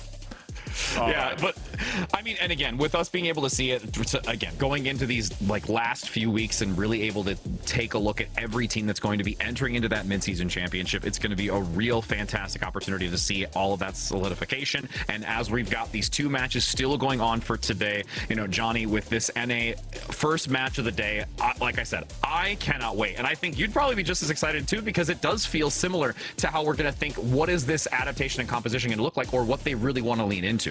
I also don't know what's going to happen. Like, I think you look at the EMEA and you're like, okay, Alcatia the favorite, the Ultimates, they're from the outside looking in, they're the 4th team.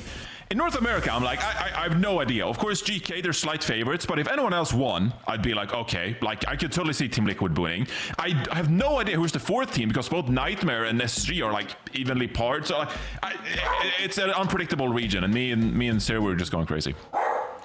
Absolutely. Let's talk about, Siri hard agrees to this one. She's hyped. She is ready. So let's talk about our 2 teams here.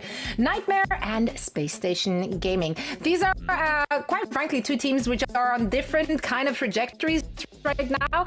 Nightmare kind of trending downwards, and SSG is trending up. Let's discuss why that is. Starting with SSG, I feel like they really came alive in the later portion of this stage.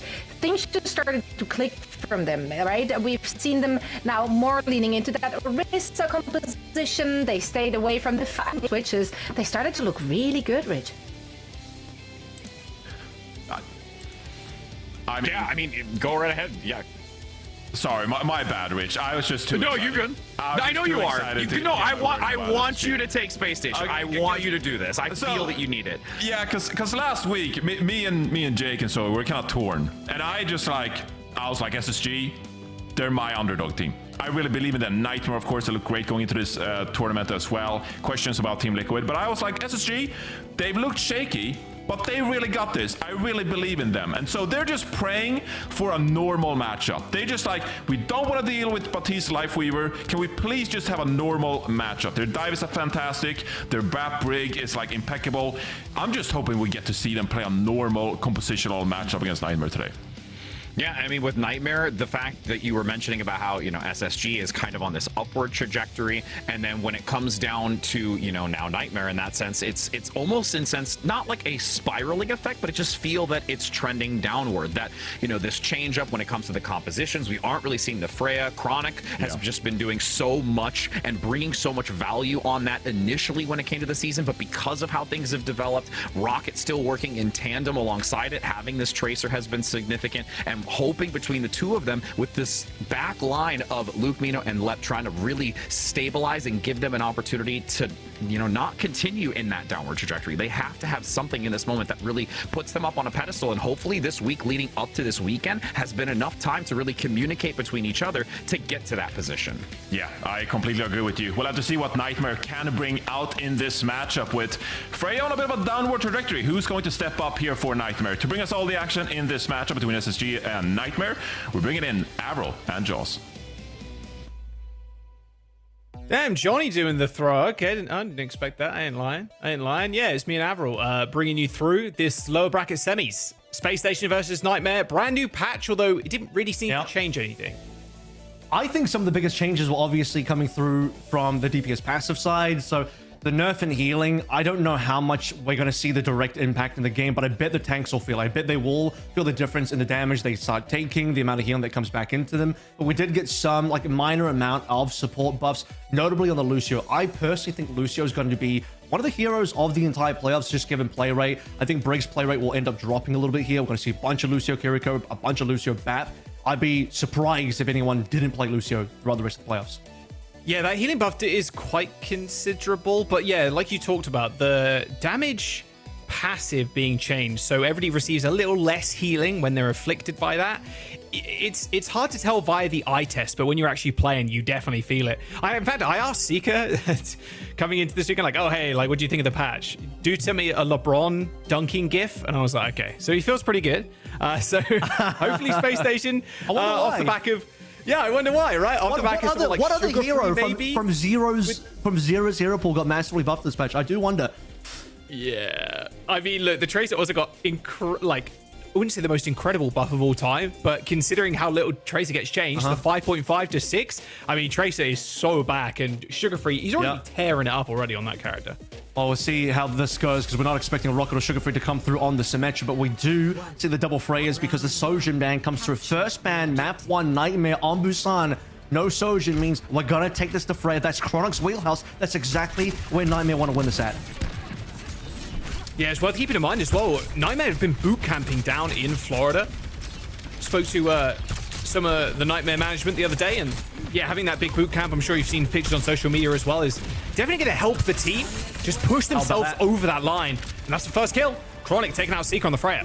Which has been one of Seeker's weaknesses, unfortunately. Space Station Gaming, in the recent couple of weeks that we've seen them, they've been shying away from the Freya. Seeker looking far more comfortable in the Sojin.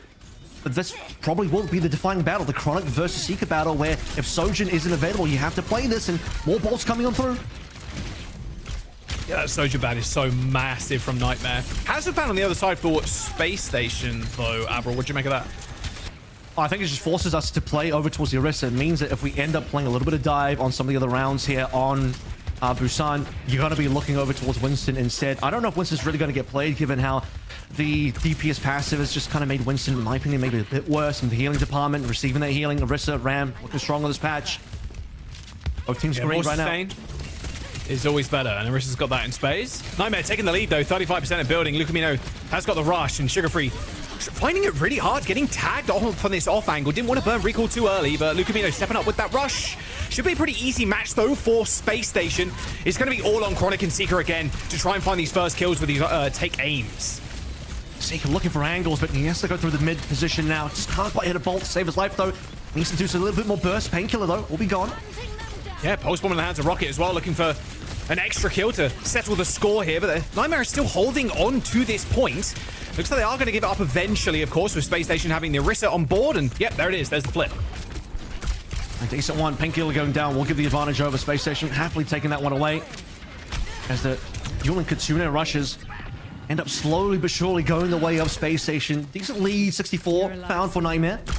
Painkiller slightly ahead in the Terror Surge. Still, though, looking towards the neutrals. Chronic still the player to look out for Nightmare to maybe bring us an early pick. Soundbar for both Lep and Bliss. Can see Sugar Free onto the sidelines there. Does manage to find the kill, the solo kill by the looks of it too. Onto Rocket. On two. Pulse bomb down. Sugar Free kills two. Okay. Sugar Bron's back. Ready to rock and roll. I mean, at the end of the day, if Space Station can permanently play this Tracer and trace it in a buff state as well, like, their playoff chances and their chances of making this mid-season have just, like, quadrupled. And it means that Rocket has to step up because Tracer is one of his specialties as well. It's one of the Rocket classics that she's been playing for so long. Saw he was capable of doing that last year.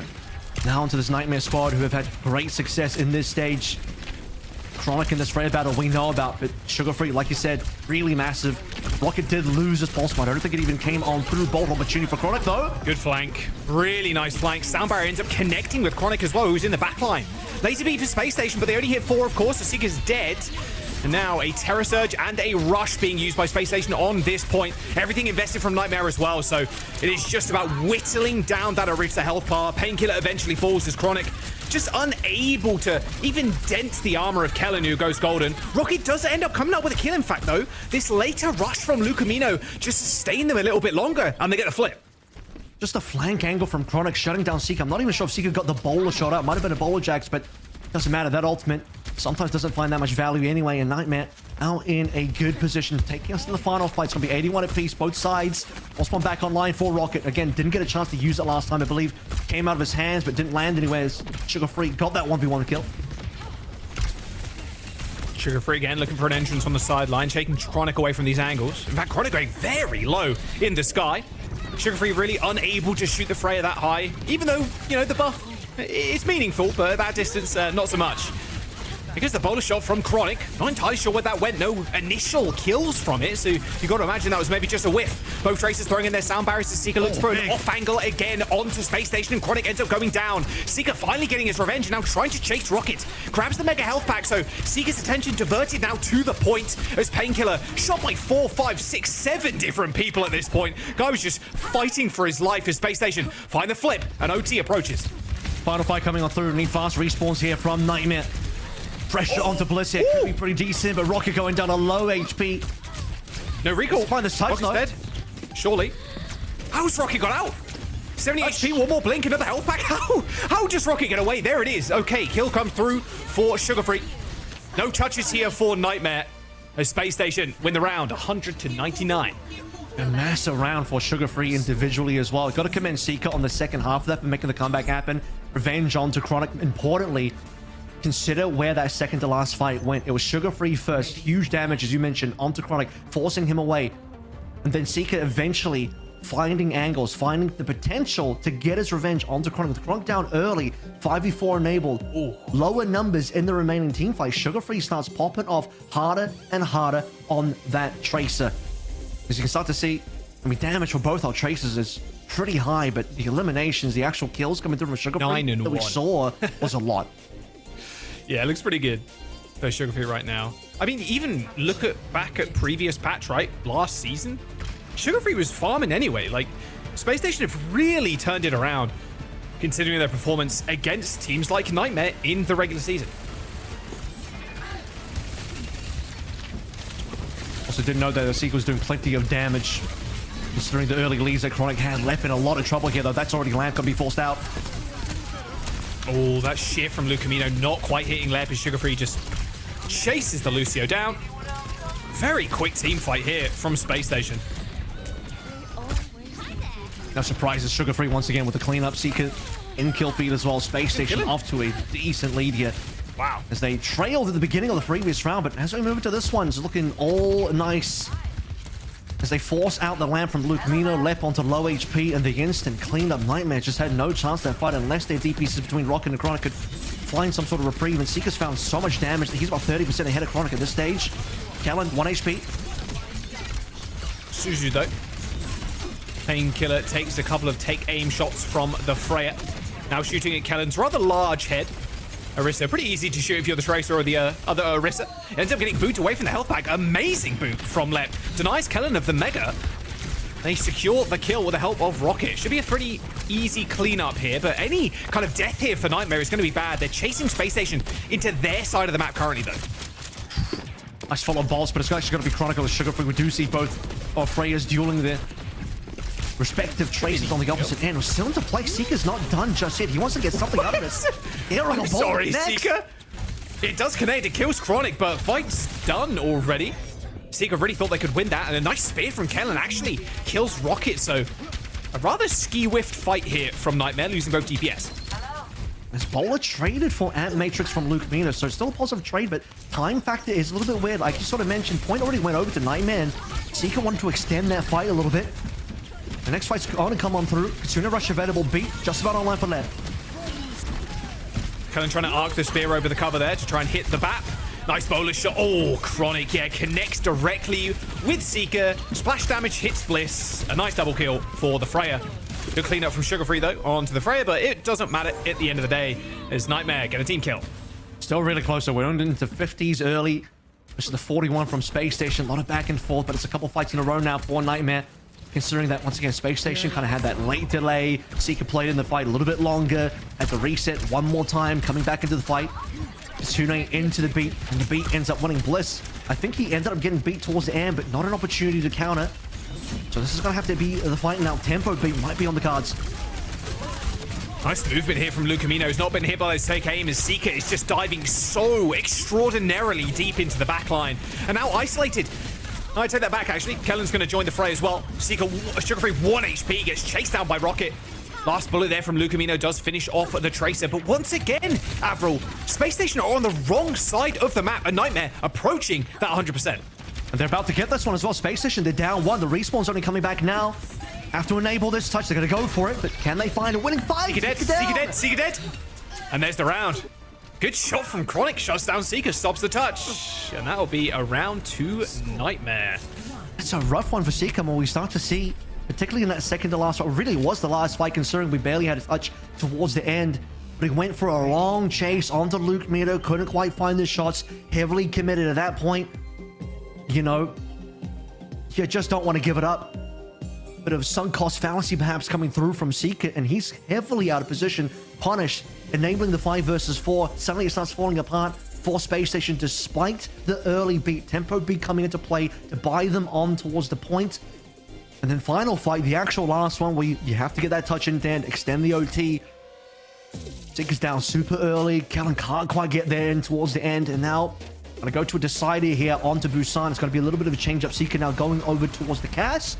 Chronic as well to follow through. This is a much better look in terms of the matchup. Oh, Kellen's just down already. Yikes. Yeah, the Freys don't have as much like headroom on this map as you'd like. Ideally, you want an open map completely on the skybox at the very least, and you can get those updrafts pretty nice. But yeah, I mean, Chronic on the cast, the kind of a classic. It's going to be an easy cap for Nightmare. He just picks up where he left off on a previous map. I mean, we dumped the Freyas off, and you start to think maybe this is an opportunity for Seeker to get an advantage over Chronic. Chronic, well known for that Freya. Getting him off the Freya is ideal, and Mechabex is going to call for that, but straight away, Chronic just doesn't let up at all. Massive kills. Oh, what a flash! Okay, okay, Chronic. Flashbang preempting Sugarfree coming around the corner. An instant headshot for the Cassidy. Yep. It's not just the Freya you got to be scared of, it's that Cass too. Listen, Seeker at least come up with kills here, but Kellen is alone in the choke currently, so the likelihood of him actually finding any kills here is pretty slim. Seeker ends up getting chased by Rockets. Our support's alive. The problem there is CJ Bliss going down here. Sugarfree's going to make it a little bit more interesting. Not that window was used by Luke Mino here, but point going the way of Nightmare anyway. Very awkward fight. At least you can see Nightmare like backing down from the choke point because, yeah, like you said, Sugarfree randomly kills Lucamino. We'll see if Sugarfree can open this one up again. Doesn't want to get too close to Chronic, but forcing that flashbang is going to be ideal. In fact, forcing a lamp is even better, arguably. Terror Surge, right on top of the window as Painkiller jumps in, kills Bliss, and Kellen's going to fall as well. Nightmare just extending their lead despite how scrappy these fights look. That was perfect from PK, just entirely supersedes the window, goes in front of it, uses Terror Surge, denies the ability for CJ to find any value out of that one, left to come through for a bit of insurance policy on the beat as well to make sure that Nightmare is definitely going to win. And we're already nearly into final fight here, Jack. This is getting a little bit ridiculous. Space Station needs something to work with. High Noon denied by the lamp. A little bit of damage onto Chronic, but that was it. Oh, good shot onto Seeker, though. It'll do. Good little boot by me. Obviously, the shot is auto-aim. Both casties are going to fall. Same with Lucamino as Painkiller makes his way to the point, trying to stall for overtime. And, of course, that shield is definitely going to help him. And a good initial kill there onto the Cassidy, but it's not really working out in their favor at all. A pulse but onto the shield. What a shield turn there from Painkiller. Blocks the pulse, but Sugar Free and Seeker are going to clean up. Massive from Sugar Free to come through. Chronic onto the Sombra now. Just to go for the touch. He'll be back on towards Cassidy after the death. Massive for Space Station to stay alive there. Bliss on the sound barrier. And this is considering the fact that Seeker got killed to the Deadeye. It was a boot from Lep directly sent into the loving sight lines of Chronic. And after Chronic sort of goes down there, Space Station even up numbers. Kellen will fall. Space Station hold on due to the heroics coming through from our Tracer of Sugar Free. Now, sign of life, but they're just having to do so much catch up here to catch up to 99. They've got a window to work with. Maybe push them out of this choke. If you can just get onto high ground here, it's going to be disastrous to Space Station. Space Station end up losing their lamp, and here comes the wraparound for Painkiller. Oh, look at this. Chronic has just forced his way into the backline. The spear connects with CJ. An instant kill after the headshot. It's just Nightmare cleaning this one up. Sugar Free, one more blink left to his name, and Space Station switching onto fast heroes, trying to get back to the point in time, but Nightmare, they've got the numbers. Sugar Free manages to get touch, but the likelihood of you coming back here is just astronomical. Especially with Bliss down, because Bliss was close to sound barrier. I mean, your supports are the only thing that can maybe save you here if you're SSG, but this map is looking all Nightmare, Jack. It is indeed. Terror Surge on the point, and Pulse Bomb Sugar Free. Their final hurrah there as the lamp does block the damage, and Sugar Free, he can't possibly do more as Nightmare take the first map. I don't know about you, man, but Chronic looking like at least map 1 MVP there. Looking just on the first map, dominant on Freya, dominant on the Cass. Expecting more of an even matchup to come through. You would expect that once we move over to Cass or Orisa for Mecha Base, remove the Freya from contention. That's where Seeker's going to shine a little bit more. But the tempo early on coming through from Nightmare, they got 99-0 and mostly held that lead until the end. One single flip to come through from the likes of Space Station. Some heroics once again from Sugar Free, actually across the board, I want to say, on Busan. But not enough for them to be able to make any meaningful inroads to make that comeback happen on Mecha Base. Just too much of a lead with that 99%. An important lead at that as well for Nightmare, of course. They are fighting in this series for that final qualification spot. A very scary affair when you're against a team like Nightmare, who only lost a single series during the regular season. I mean, Nightmare, if you look at their previous series as well, against Space Station, it was Space Station that won that first control map. And to be fair, they've been doing that on Ilios since the beginning of Stage 1. But Nightmare, after that, just swept them. Circuit Royale, Suravasa, Runasapi, as we saw the true power of Nightmare. And honestly, the true power of Freya as well, like with Chronic on that pick. But like you pointed out, even the Cassidy against someone like Seeker still looks clean. Well, the good news is that Sojin can't be banned again from the Nightmare side, so Seeker should be able to lock that one in for the rest of the series if required. If I'm SSG right now, thinking about the potential of taking this to a more divey map, we've seen them pick Dorado in the past as well. I think Space Station ended up picking that one versus GK with a Diva ban, which would be pretty relevant here. It's actually going to end up being Hollywood, but again, the opportunity to maybe, at least for the B side, look towards a dive, but really throughout the entire map, I think you can just play the Orisa. I think they're confident with Kellen on the Orisa. I'm hearing good things behind the scenes about Kellen's capability on the Orisa. We're starting to see some of that through as well. But most importantly, if they can get an opportunity to remove the Freya from contention, or at least force into a Sojin matchup, that's going to be very strong for SSG, and they have that first ban as well. A little bit of a better win percentage there for SSG on Hybrid, 60-50 on the side of Nightmare. That, I will say, though, Escort, 88% win rate on Escort for Nightmare is... Yeah, it's kind of bonkers, actually. Yeah, so let's go to a Hybrid first before we do anything else, I guess. I don't know where they got most of the map wins. I don't imagine that's just like... Because we haven't played all of the Escorts. I think every region has their sort of favorite maps. And most teams worldwide, I believe, are playing Circuit Royale. That's probably true for NA and EU as well, certainly in Korea. Circuit, yeah. I mean, a lot of that is like 90% Circuit. The backline pivot as well for a lot of teams where they're just playing the Life Weaver and the BAP, or even the Alari too, which is getting banned on maps like Circuit. We just saw it in EMEA as well. Where do you think the bans go from here? We're going to Hollywood. It's pretty dive-centric when it comes to second point, but if you're saying Kellen's Orisa is going to be that clean, like, hey, did you ban that? Freya ban, like I said, I think Freya ban is still available for SSG. They haven't done that yet. Yeah. So at some point, the Freya ban will come on through. This wouldn't be a bad one to put into play already. Tank bans right now, we sort of talked about this off screen, but don't seem as impactful because it's like, okay, if you ban Orisa, we'll play Ram. You ban Ram, we'll play Orisa. You ban Hazard, we'll play Orisa or Ram. You know, it's like you just play the other option of whatever is not banned. I think really what it comes down to is we do see the Freya ban as expected. Yeah. You got to take that out. You're up against Chronic. You have to target him. So you're in a position where it's like the only time where I think the bans are more impactful is if you go to like a super heavy dive map, the likes of Gibraltar, which is in the map pool actually for NA. Then you can start to look at it like, okay, we have a main tank, you have an off tank. That means we can ban Diva, we can play Winston and sort of force you on a Hazard or force you on a Winston, which is maybe not as good into the matchup. So that kind of consideration comes on through. But aside from that, it does seem like targeting specific players, maybe at some point as well, looking towards the backline could be interesting. So right now, though, I think the smartest thing to do is the Freya, and they've gone for that. Banning the Winston away from Kellen is quite interesting. See if Nightmare can come out on top like the audience has kind of predicted. About 60+% there of the audience voting for Nightmare.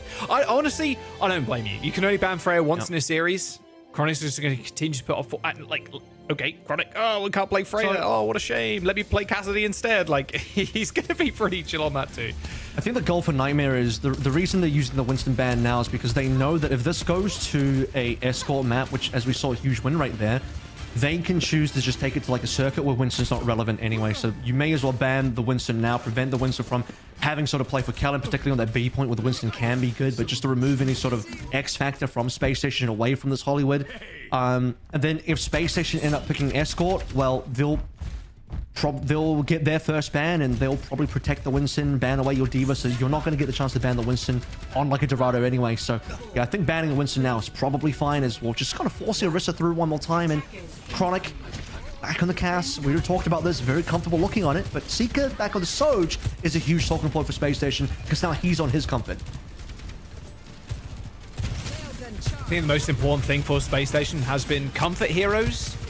If you're looking at their regular season, like, Seeker wants to play Sojourn, like, doesn't really want to play Freya. It was definitely one of the weaker Freyas in North America, which is crazy to think, Seeker being kind of weak on a DPS pick that has such explosive potential, but his Sojourn is world class. So it's going to be a big difference maker, although it's going to get pushed off of high ground. Gets hindered there briefly, but now he's got cafe control, which is going to be pretty important. It's going to be hard for, I mean, Nightmare to stay on the point now, and yeah, Painkiller ends up going down first. Just flipping the point aside, but it's Kellen taking down Painkiller, and this entire high ground now been compromised. Chronic to follow through. Space Station looking like they'll get the cap pretty easily. Yeah, easy clean up for Sugar Free there. Nice rotation, honestly. It feels like Nightmare almost out-rotated themselves up into that high ground. Seeker got that position for free.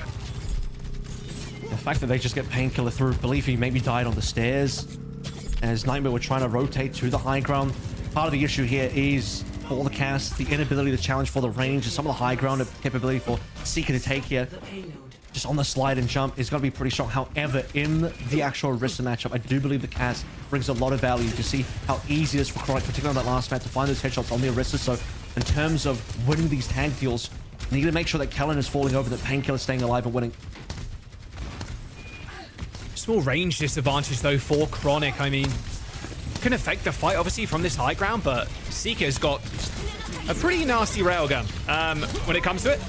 Oh, here comes Kellen. Is going to drag people back into that window. Lucamino does end up using that lamp, and here comes the high noon for some additional protection there, but a spear from Kellen is going to cancel that ult, and wow, this is Space Station lifted off right now on this second point. This is an easy fight win.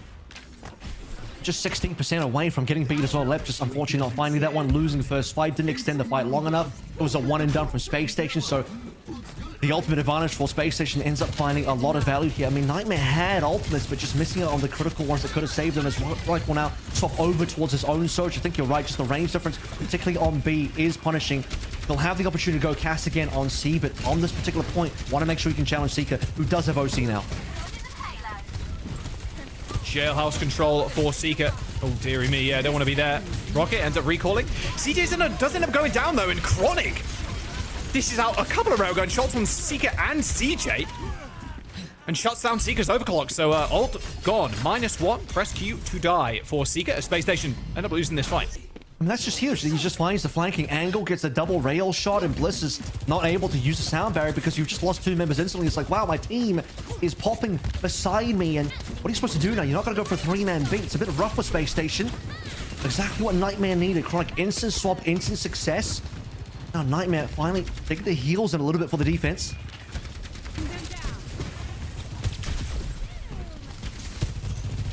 Chronic just trying to find heads right now. Spots Seeker. Seeker doesn't end up dashing away, though. Again, they're trying to flip the map, Avril, and they've done so quite successfully, although Seeker caught out. And here comes Chronic down from the rafters. Nice little double kill, and I think Bliss is feeling the same thing as he felt last fight, to be honest. My team is already dead, so we cannot even use the beat to win the fight. And Space Station were a little bit split there as well. It's not like Bliss was with the team and they were hard committing as 5. Space Station looking for different positions to play through. But you just see Seeker on the low ground, on the opposite of the high. Like he's on the low ground, just got popped. Kind of towards the spawn of where Nightmare was. And it's just so easy for Chronic to slide off backwards, find that shot, and another spare setup as well coming through from PK to allow Chronic an easy shot for the secondary. So another 2K from Chronic, and another situation where Bliss just can't enable this beat. And at this point, he might even end up having to save the beat to counter left. Dude, these Lucios have had these beats since like Overwatch 1 is all I'm saying. All right, well, window opened up for Lucamino on the high ground. It's going to cause Space Station to drop and just burn more time off that time bank. 2 minutes to go. Space Station trying to make their way under the veranda now. I think it's hard to get value from that angle if you're Lucamino. In Korea, I see a lot more teams play the opposite high ground across the bridge and play the window from that side instead. It's so easy for Space Station to disengage, but Kellen's 1 HP again. Space Station, be careful. All right, well, there's Chronic with an overclock. Takes down Sugar Free instantly. Ooh, almost gets the Ajax on Bliss. All good, though, because Chronic, he's still shooting. Gets 2 kills with the overclock. Terror Surge from Kellen is going to help finish off the kill onto the Sojourn. But still, the spawn advantage here cannot be understated for Nightmare as CJ and Bliss end up going down. And Space Station's first point cap looking like prehistoric history right now as they're getting demolished on this second point. Just turn the chapter over and it's Chronic's day to win again. This guy is on one today. Unbelievable performances across the board. We've seen what he did on Frey on that first round. And then coming through on Cass for Mecha Base and the Sojourn as well. If Seeker isn't finding these wins on the Sojourn, this should be the winning matchup. Chronic should be far weaker than Seeker in this matchup. And yet Chronic is really showing how it's done right now. And Nightmare looking indomitable. 1 minute left to play through. Nightmare at a good spot. Space Station nearly out of time. Mr. Consistent, though. Sugar Free has got that pulse bomb. Surely the difference maker. Wow, I say that. Just gets dominated by Lucamino. That's another big reset. At least they got it quickly. You want those fast resets coming through, but it just costs positioning. Oh, good pick. Right down is huge. Okay, this is opportunity. Sugar Free's back now. Finally, time for Space Station to move up. They've got to get Painkiller off this high ground, though. It's been so difficult. Even Bliss trying to get there, maybe get the boot. Terror Surge, Pulse Bomb from Chronic, steals the Mega Health Pack away, and Space Station are scattered, Avril. Seeker with 1 kill with the overclock, but they traded Lucio's right now, but he needs more kills. Kellen also ends up falling, so once again, up to Seeker to try and be that difference maker that Space Station need, but he's shut down by Lucamino. It's 10 seconds to go, and Space Station now struggling to get onto this point. Sugar Free's Pulse Bomb goes wide, CJ is dead, and that is where the payload is going to end. You can't fight into this as Lucamino. 1 farewell gift there to Sugar Free, 1 burst of that rifle, and that is that. Round 1 complete with Space Station. Well, close to that second point, but importantly, it's not getting second. Nightmare with an unbelievable comeback there on second. So hero hold coming through from Lucamino as well, multi-fragging on that final fight. Importantly, we start to see Sugar Free getting taken down a number of times in Avril. That was the first reset. Lucamino onto Sugar Free. Traded then with Chronic finally going down, giving potential for Space Station to walk on through. But still, PK holding strong, Lucamino holding strong, getting the frags while his DPS is still coming back from spawn. I think just unfortunately, this map a little bit slower for Sugar Free. We saw Space Station get a lot of success where unfortunately, didn't quite get to play through the Freya situation for Seeker adequately in the opening rounds. And even on the later rounds, we saw the cast. Okay, it's still Sugar Free, though, that has his moments to shine. If he's not getting flashbang headshot coming through from Chronic, Sugar Free is pulling through Space Station big. But on this Hollywood attack, outside of A, we saw on B, so many times he got shut down. So many times Seeker got shut down as well. It's just been a rough one. And now Nightmare looking very strong. Let's see how they do on their attack with a bit of a listen in. probably just play 3 man, I'm not gonna lie. Our team position depends on where their Rishik is, so just call where we see Rishik walking. Yeah. If I see her going stairs, are you guys able to flip to top right on their high ground? Yeah. Okay.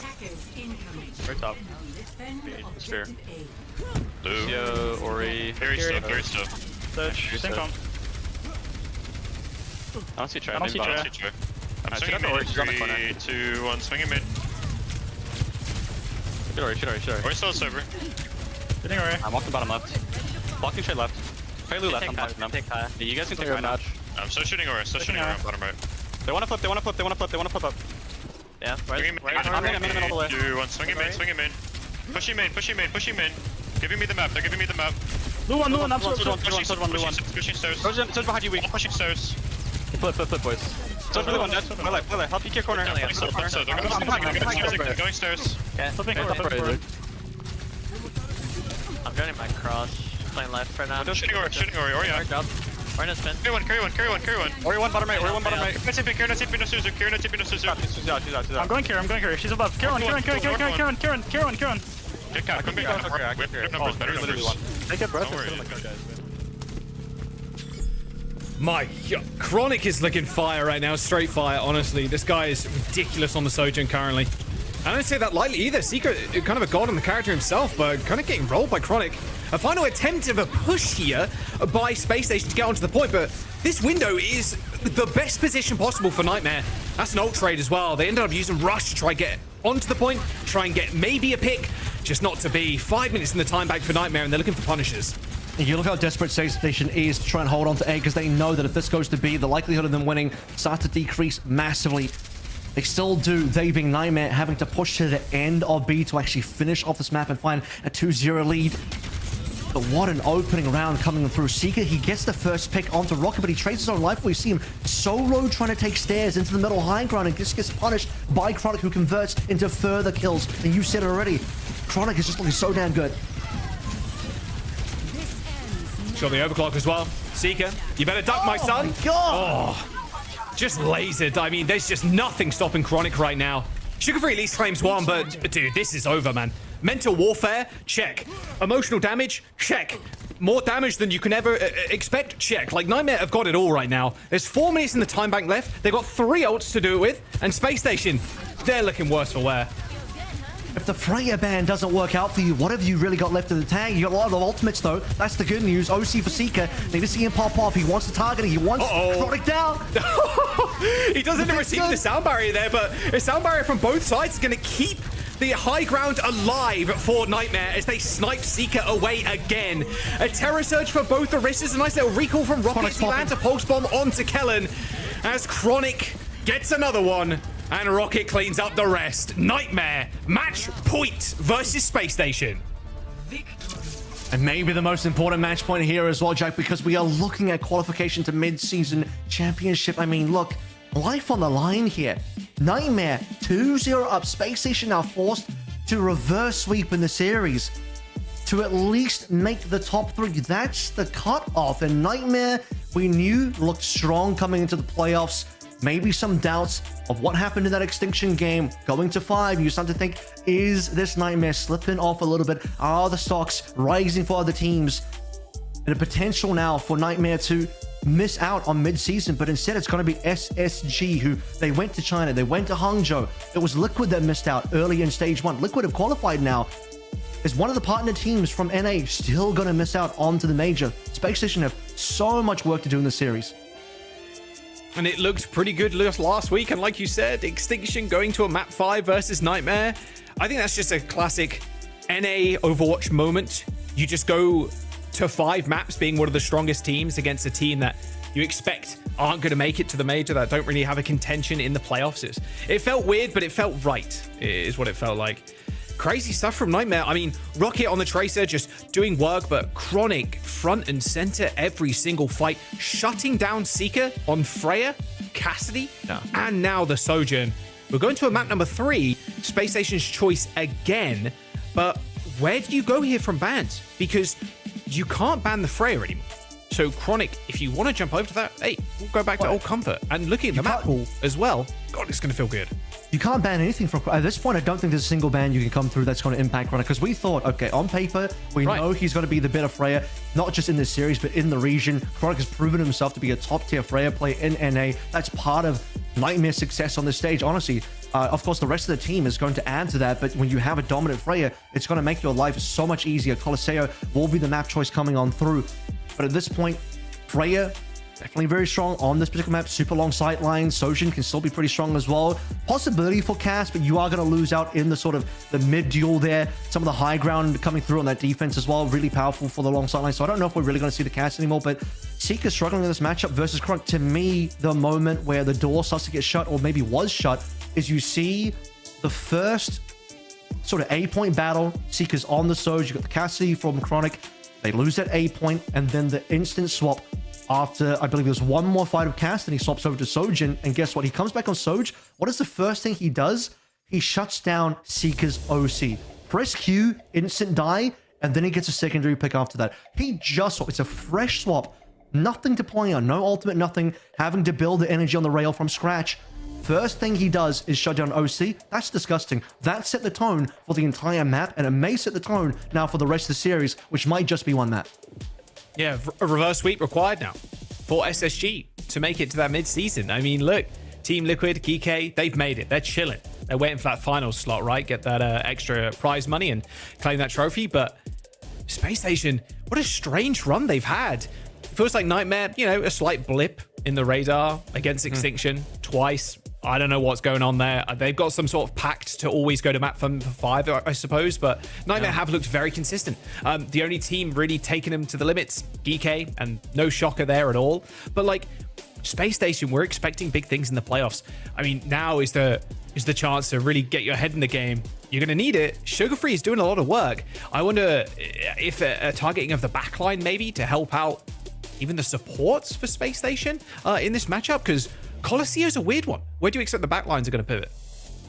I think we're still in mostly, for this patch, Lucio Kiriko looks really strong to me, but I think looking where Nightmare have been, they've been sorted on the Lucio BAP. And Lucio BAP, particularly in the Orisa matchup, assuming we're going to keep playing Orisa here, which could actually get banned out, might end up being a smart ban from Space Station. We'll see how that one goes. Maybe not, actually, because I think Kellen wants to play it, but given the Orisa, BAP just feels really nice into that one. I really appreciate where the Lamp comes into play. Suzu from Kiriko is nice, but Lamp having just a little bit longer to play through. Okay, it's going to be the BAP bad. So that has been one of the differences though, right? We consider the fact that it's been mostly Nightmare playing the BAP. SSG have been playing Kiriko the whole time. They want to force us into a Lucio Kiriko, which I think is going to change things up at least a little bit. Will impact the Orisa matchup, but look at where the other ban comes through. It's going to be on the Tracer, because where has been the X factor for SSG to sort of get them into a winning position, even if they're losing? It's been Sugar Free. This has been the guy that has still been having an insane game, even if SSG are winning. So if you take him away from his best hero in this matchup,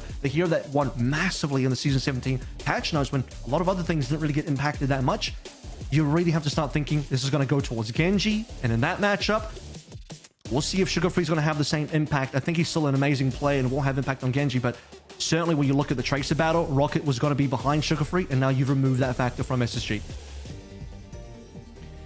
Feels like the final nail in the coffin, though, with those bans. SSG, they got a reverse sweep here, Abel. Colosseo is the map choice.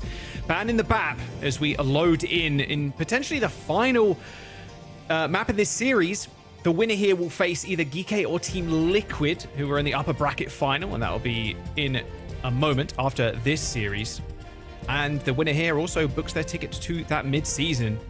It's a heavy, heavy spot. And it's going to be weighing on your mind as well, Avril. Like, you've made it this far into the playoffs. Nightmare end up getting knocked down by Team Liquid, who they won against in the regular season. And then Nightmare's your opponent. Like, oh, okay, great. Fantastic. We do not want to be here, man. Nightmare, they came second in the regular season for Stage 2. Right. And I think, you know, if you just looked at those results, you would assume that Nightmare would have a pretty clear run through. Really, the only thing that sort of throws a wrench into the works is that 5 mapper versus Extinction. But as we look at the series, man, I don't think that even matters anymore. It's a brand new week, a brand new opportunity for Nightmare, for Space Station. They really need to come through big. It's got to be Symmetra locked in. I thought maybe Symmetra just to rotate and get an early push through onto the point. But no, we're going to actually play through the sim now. Haven't seen a lot of Nightmare sim play, but we do know, at least in the EU, it's big meta. Yeah, huge part of the meta for EMEA. You're really good against the Orisa too. It's just so easy to charge that full beam. TP as well, away from things like the Terror Surge if you can pull it off. Here comes the push, but Seeker, okay. Confidence building kill there on to Chronic. As it's also really hard to dive this backline as well for Nightmare. Like, it's got to be said, like, the Sim Turrets, they did do a lot of damage, Avril, but you can TP away, you're going to get charged up on. Like, it's tough. Lep and Lucamino end up coming up with kills for Nightmare, as both Orisas end up falling as well. As Space Station turn, tail, and running. You have a full DPS advantage, Seeker on the Sojourn. Lucamino gets another specialty, and now Lucamino's got a couple of extras, and you just have to start talking about the fact that I mentioned Lucamino on the BAF on Hollywood as being able to save the day when Chronic's not there, but here, with the BAF gone, onto Kiriko, Chronic dead. Once again, who is it to save the day? It's Lucamino once more. Definitely one of the best supports in NA. Nightmare looking good, honestly. You can have Rush here super early. Just that damage, those kills from Nightmare, they can really force Space Station into an odd spot. They're not going to use the Rush, but Sugar Free still takes down the Kiriko. No Swift Step, I'd imagine, but Sugar Free now out of cooldown, so has to dash back to that Mega Health Pack. And this Rush not exactly going Nightmare's way, not like they envisioned it anyway. Really massive from Space Station, given that, okay, they lose one support, but they hold on to double support ultimates here. 1-for-1 trade, PK gone. Far more impactful. Space Station can still find some ability to push, especially with Seeker taking Chronic as well. You see CJ trying to heal the Kellen through the wall there. Ends up teleporting to him and saving his life, but Nightmare, okay, they do end up losing control of the bot. But here comes Space Station, double support ult, and they've got this Blade coming up. Beat Blade combo. It's going to be scary. It's also the fact that Lep is still lagging behind. Doesn't quite have beat yet to counter either of these two support ultimates. Notably, you also mentioned the Blade coming on through, but just a single Kitsune Rush, anything. Lep has to be in position to counter. The wall from Rocket could be interesting. That is a dirty push. Nice little spear there from Seeker. Sound Barrier connects with Sugar Free. He's just slashing away, using that Kitsune Rush attack speed to its full effect. Both Terror Surges on the point. Kellen lets go his a little bit earlier. Does end up getting a Suzu there from CJ to keep him alive in the fight. Space Station losing control of the bot for the time being as Nightmare trying to chase them down now. Kellen, no CDs available. Just that spear spin to try and get out alive. Scared of the teleporter, of course, but a quick reset into the mid. You see the teleporter as well, just removing targets. Sugar Free at the end of the Blade couldn't find anyone to slash. The extra addition of the wall coming through as the OCs will be traded now. Who's going to get the better of Almost frame perfect. Oh, Seeker to the skies. Both Sojourns go, but it's Chronic now who's 6 feet under. Oh, what a shot on Lucamino as well. Jeez. All right, Seeker. Fully talked up now as they push that bot. They got the lead and they're going to extend it. I mean, earlier you saw that first opening kill from Seeker onto Chronic. You called it confidence building. Well, this is now confidence fully built. OC trades. Go Seeker's way. Not going to allow Chronic to take away another one of his OCs like we saw on Hollywood. Space Station need this. We'll get the flip. It's an early one. Only 20 meters for Nightmare. Space Station now wanting to threaten that cap. Rocket trying to challenge in this high ground. Space Station, they're so close to this cap, yeah. Kellen does end up going down, though. A little spear spin dislodges his position, so no cap for Space Station, not for now at least, as they do end up trying to back off, but Chronic in hot pursuit. Kellen was so far away from his team, like he was actually on the high ground, on top of the bridge, moving in towards Nightmare spawn. Where were the rest of Space Station? They were roughly around the payload. It just seemed like a bit of a solo mission from Kellen. Disconnect coming through from Space Station. And that'll cost them, it'll prevent them from being able to find that cap. And we'll talk about the fact that Rocket moved over to Genji as well. I had some questions about how experienced Nightmare were on this Symmetra. Talked about this with Matt when he and I were casting EMEA last week, but I don't think you can just go to Symmetra unless you're a very well-practiced Symmetra team. Rush for both CJ and Lucamino now as the Terror Surge pulls Kellen in, but goes golden to avoid any of that damage. And now Kellen looking for a big Terror Surge himself, focusing down Painkiller to get the final ticks of damage in. Rocket just chasing out Sugar Free. Although, look at this. A sound barrier is going to force Nightmare all the way forward now. Space Station have already lost Bliss, so Kellen's ability to get out of the fight is cut basically to zero. As Nightmare, they're going to push on Avril, and this is an important fight to win as well. They're fighting these late staggers. This might just be a checkpoint. Yeah, the late staggers are very important. Lip going down here is going to cause some problems because there's still 10 minutes left to go. Space Station can play the 4 versus 4. Lip might be on a Lucio, but consider how far away he has to travel. Lucamino is the only healer here. Here comes Pete. Really nice beat there. They got on the point just before the lead is taken by Nightmare, and they insta-kill Lucamino. You can't rotate out of that one. And you got no sim TP now. Lep's still on his way back, so you don't have the speed to remove yourself from combat. Nightmare just kind of have to receive that beat, end up losing the fight. No flip to come on through. Still plenty of time to play on. 4 minutes and 30. It just goes to show that even a singular kill onto only Lep makes a huge amount of difference in this push. Slowly resetting onto Nightmare's high ground. Blade, overclock. No sound barrier combo here for Nightmare. The same could be said for Space Station. They're basically just waiting for someone to make a play here. Our Nightmare. CJ's close. Oh, okay, yeah. Don't want to be that high up. You have CJ a decent lead onto Lucamino, and Nightmare not comfortable here. They still have to go for the blitz. They're so behind now. CJ's found ultimate. Lucamino lagging. Yeah, Lucamino does teleport away. I saw a brief stun there, but all good. There's a Kiriko at the end of the day. Here comes the Blade, though, over the top for Sugar Free. Nice little defect on the Sojourn. An instant kill onto Chronic. Now chases the Lucio. Easy slashing for Sugar Free. Gets the reset on the Lucio, now looking for the Genji. Oh, Rocket. Nice little kill by Rocket, but oh, Painkiller manages to finish him off anyway. Nightmare now stealing the bot. Heroics from Sugar Free there, finding 2 kills in the fight, yet they still lose. Yeah, master to shut down Chronic, and it's also Chronic's OC gone, but Rocket also pulled Blade. The rest of Nightmare push on forward, find the capability of a late Kitsune rush from Lucamino. Talking about the fact that he lagged in the trade versus CJ, but survives long enough to still pull through, collect the backline. Nightmare win the overall fight, and now in position to potentially go for flip again. Deflect on the spear there. Overclock for Seeker. He's trying to chase double slide Sojourns. Both are looking at each other. Just in the backline right now. Little 1v1, if you will, as Nightmare. They're controlling the bot, or at least for the time being. Seeker shuts down Rocket in that 2v1. Seeker finds yet another kill, but it is Chronic who shuts Seeker down eventually. Scrappy fight, Savril. It's like it's one little 2v2 and then one little 3v3. Very segmented fights. I mean, we just got, what is it? A 1 meter gap between the teams, 0.98.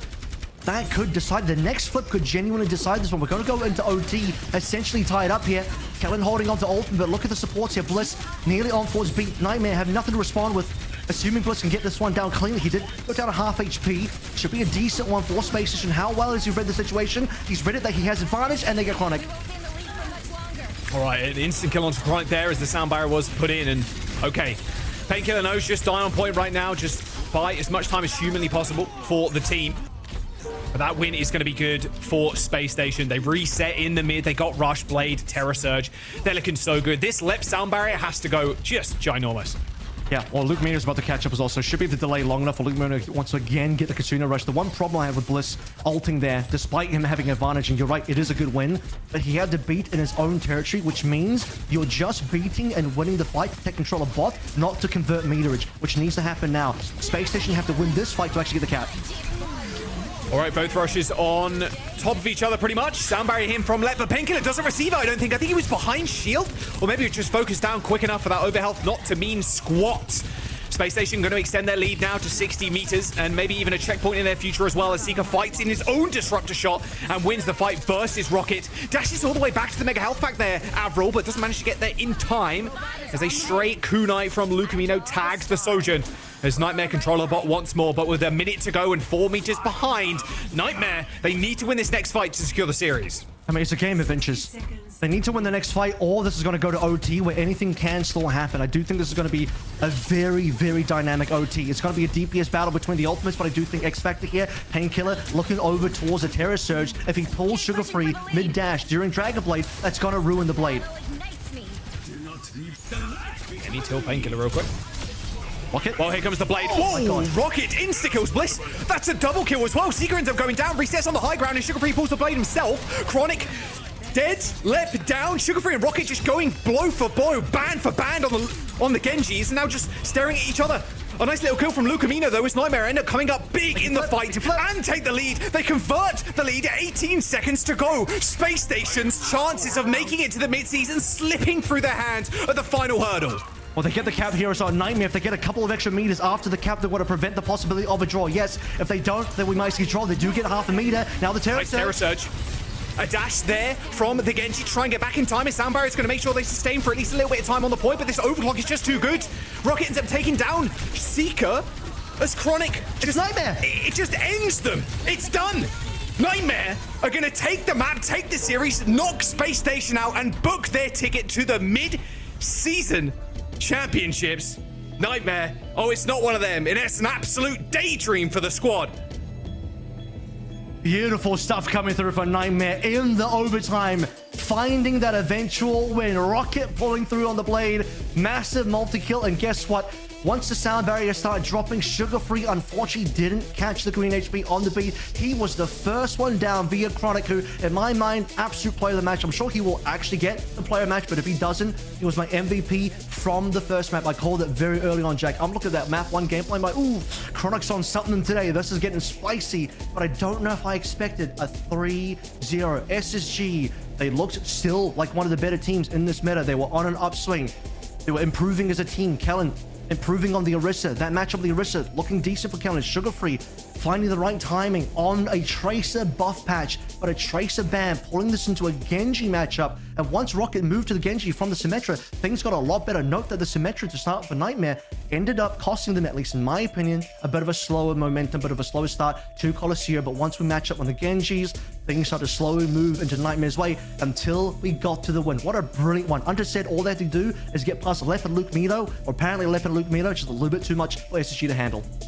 Yeah, like you said, a 3-0 for Nightmare. The next opponent, GK or Team Liquid. That is the next series after this. But what an unbelievable run. I mean, only losing a single series in the regular season as well. Congratulations to Nightmare. They're going to be your third team from NA, making it to that mid-season. We're going to jump over to the desk to get their reactions. A dominant showing. Oh, goodness. Yeah, I don't think we had that one scribbled down quite like that. And I, even though my internet kind of failed me, I did set this one up saying that Nightmare are the team on a downward trajectory. You know, with the meta shifts, we thought that what made them so strong in the early stages of Stage 2, e.g. Chronic on Freya and like the Juno Brick backline and whatnot, that this might be an issue for them now in the playoffs. Well, it turns out nothing matters. The recent matches were a fluke. They're doing A-okay. Chronic can't be banned out. GG go next. He's been on a tear. I mean, the entire team was, but Chronic especially was just, he was playing on another level today. Disgusting, yeah.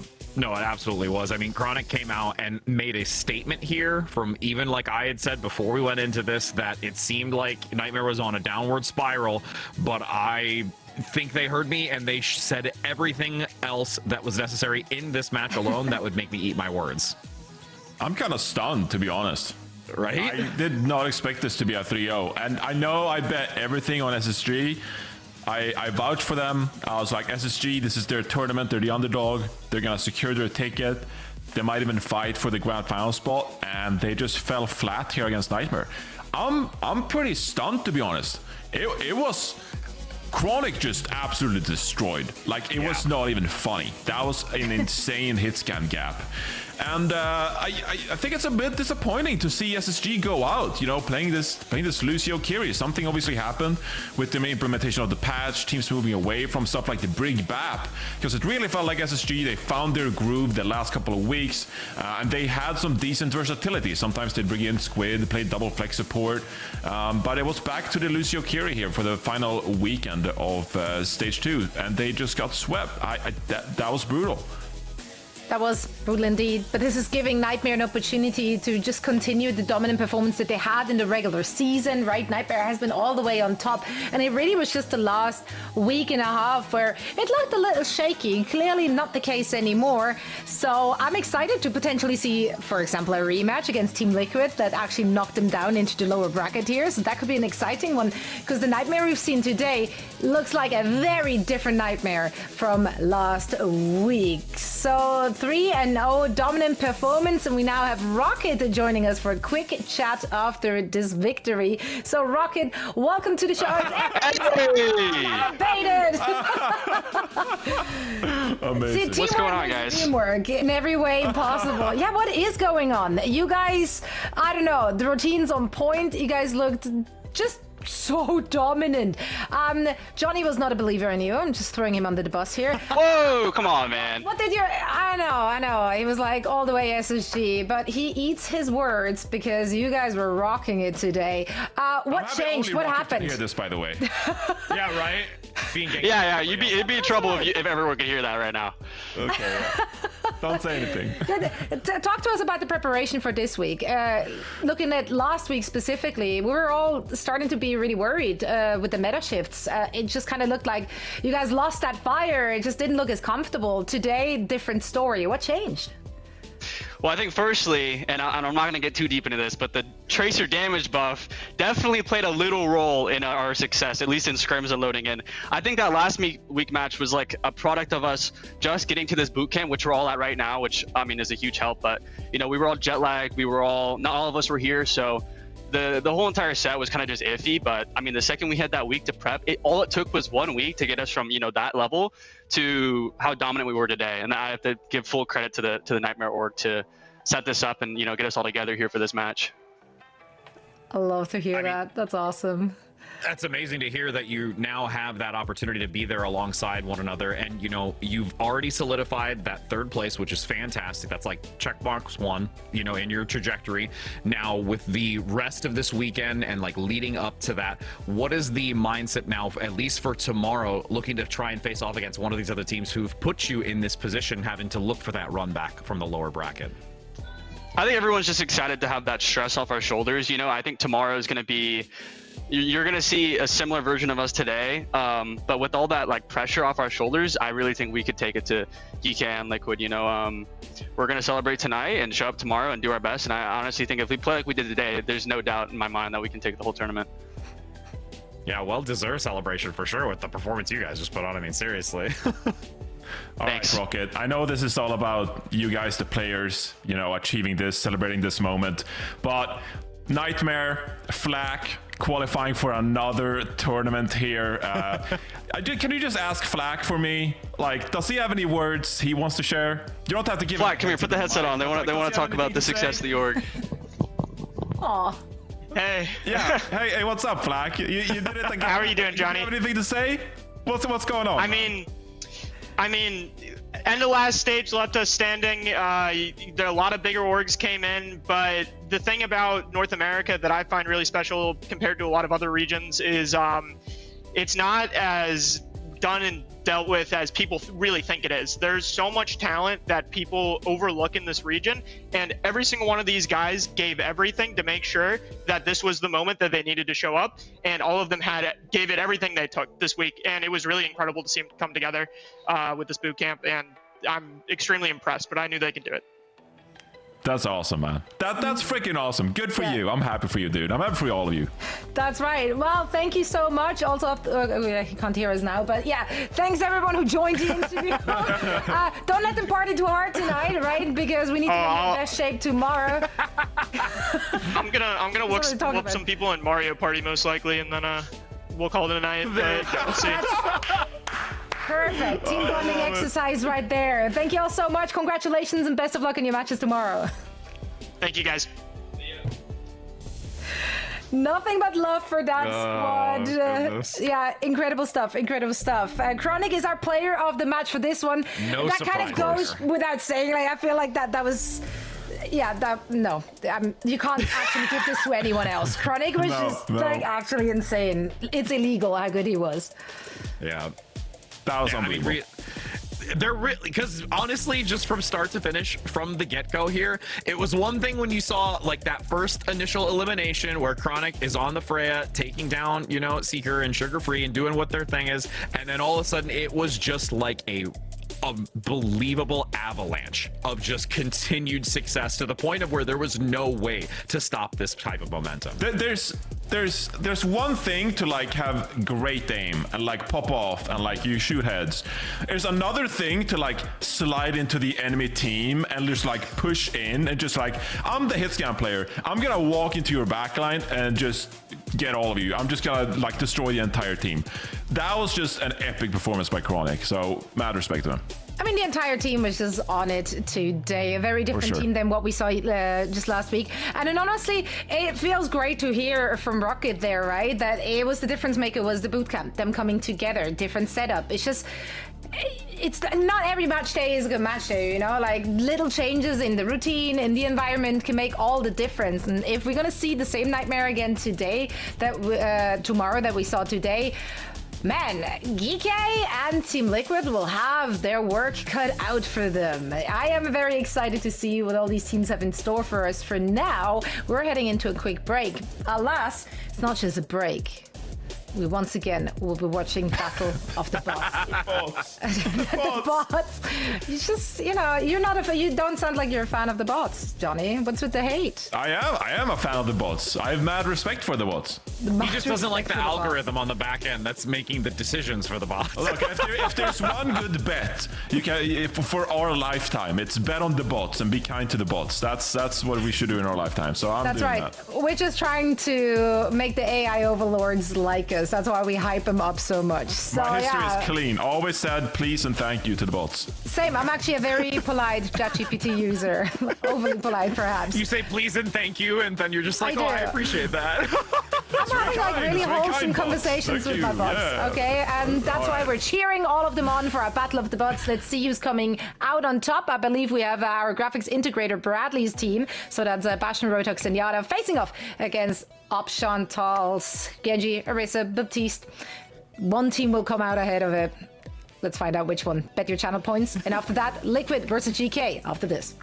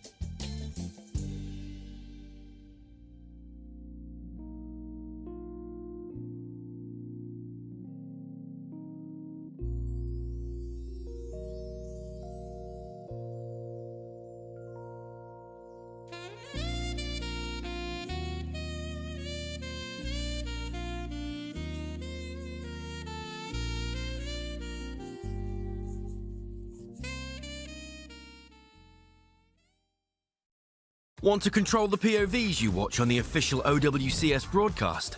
Choose and switch between the mainstream and up to 4-player POVs, or watch them all at once. Join the chat and earn drops. Watch it on your mobile. Or cast it to the big screen with Chromecast. Watch it, control it, face it. That's right. Welcome back, everyone. So here, joined by Rich and Johnny, and we're about to get ready for our last match of the day. We're shifting gears. We're going back to the upper bracket final, and we're about to find out which team will be waiting in the grand finals tomorrow, and which team has to fight it out against Nightmare in the lower bracket. So let's dive into this one. Starting with GK. They were the top dog of the NA region. They brought their own flavor as well. We saw a lot of different looks. We're playing around a little bit, but I think one thing that we just keep on mentioning is, of course, the backline, right? We chatted so much about the Lifeweaver and Baptiste backline, but there's a plethora of good things to say about literally every player on this squad, Rich. There really is. I mean, this is just a team. I mentioned it, when we came to EMEA. It's one of those well-oiled machines. Everything about this team just soars to its peak. And this this match between Team Liquid and GK, it would be, I feel, GK's really match to lose. They are just so dominant. I think there's going to be a lot of work that Team Liquid's going to need to do, and I know Johnny will touch on that. But realistically, the DPS line, I'm looking at both Lethal and Maimon and how they're going to also contribute, because we talk a lot about the support line and what they're going to bring to the table. But it makes me wonder what's going to happen with even some of, like, Rocket saying from that previous interview, oh yeah, like the half of the damage on a Tracer, like you feel those kinds of things. Like maybe it's some kind of adjustment that might happen, or what they observe from patch changes, because maybe even Johnny said it before, NA brain patch comes through, let's change some things up. I love that we set the patch changes up, and when I say we, I really mean Johnny, with like, we're never going to see Bastion, like these changes will happen. And then there was Bastion. Then there was Bastion. Doesn't matter. She had to hit that note. She had to hit that note. Doesn't matter. It visibly came out. We have to call the it. moment go, I slip up, Zoe. It's. I literally get paid to point out whenever someone slips. I get paid to do that. 3 hours ago. Anyway, sorry. Anyway, I love living in the past, though. But let's look ahead, shall we? What do you want to see from Liquid? Since obviously a slight change in the meta here. The teams have faced off against each other in, what was that, week 3 or week 4? That was a 5-map series. Can they play this close again? Do you want to see changes? Specifically looking at the backline here and what we're going to see from RuPaul and Vega. I mean, Rich said it very eloquently, where I was like, maybe you just NA go play Tracer, and they're just like, oh, half a damage. I'm in. Like, maybe that's just the meta now, because like I said with SSG, who just got dominated 3-0, I was like, whoa, they're on the way up. I love the compositions they're playing, and the same applies for Team Liquid. I've been loving this Brig BAP look for them. It feels like RuPaul is back on his signature hero that helped him win the Overwatch League in 2023 with Florida Mayhem. And they just look like they're on the same page. Like they really found something. Now, are we going to see more of that? Or are we going to see a pivot in North America to more Lucio Kiriko compositions? I don't think if both teams mirrored Lucio Kiriko in this matchup that would favor Team Liquid. I think Admiral and Ultraviolet would be very happy on the side of GK if that was the case. Are we going to see BAP Lifeweaver? No one has had an answer to that backline yet. Is it even viable in this patch in North America? We'll have to see. I don't have the answers for you, but what I know is going to be the case is that it's going to be a gigabanger. So if I don't know if something is the case, so I don't know if you can fault me for it, but I'm just being vulnerable here. You can. I love that. You know what? I love you being vulnerable. We're talking feelings. Everything is okay. This is a safe space-ish, kinda. So yeah, thank you both so much for letting me pick your brain. We are getting ready for our last series of the day. And on the mics for this one, we're gonna have Avril and Jaws. Is that Javril or Avos? I'm not sure. The second sounds quite fancy, doesn't it? Javels. No way. I think Javril works a better. I didn't even know how to pronounce the second one. Avoid? So we gotta avoid that one a little bit. Yeah, so I think can't mention Javril maybe. Is that the boogeyman? That I don't know, man. I don't know. We've had many a stray because me and Johnny are the Swedish fish. So what's the parent name? Is it just Javril? I'll take it. Kiwi, so that's not bad. What no, Wallaby's Australian. I don't know. Regardless, anyway, I'm getting too far off topic. GK versus Team Liquid. Last time they faced Avril, map 5 banger, like straight up. It was an extreme nail biter. Liquid wanted to try and upset GK and take that coveted like lossless stage 2 out of their hands. But GK, they're just meta resilient and patch resilient as well. How do you feel? Yeah. It's a long time ago. The thing is, I think the meta has evolved. We've progressed further throughout the weeks, but more importantly, we're onto new patches. And yes, okay, the new patch only had a single week to sort of work our way through it. It does seem like across the different regions, most teams have basically stuck to the guns. Whatever they were good on Season 16 and end of Season 16, they're playing that again here in Season 17. There's just not enough time to really move along too much. Really, like Rocket said, big winner is on the Tracer, and guess who's playing Tracer on the other side of on the Liquid side? It's Zera, who's just ridiculous. I mean, this guy, to me, has basically leveled up to and maybe even beyond where Sugar Free was. We saw how good Sugar Free in the last series was, despite losing. You get Zera on that new Season 17 Tracer, things could get very dirty in the lobby. This isn't a mistake either. GK would normally ban first here as they get map selection, but they let Team Liquid go for a ban first. And Team Liquid decided, okay, we're going to ban Moira, GK, going to respond with Sojourn. How do you feel about that? This has only happened a few times. Yeah. It started with Unter on SSG, letting another team do it, but like GK letting TL ban first here seems a little strange. Well, it's funny because Jimbin actually did a stream earlier where he talked about this because Crazy Raccoon also deferred a lot of bans to T1 in the Korea Grand Final and kind of just chalked it up to the fact that if you believe you have a similar playstyle to the other team, it's sometimes okay to just defer the ban over to see what they do. Maybe they waste the ban for you, see what direction they want to take things in, then you can respond and sort of counter ban them as as the secondary ban. But I do think that Moira is not an actual real ban. To me, this says that neither team really wanted to go first here. So TL just kind of throw away their ban. I do not believe Moira is meta. Yes, I understand Season 17 Moira did get a bit of a buff. We saw the tiniest amount of Moira, I think, out of last week, but it wasn't. But it wasn't like, I think the Moira that we saw last week is a bit of a joke. I can't even remember who played it. Like was just that flippant. So like, I'm not even really considering Moira to be a real hero in the meta. To me, that's definitely going to be a throwaway ban. At most, it's a support protect. At most. Yeah, that's what it feels like. It's quite interesting. Yeah, just kind of baiting, coaxing another team into banning something, and then hey, you can't use that ban later. So even if we do lose a map, like we can go to somewhere that maybe that pick is better on.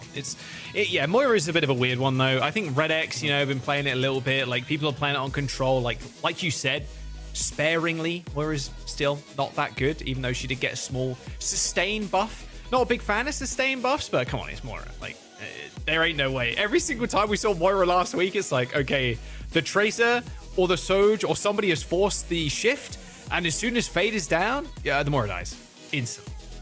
The Sojourn ban is a lot more impactful here. It means we're going to be playing either the Cass or towards the Freya. Probably leaning more to the Cass, just looking over to these two teams. The preference has been leaning on the Cass side. I think Lethal is the one that probably prefers Sojourn a little bit more. So with that out of the picture, Orisa is going to be a big one here. But for Cuffer specifically, probably more towards the Hazard. I think his specialty is going to be the Hazard. For sure. Look for the potential of the Beaver comp coming through as well, the Life Weaver BAP, where you really want to play that one with the Hazard when appropriate. Yeah, Lethal's been loving picking up Cassidy. Even saw a little bit of Ashe as well, which is a big surprise to me. Didn't stick on it for too long as Cass is just stronger at this moment in time. We'll have to see what the DPS want to pivot to. My Moan and GK as well. I spoke at the very beginning here and said, meta resistant, patch resistant. My Moan has been flexing onto things like Sombra too, which teams have honestly struggled against. You know what? I do think, maybe on the other side, the Ball, Sombra potentially, you mentioned it. When we do see the BAP Life Weaver, I do believe Ball is a fantastic potential counter to that composition. It does seem like we're going to be rolling through on the Ball. Cuffer even locking in for this Malga. My Moan is, by the way, one of the few DPSs in NA that has a lot of experience on the Symmetra and might actually play through the Symmetra, but realizing how strong Tracer is on the patch, how good Tracer is on this map, he's going to go over to Tracer. The Malga is a definite lock-in. Malga versus Ball, and well, RuPaul takes the first blood. My Moan down. Kunai to the dome. Yeah, how do you feel about this Malga matchup against the Wrecking Ball? I mean, the Wrecking Ball is going to be running all around you, of course, but it might be tough for Infected to get a lot of value here, considering how the Malga comps stick and play together. Malga did get a bit of a buff on Season 17, so the potential for Malga to maybe find a win here has increased a little bit. Do note, though, that with the global healing there from the DPS passive, Malga is still going to be impacted by that. Might be resistant a little bit from his passive being buffed. Zero taking down Lethal already as a 5v4. Okay, GK end up losing Lethal, which is really bad considering Wrecking Ball exists. Same with that Tracer. Lethal switching over to maybe even a Sombra here as Team Liquid just holding down the fort right now. Yeah, it looks like Lethal's actually going to stick on this. I thought maybe a translocator out of spawn or close to the spawn door and then a switch, but okay, this is a very interesting comp, just pure counter the ball. It's very hard for GK to be able to take high ground as well. You can see how floaty tree can be. The Sombra is going to have additional value off the ball and also fighting into tree, but a double bolt. It's going to get Lambton protection on the opposite side. Yeah, Cheese Tree still has to be a little bit careful there. Hit by the virus, but man, classic Malga moment and Wrecking Ball moment on this point. Like, no one dies. Like, okay, there's one pick. Okay, it's not going to result in much, guys. It's going to be another 10 minutes before the fight is finished. Kuffer and Vega do end up trading. Infected pretty low, but yeah, Team Liquid, to put it into, you know, better words, they're kind of rolling away with this. I don't see how GK are going to be able to really reach street, which is where you start to see the swaps coming on through the Malga on this map. Just too much high ground to play through with no Sim TP to help you out.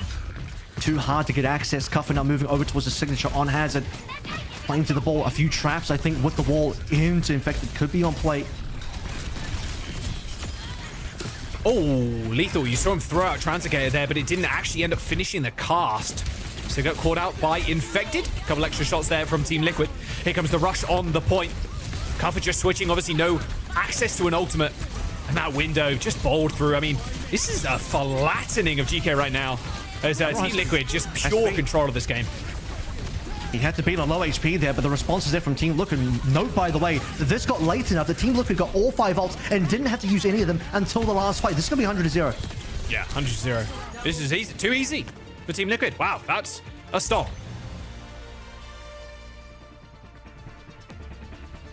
I'm going to say this as well. Unfortunately, this is just the wrong round for GK to pull through the Malga. I think saving it for University is a better call. You want flat maps for the Malga Valley to come on through.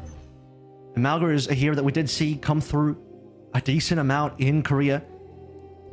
But having to Symmetra is important as well. The Sombra, not too sure I'm fully convinced by that one. I know it has value versus the ball, value versus the Freya, but no way to potentially follow up, especially if they're on the high ground. Like, you can get up there as a Sombra, you can get a hack on there, but your Tracer can't help you, your Malga can't help you. It's very hard to follow up on these type of plays. So now that we are in University, this is where running back the Malga has a lot more value. So I'm a little surprised they even decided to go Malga on round 1.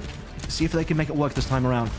Bro, they got 1 kill last round. 1 singular kill for DK. All right, Malga versus the Orisa now. And RuPaul, like you mentioned at the top of the show, back on one of his heroes that really made his name on and helped him win the Overwatch League was that BAP. So Team Liquid are going to feel very confident in this matchup. Infected does die, though, and a nice little wraparound here from Kuffer, but a little bit too deep. Oof, and more unfortunately put to sleep as Team Liquid are going to be able to finish this one off a tree. A nice double dink there onto Admiral and UV. Strong start from Team Liquid. Multiple different looks here as well. Playing the ball for City Center. Moving to the Orisa, plus in the cast. A couple of different heroes, but working out strong. As Vega sets up the first opening kills for Team Liquid, and GK still yet to find any momentum here. Friendly little Tracer duel there with my Moan and Sarah. High ground control is going to be nice, but it looks like DK are just going to run through the mini health pack room, or at least try to. Going to have a tough time actually taking down this backline now. RuPaul has done so much damage and healing that he's got window already. He's only a couple of percentage points away. I mean, this is such an easy fight win from this angle right now. I mean, look at Kike. They're trying to wrap on somebody, but it's physically impossible. Although Infected caught off guard completely. A good little pick there onto Infected is going to be good for 1 for Kike. And they're just going to wait out this window. Zera also caught off guard as Team Liquid lose 2. He was so far ahead of the team, and look at where Infected died. When you see RuPaul's POV, there's no chance he can help at all. Vegas standing next to RuPaul, both your supports are completely separated from your tank. Window comes through onto the point, but realistically, no targets, no vision there. UV also found Window around the same time. Cuffing out low. Good spear. Good sound barrier as well. Okay, he's going to stop that High Noon from doing... Well, sustainable damage, sustained damage on the Malga, sorry. Nice little high noon from Lethal, though, and my Moan, 2 ults there thrown in by Geek. Make that a third, actually, with that sound barrier, and they do end up winning the fight. As Ultraviolet puts his name on the board. Double supports down early for Team Liquid, so when the numbers start getting low there, that's just going to favor GK the longer that goes on.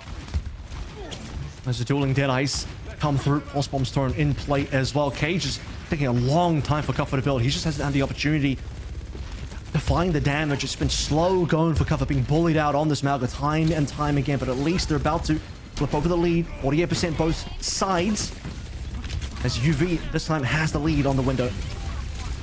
Zera forced to hit an early recall there. Cover so close to this Cage. Terra Surge is online too for Infected as they find a kill onto Ultraviolet. Terra Surge connects with a couple, brings them in, and Infected dominant in the front line as Team Liquid get the cap. Let's talk about Cover's struggles on the Malga so far. He's the first target, super low. Previously, Admiral saved him with the beat, and that was what kept GK in the game, but no beat available, having already been used. Cuffer, Windows finding online, but just dies so quickly. As Team Liquid to get this clean up, and UV no opportunity despite having the lead on the window to find an advantage for GK. Very close second round here, but Team Liquid still in the lead in terms of the 1-0. First window down. Quick dodge to the window, though, for GK. They got a window of their own and this Cage alongside it, too. Team Liquid know now to keep their distance. Going to be tracking these ults pretty wisely. Pretty nice window spot here as well, as Infected takes a lot of damage, but still a lot of sustain on the side of the Orisa as they get backed off of the point as GK try and take this one for free. Nice little clutch slam there from Ruful to keep Infected alive, but Infected getting shot from 2 angles right now. My Moan and Cuffer, a pincer maneuver on the Orisa takes her down. 65% of building now for GK with a Cage in hand too. Team Liquid trying to keep themselves in the fight, but no, a stun stomp onto the high noon. A sound barrier thrown in by April as GK. That is a lot more ults than maybe they needed, but they get the job done anyway. Vega dying on 99% there. A little bit of a tragedy. I'd have had the opportunity to maybe turn that fight around one more time, but there is going to be another reset. Team Liquid is still on 90, so within a one-fight opportunity, if they do get this flip tree now moving over towards the Freya.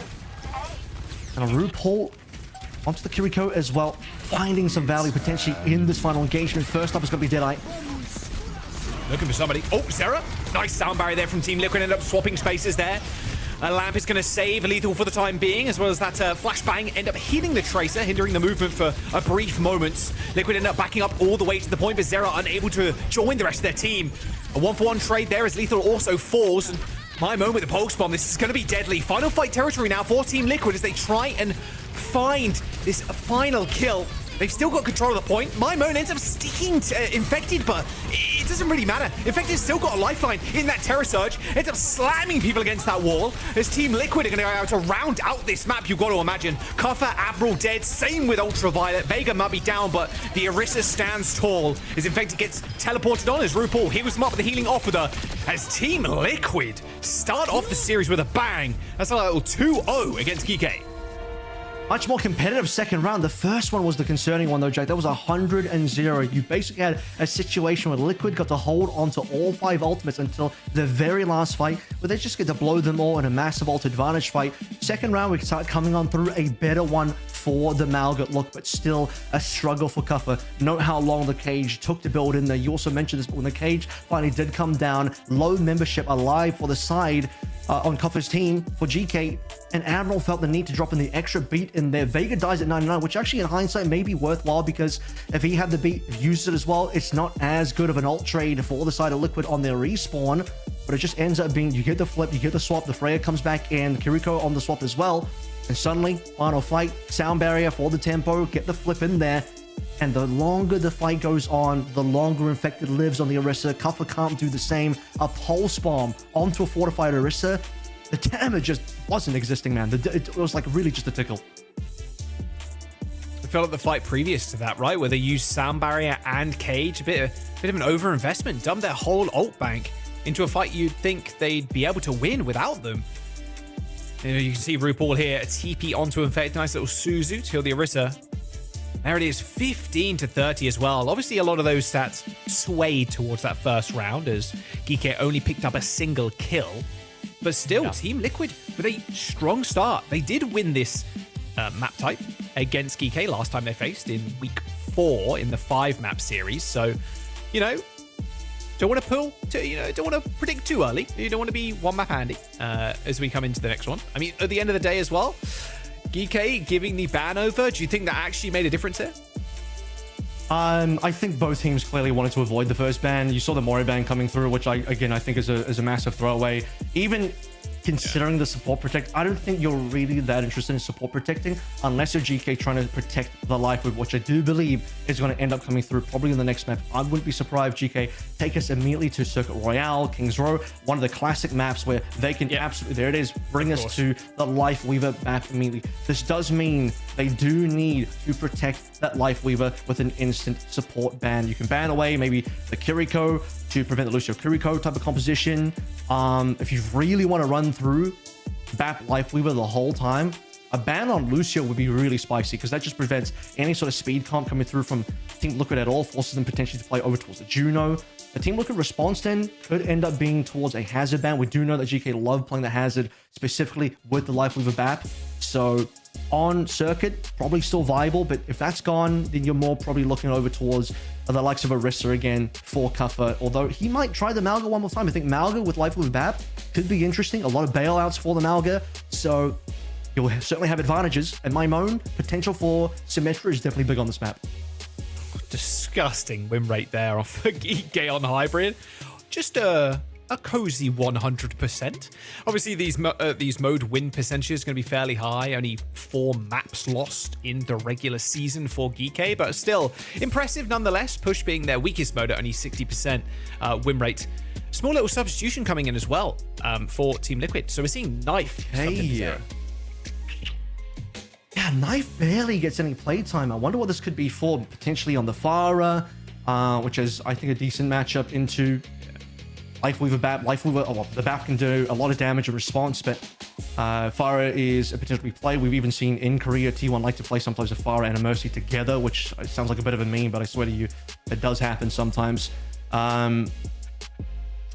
Could there be a Knife Symmetra in this? I don't think I've really seen much from Liquid on the Symmetra. I think GK are the Symmetra team if one of them is going to be, so clearly we're not going to really look at Tracer here. Tracer, not the best performer on Circuit Royale, so I'll remove Zero for now and see what Knife brings to the table. Yeah, actually could be a potential for Knife here too. They're going to ban first, and like you mentioned too, like they're going to ban support, surely. They don't want that Life Weaver BAP taken away from them, so a Protect ban here is going to be pretty big, and I think Lucio makes a whole bunch of sense, like you alluded to. But what do you think Team Liquid kind of respond with if that support ban comes in and they can't ban a support? Do you focus a tank here? Do you go for a DPS? Hazard, like I said, is always going to be a strong ban because Hazard is one of the best tanks to play with the Beaver composition. It's kind of what they practice for GK. But on this map, I think even removing that, Malga might be viable one more time. I know they just lost on Malga, but yeah, this is a really good Malga map if they really want to go through there. I would hate to see, though, the BAP Life GK... I would hate to see them sort of... Okay, is this another deferred ban? Did GK really defer ban one more time? Because if they do that, they know the Life Weaver is going to be banned. This doesn't make a ton of sense to me, but the first ban is on Liquid instead, and they ban Life Weaver. Yeah, I mean, that's what it's... Yeah, that's what it's saying too. Like, what? Yeah, that makes no sense. Why would you defer the ban again?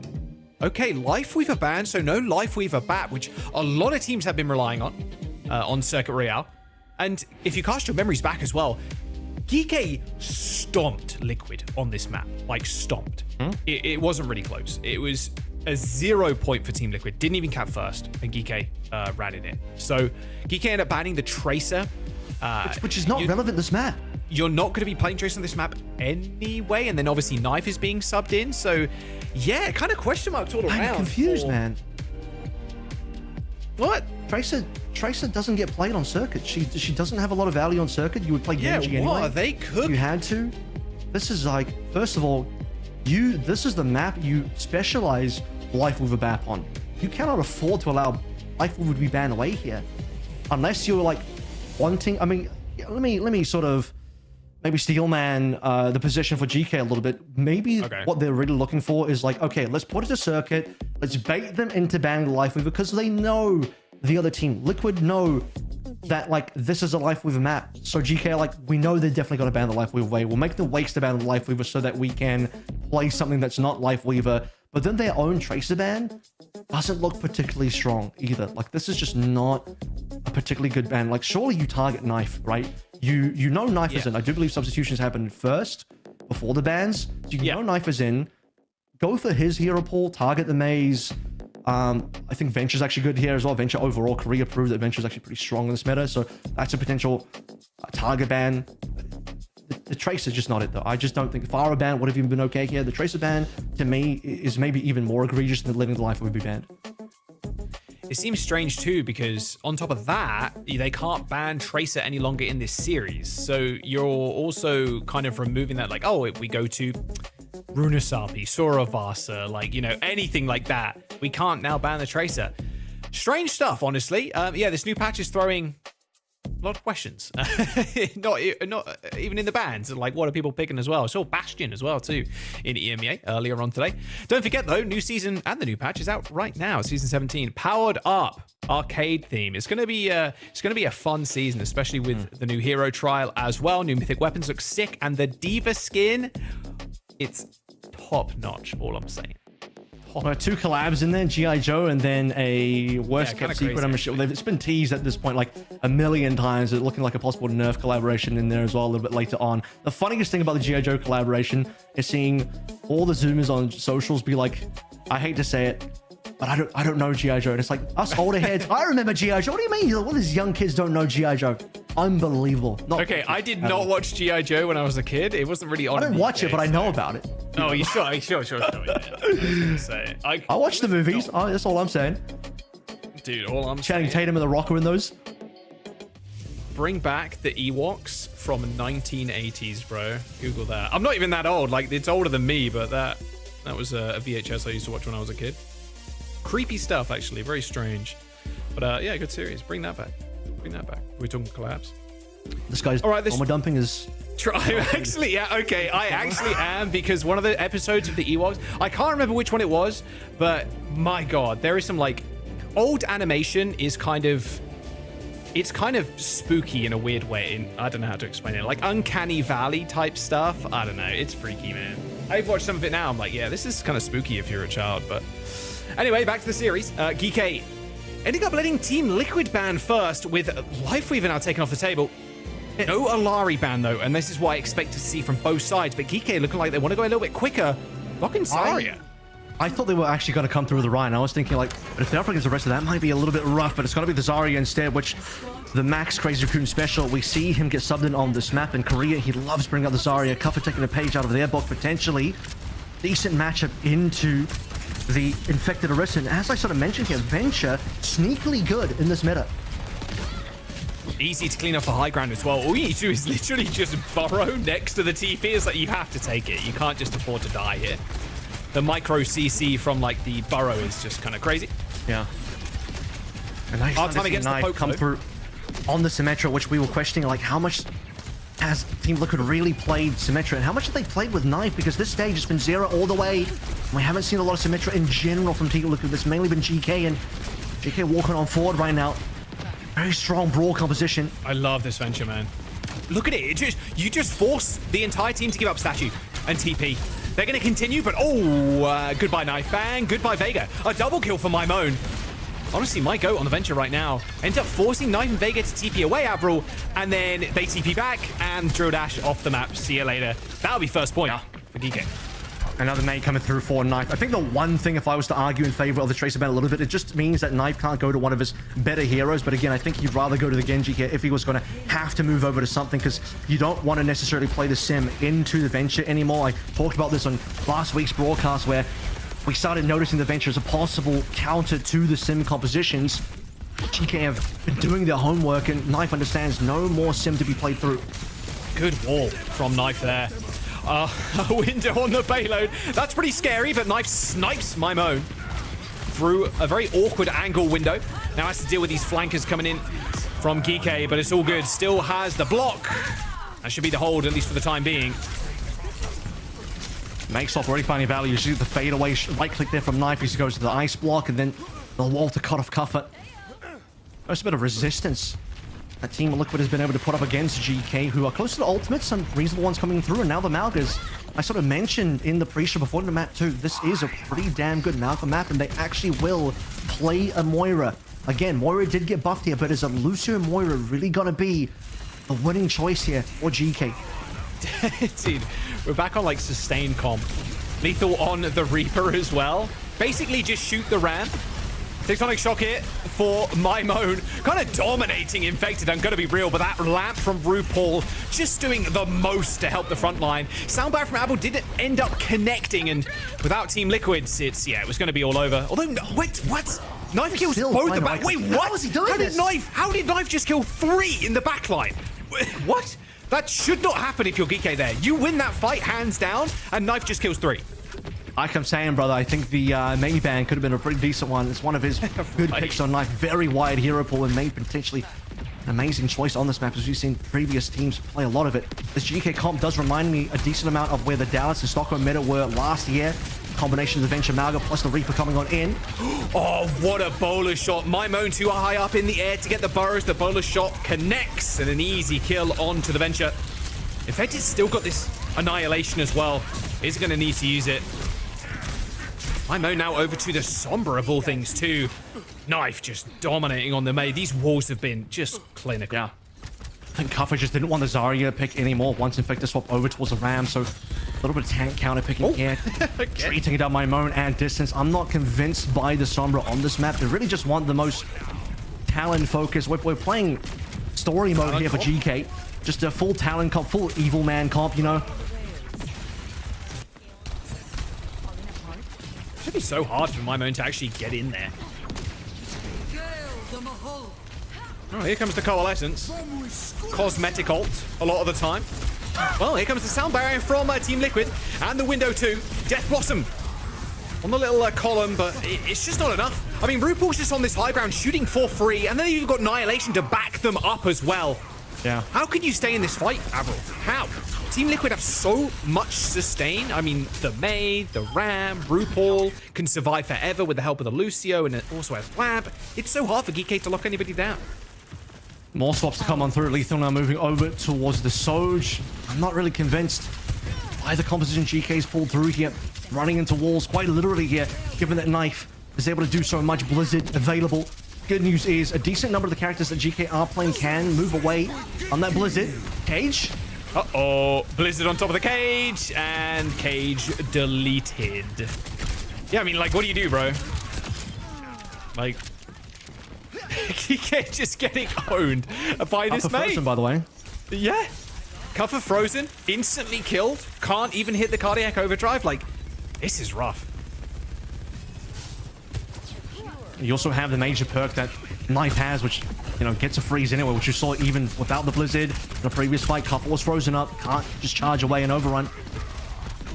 EMP available now. Oh, okay, here you go. You're gonna try kill Knife first. Good little virus connection. Soundbite from Abril hits 3. Still, though, looks like Infected.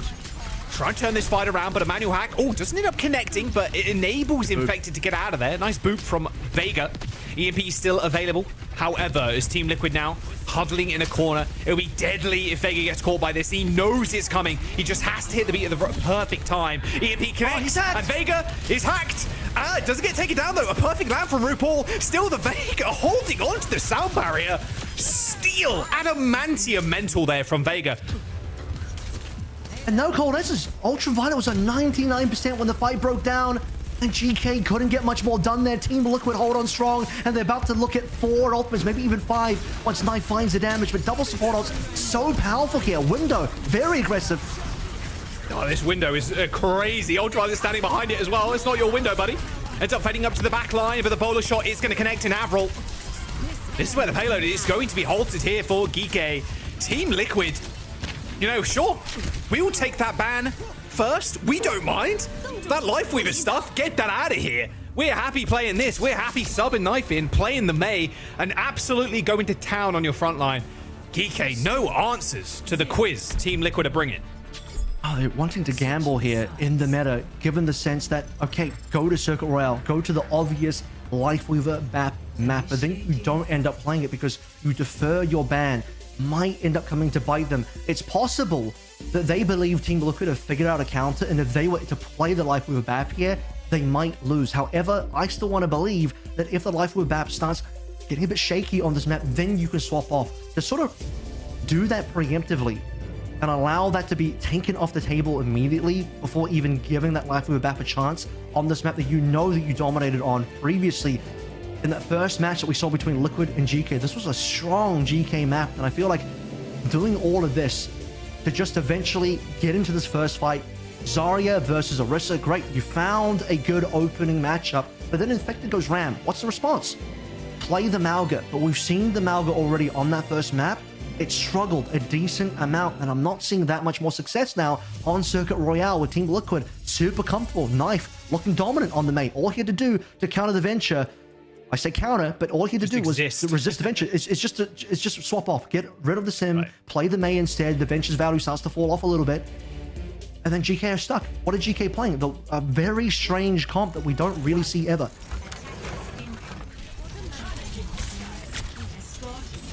Oh, not quite. Yeah, not falling for that one is Tree. A little bit too wise. I mean, the last time they played, it was GK, it was their ban first, right? They didn't defer it. They banned Kiriko to protect that support ban. Yep. Very different story here. I'm on the Genji, though, for the defense. Ultraviolet's still on the Moira. They're still on the Reaper here as well. They really want to play this Reaper into the tank line of whatever Infected wants to bring to the table. Which currently is Orisa. And just a huge trap. Look at that setup. Infected is chasing GK in the small house inside. What can they do? What can they do? This Mei is just so powerful, so strong. GK ends up walking forward. They end up getting trapped. They get walled off. I mean, UV got kind of dominated there. Used Fade super early. Got double tapped by Tree. Honestly, Tree could really counter this comp even harder if he wants to go to a Sojin. We know Soj farms Malga extremely hard. Just get Perma Rails. The range advantage here also quite nice. Look at the damage on the Cuppa. He's got ult. Fight damage. He's got ult. And there goes Cuppa. Mate, this is a stop. Over. I think the map's over. We're not on push, but I might just call it early right now. This is ridiculous. I know they still got some decent distance to push, but we're just not seeing signs of life from GK. This comp is not working out for them. This gamble on Circuit to defer their ban and not allow themselves the opportunity to play life with that is falling apart so quick. 5 minutes, Jack. I mean, that's just a lifetime to Cat beat. Window Terror Surge, and even this Blizzard coming up as well. High ground control for Cuffer.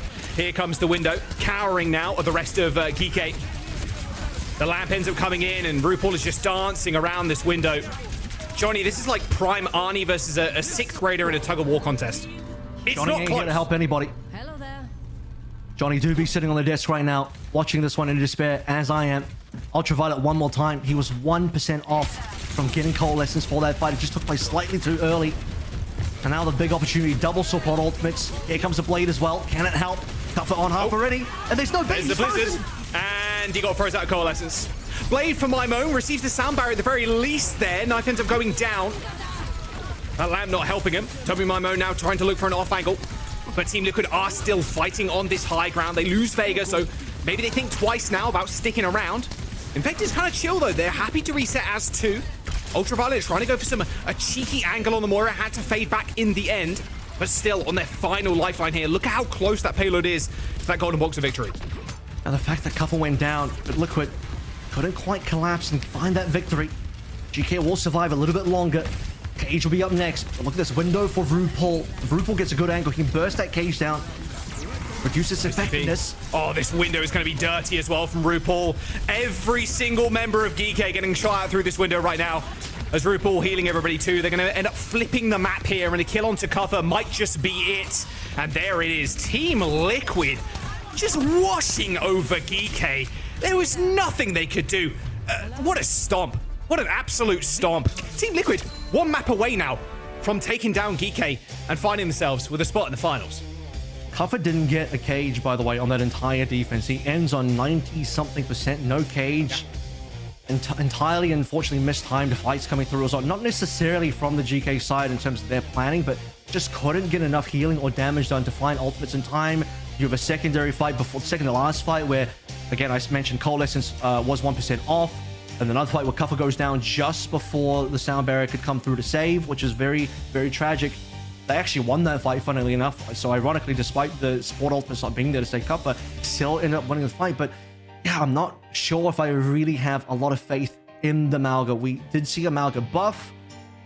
Korea's played a lot of Malga. I think the Malga win rate, even in Korea, has not been amazing. Really liked what we got initially out of GK. I'm like, okay, cool. It's going to be the Zarya into the Orisa, my Moan coming through with the Venture versus Symmetra. This is a great opening composition, but all it took was a couple of swaps on the Liquid side, and then suddenly GK are just stumped. They're like, wait a minute, what do we do now? Here's a question for you. I'm sure philosophers 1,000 years from now will be debating this one. Do GK defer their ban again? No, surely not. I genuinely believe this is the time now. Go to a King's Row, go to another BAP Lifeweaver map. You don't even need to, you probably do need to protect the BAP, but the Lifeweaver can't be banned again. That's the silver lining, at least. I think GK need to, in this series, at least try the BAP Lifeweaver one time to prove that they can win on it. It would be tragic if they can't win on that one, but it just seems so strange that we're not going to, through GK's own doing, see that comp come through, which worked so well from there. I'm like, that is their comp. That's the success that they've had in NA that other teams can't replicate and can't succeed on. They're the one team that seems to be able to find the most value on it. Other teams not capable of doing too much against it. And GK themselves are kind of refusing to play. Either they have realized maybe they scrimmed it a bunch and over this past week it just didn't work out for them. They lost confidence in it. But other than that, I can't see why they've decided to sort of abandon it. Kings or New Junk City? Those were the other two maps that they played in the series that they won against Team Liquid in week 4. Runa Sapi was taken by Team Liquid. Taking control of the ban system again and going, hey, you know, maybe we need to be the guys that ban first because it's our map pick. I think the Tracer ban was a little strange, like you were saying. Team Liquid here probably going to sub in Zera again, I'd imagine, because how good Tracer is currently. And obviously, Tracer can't be banned on GK's side again. Which is huge. So yeah, not only was the Tracer ban, at least in my opinion, not that impactful, but you pointed out the more important factor, which is that, well, you can't ban it again on good Tracer maps if you really want to shut down Zera. King's Row, like I said, it's going to come on through. So protect the BAP, get rid of either the Lucio or the Kiriko, one of those two, because that's the staple. Lucio Kiriko currently is a staple for this meta on this patch. If you really want to lock in the BAP Lifeweaver the entire way through to the point where you don't even necessarily want to get off that comp, get rid of the Lucio, because it just makes it even more difficult for Liquid to be able to push into you. If they don't have the speed, they're going to be forced to play on the Juno instead, which we've barely seen Juno in this meta. I'm not too sure Juno's that great in the meta anymore. And no surprises here, Zera coming back. Yeah, Zera back in, which probably means more Tracer for Team Liquid. Dude, if they take this 3-0, what an incredible week to week it has been for GK. I mean, yes, the patch came out, but like we alluded to, the Destas alluded to, you know, Mitch Matt even alluded to, like the patch has been, it's sizable, but like it's not to the point where it's truly like meta defining. Okay, this hero has been deleted. Like this hero sucked. Like this, it's been okay. Tracer's better. There's a bit more sustain on Malga and Moira, etc. But like nothing that's gonna swing anything too crazy in one way or the other. At least right now, obviously there might be some broken stuff. Maybe Echo. Echo's buff seems ridiculous, but like, you know, teams haven't figured that out yet because it hasn't been that long. Yeah, we'll see. We'll see, because Hazard is also a big pick here for Cuffa, so maybe we see GK picking that one up as we go to this map. There's no way they're going to let Liquid ban again, like you said. I saw it. It was first ban was Kiriko. Just before it faded away, first ban Kiriko, GK, they did not defer. Teru Prey, they did not defer, so we got that one in there. And it has a Hazard response. So I did say this previously on, if it's going to be a support protect, the Hazard ban as response is the natural counter. So now GK have to think about what their options are going to be. You can still play the Divia style if you're willing to play Winston. I'm not convinced Winston is going to be good enough on this patch, especially with the reduced healing now. So what options do we have left? I hate to say Malga actually probably is reasonable with Lifeweaver BAP, but I don't know if I believe in the Malga anymore. 2 maps we've seen it from GK, and it just hasn't looked good, man. Especially that last one, like I said, that full defense. Cuffa didn't even get Cage on the full defense played. No Cage, no ultimate, nothing. So what do we really have left? Orisa and a Ram. You just kind of lack this explosivity of the hazard. So what you really want to do in the Life with Bap comp is play hyper aggro on the hazard, 2 bailout options there. Allow your BAP to just be a DPS on the side as well. But just the fact that it's so hard to punish hazard when Life Grip is available is what makes that comp so good. So GK have to be prepared to come up with an alternative now that hazard's gone. I think the Ram, though, is equally as good here. You can still go super aggressive with the Ram, like with Nemesis form, and you don't have to use it as kind of a defensive tool. So, and also, if you think about first point, like where the statue is, and you're like on the point itself, and you're firing through that, and you put your shield down, and then you can like really aggressively push around statue, with no fear, or almost no fear, because you have Life Grip to kind of save you, and Lamp if you really need it. It's going to be a very hard comp to play into. We know this game plan from Geeky. They want to play that backline. We've seen a little bit of like Alari and whatnot in more pokey styles, but Geeky have got to find, like you said, what has been working for them throughout the stage and throughout even the playoffs, because this is looking dire, and even the audience were like, okay, Geeky are going to win, you know, like 60+% or whatever, thinking Geeky are going to win. And I don't think anybody expected, especially a Circuit Royale, to go that one-sided in Team Liquid's favor. Let's have a look what Team Liquid want to start on the defense, though. Looks like Infected on the Orisa, and then, oh yeah, Vega on the Alari. I think either team has the capability to win this match, but just maybe the misread of GK's compositions in this particular meta. They really wanted to find out if Malga was going to be the play. They discovered it is not. They finally get to play the Beaver backline. Let's go for a listen to see how they execute this comp. Orisa's gonna boop you. Yeah. Ursa what? Ursa what? Orisa BAP, Lucia. Sorry, Nimam. Bonsi, probably. Oh, Hanzo. What is this glaze? Yeah, am I Hanzo mirror? Hanzo Tracer, probably. I actually might.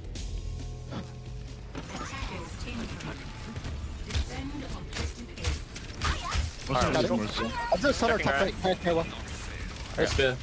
There's bottom left. Yeah, Larry back. Ah, I'm done. I'll go back left. Very well, kill me. Get out. Sonic kill. The Sonic right side. You got some space still. I'm walking out. Hurry help. I'm gonna force point in 2, 1. Yeah. I want to take one from them. Hey, Larry, I'm headshot coming. Yeah, I can shooting away. Alright, up top. Half was fine. Yeah, I'm playing I want to take the prize. Already go, already half. 100 top. Okay. I can pressure the people hotel in a sec. Trey, yeah. Yeah, I can go hotel. Larry's here looking at me, Larry's here looking at me. Hands on. Oh, yeah. Wait. Try me. Wait, still one. Can we have some points? Top point. 100 top left. I moved down. I'm walking point now. I get you top. Trainer. I can shut up as well. Ursa behind me. Nice. Hit me, Alright, let's go. No left. Okay. No cooldown. Go left. I click Iron Man in a sec. You gotta start line man. Kill me. Thanks. I'm on Iron Man. Until hopping window. Yeah, Sonic me again. Alright. I was gonna drop me soon. Hands are going left, care. I should stop blocking. All right, a lot more hands than I thought we'd ever see, I'm going to be honest with you. But it's been a small showing every now and then, I guess, suppose, on King's Row. High ground control from RuPaul, though. It's going to be a hard point to take now for Geeky as they back off. No shots. Kappa stays around there. Opening shot from Lethal was pretty lethal onto Ultraviolet, and the response now, my moan. Recall being shown up. RuPaul collects it. Defense is still on. It's contested. Oh, come on, bro. Retake coming on through. Tree. UV cheating with that one. UV cheating with that lamp. That's all I'm saying.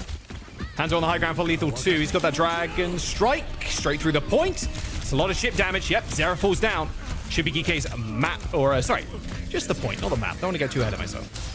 2 kills on a Dragon Strike, though, is mega value.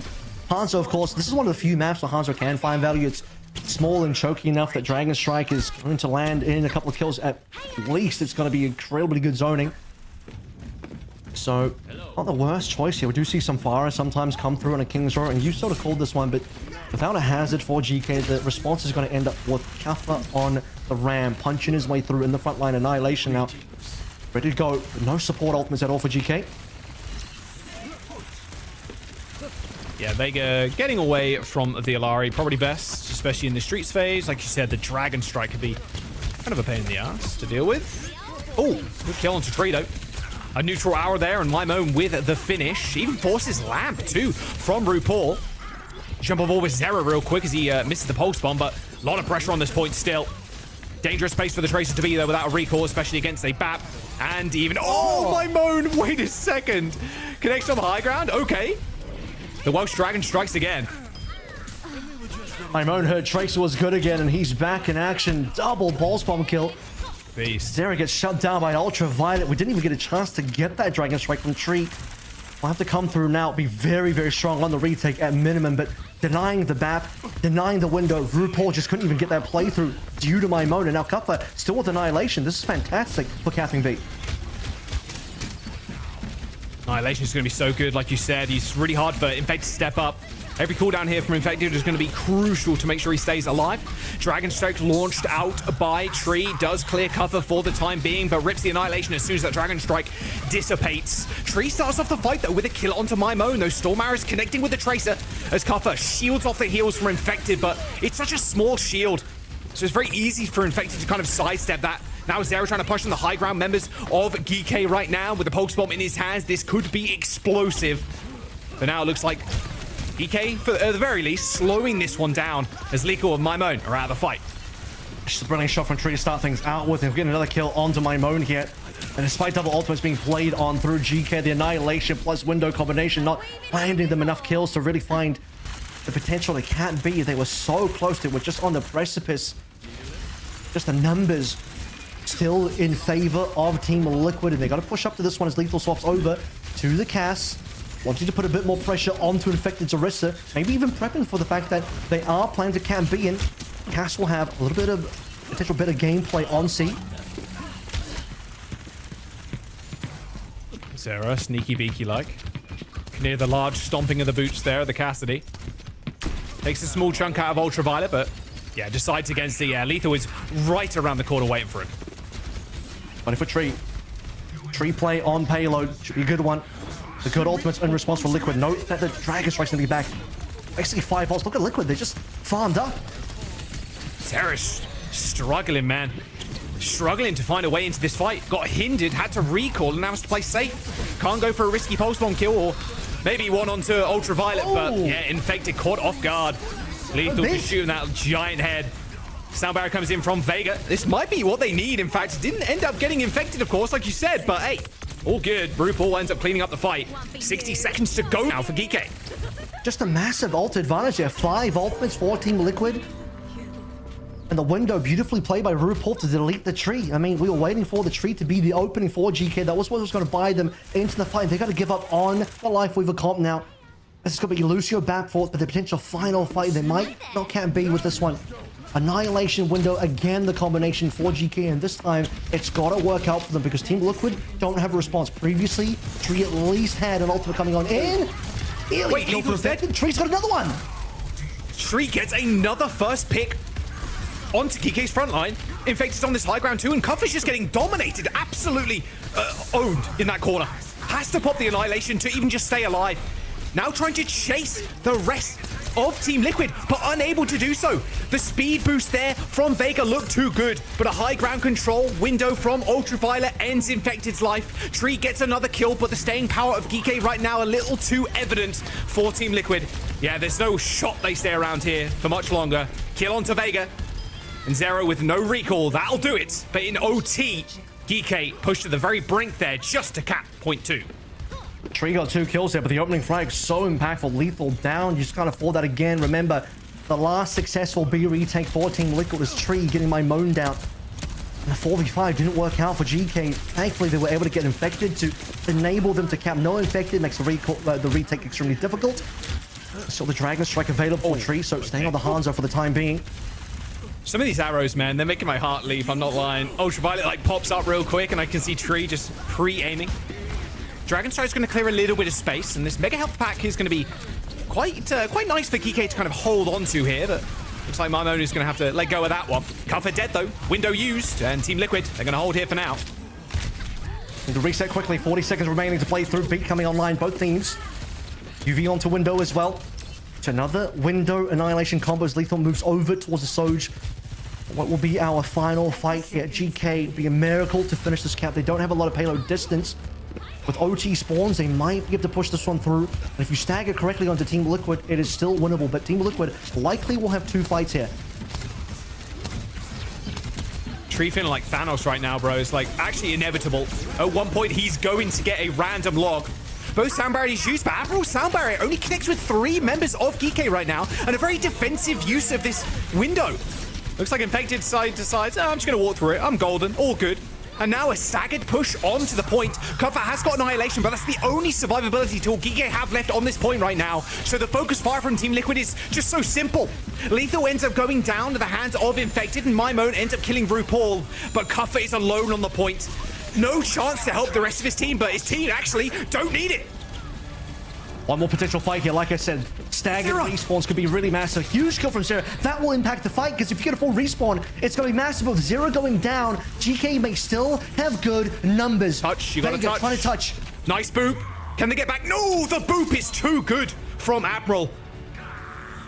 Heroics there at the very end from Mimone, taking down Ultraviolet, but the boop from Admiral saves the day. A third point completion as well. from Zero is still alive. Zero is still alive. He has the potential to touch. He can stall a little bit longer, allow the respawns from GK to regroup. The final Doom swap coming through from Infected to play in that final fight. I mean, things could go very poorly. Zero going down there means that it has to be the touch coming through from Vega. He's booped away. And in the final dredges of this attack, it'll be GK completing. But my goodness, it really was GK just dragging their feet across the finish line, wasn't it? Because it was a struggle the entire way through. Tree on this Hanzo, really showing off what he's capable of. We haven't seen a lot of Hanzo recently. This is the one map where Hanzo can get played. And Tree, he knows it and he performs. I mean, the pick hasn't been meta since when? Like, the Grab Dragon meta, I suppose? Grab Dragon, yeah. Yeah. But like you said, has appeared every now and then on King's Row, just how the map is laid out. Like, very short corridors, very easy, like, spam points for Storm Arrow. Even took Scatter Arrow, I believe, there as well, which is a true throwback. Also, something funny about Tree and logs, you know, kind of works out. Kind of so true. Wait, I didn't put that 2 and 2 together. Hang on. There's a joke there. It's building. We'll be right back. Yep. All right, we'll see if Tree... Forestation joke. Deforestation joke. Love those.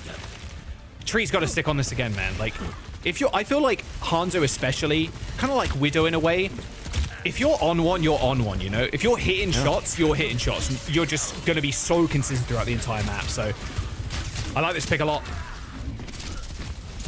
As we consider all the off angles here, though, you have Lethal on Soj, probably his best pick overall. As Ultraviolet does eat one of those body shot logs to start things out with GK. Want to give this life loop back another go. I think it is probably better defensively anyway. Trying to look at Tree like a lot of the time here, trying to force him off of these angles. It's being kind of tough. You see Lethal trying to hold down the fort on the high ground. I mean, honestly, if Tree gets high ground, it's over, I think. Even Mimone kind of harassing the back line right now, but RuPaul a little bit too high up. Although saying that. It's still coming through. Not high enough for Mimone. That's 6 damage now. 0.5 extra will give Mimone the capability to take down RuPaul no matter what. Then Infected will fall next. All right, okay. Good start from Geeky. They need this. They really do. I mean, Liquid right now 2-0 in this series with Geeky fumbling the last couple of maps. Composition might actually give Mimone the capability to play super aggressive as well. Life Rip just bailing anyone out long range. Holding the lamp for Kuffa. The ultimate's online. Look at the ult difference as well, especially UV versus RuPaul. Massive. UV's waiting. Here we go. Oh, yep. Can't use the window right now. Has to back off. Maybe use it main. Helping Lethal a little bit more. Looks like UV's just transitioned completely. Oh, was that a stick onto Mimone? Yeah, recalled. I think it might have been, yeah. Mimone ended up hitting the recall. Tree, Terror Surge. Oh, lifted up into the sky. No damage dealt by Infected. Beautiful play by Admiral. Negating that ultimate entirely. Lethal under a heavy duress on the high ground, though, as Vega ends up taking him down. Tree ends up getting taken out, or, expiring. They still got high ground control to Team Liquid, but this is not looking pretty right now, I will say. What is happening on the high ground? It's got to be Kuffa popping Annihilation. Maybe clean up a couple members up there. It's double support's gone for Team Liquid, but a huge fall off the belt for GK. I'm not too sure if that was really necessary from Kuffa. I feel like you really want these annihilations in big fights. But Vega is going to have this tempo beat coming through as well. Now he doesn't have to counter the annihilation. Team Liquid absolutely looking to make a fast play. Nice shot onto Vega. Thankfully, Vega wasn't cast in the sound barrier there. Thankfully. Good start, though, for GK again in these fights. If it's not Tree on Liquid side, it's Lethal on the other. Good overclock, and only a minute to go. Speaking of which, Tree, a little bit quiet. We're not seeing these early kills come through. Give me the advantage. These 5v4s working out so well for Team Liquid previously. Tempo beat still has to be the play here. There's nothing to counter the GK side, so it's up to Vega to pull the trigger and get Liquid into the fight. Cuffy is one, man. He's so low right now. My own trying to look for a pulse bomb, ends up throwing it a little bit wide there, but RuPaul super low, forced to use the lamp. But Tree ends up using the Dragon Strike. It destroys deployables now. That was an addition from a couple of patches ago. So that lamp dies along with UV. And here it is. Liquid finally get it popping. They're going to get this point. Dragon Strike onto UV. Animal dies before Tree is available. And finally the 5 versus 4.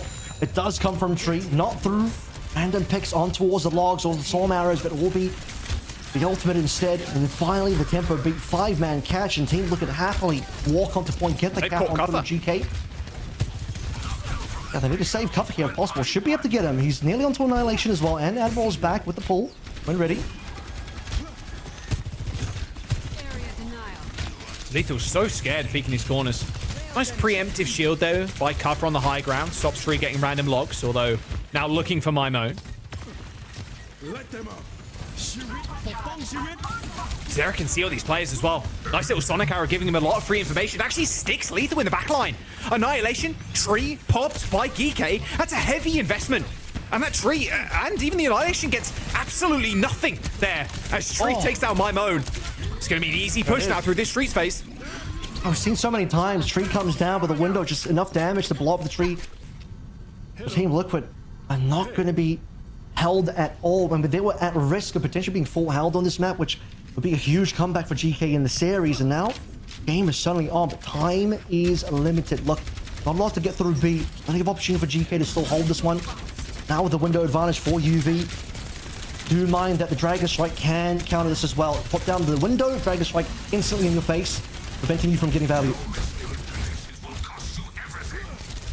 Got to be scared now if I was Geeky's frontline. This Dragon Strike can really put you in an awkward spot. Speaking of which, isn't it? What is that? Okay, well, distracted completely there with a window from Ultraviolet in the backline, of all things, for Team Liquid. Nice initial kills, 60 seconds to go. A familiar sight for both teams on King's Row. Lethal doesn't end up getting taken down by RuPaul as the push continues for Team Liquid. OBP coming online as well. Team Liquid have so much to play through. GK are down a member. I don't think they're going to hold on very long when Team Liquid tempo beat this one through for the victory. Yeah, looks like it. Connects to the 4 as well. And Cuff's in the wrong angle. He's in the wrong spot to help the rest of his team. Basically alone. Life Grip saves Ultraviolet for a fraction of a second, but Admiral and UV are going to get taken down. A 4v2, never a sight you want to see is your backline. And this Annihilation is going to do some damage. In fact, it does end up going down. As Lethal now hiding on this corner. It's okay. Emoting to get some like 3D peek around the corner, but it should end up falling. I say should. There it is. There's a kill onto RuPaul as the payload is going to get pushed. Just no healing. Cuffer did a great job there with Lethal to play through the last 2 members. My moan for the touch, but they just don't have a tank. Cuffer needs to be there right now. I don't think they can stop B. Tree's being deployed, could barely they made it in for the touch. Pulse bomb for Zera as well. Nice little stick on the top of the petal platform as Avril ends up going down. Nice little double blink from Zera 2, helping you Infected destroy that lamp and take down Ultraviolets. Now GK slowly bleeding out. This Wrecking Ball is going to be so hard to take down.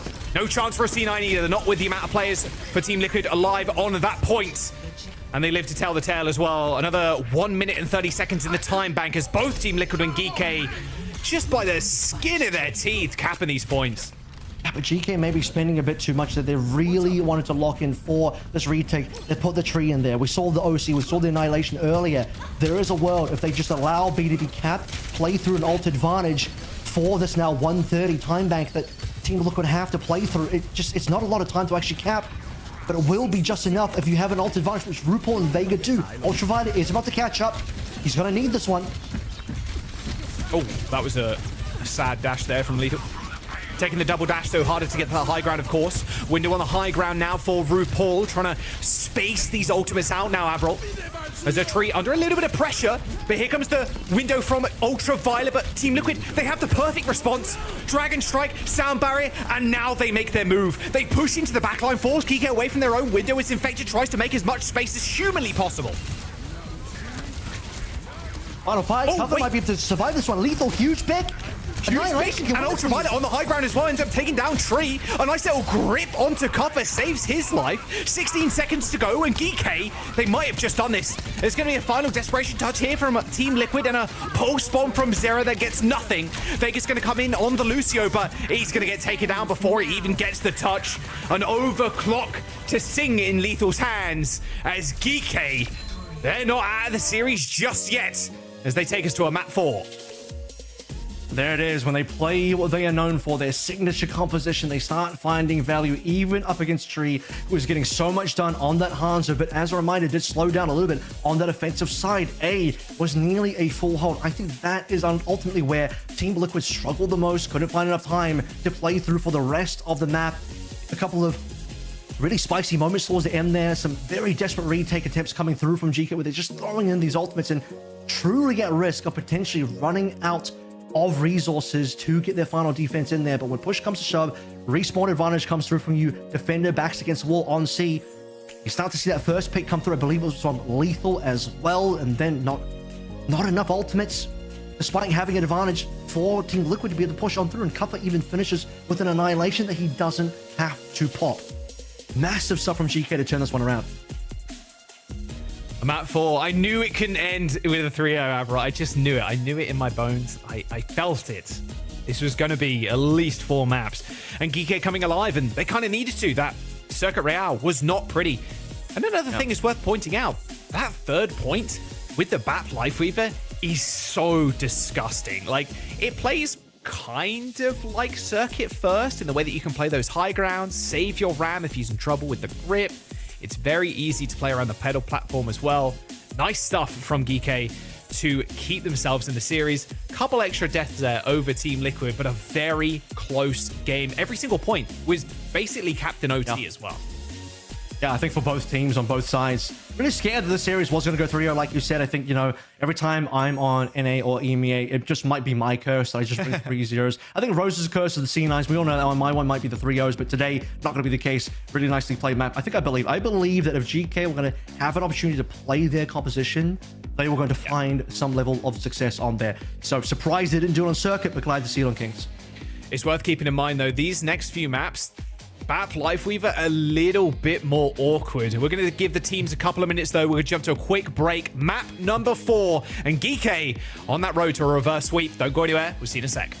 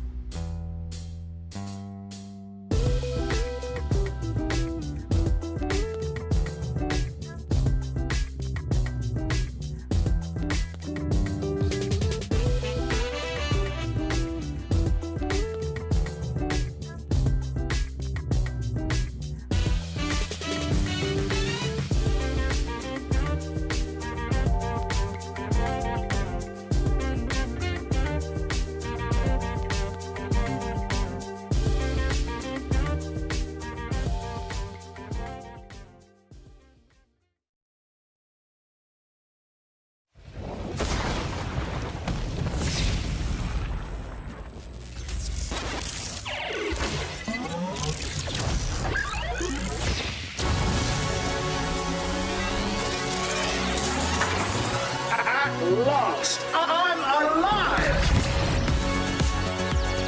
Now we play in my world. Selecting upgrades to match new user.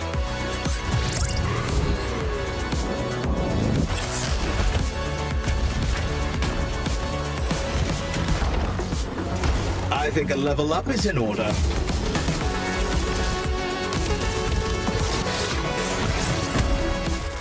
How did you get in here? Don't touch that. Hey, this is not part of my programming. Class dismissed. Overdrive activated. Final upgrades inbound.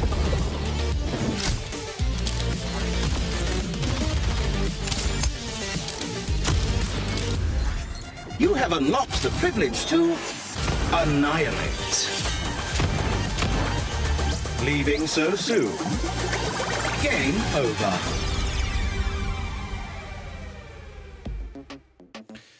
Okay, map number 4. My face went.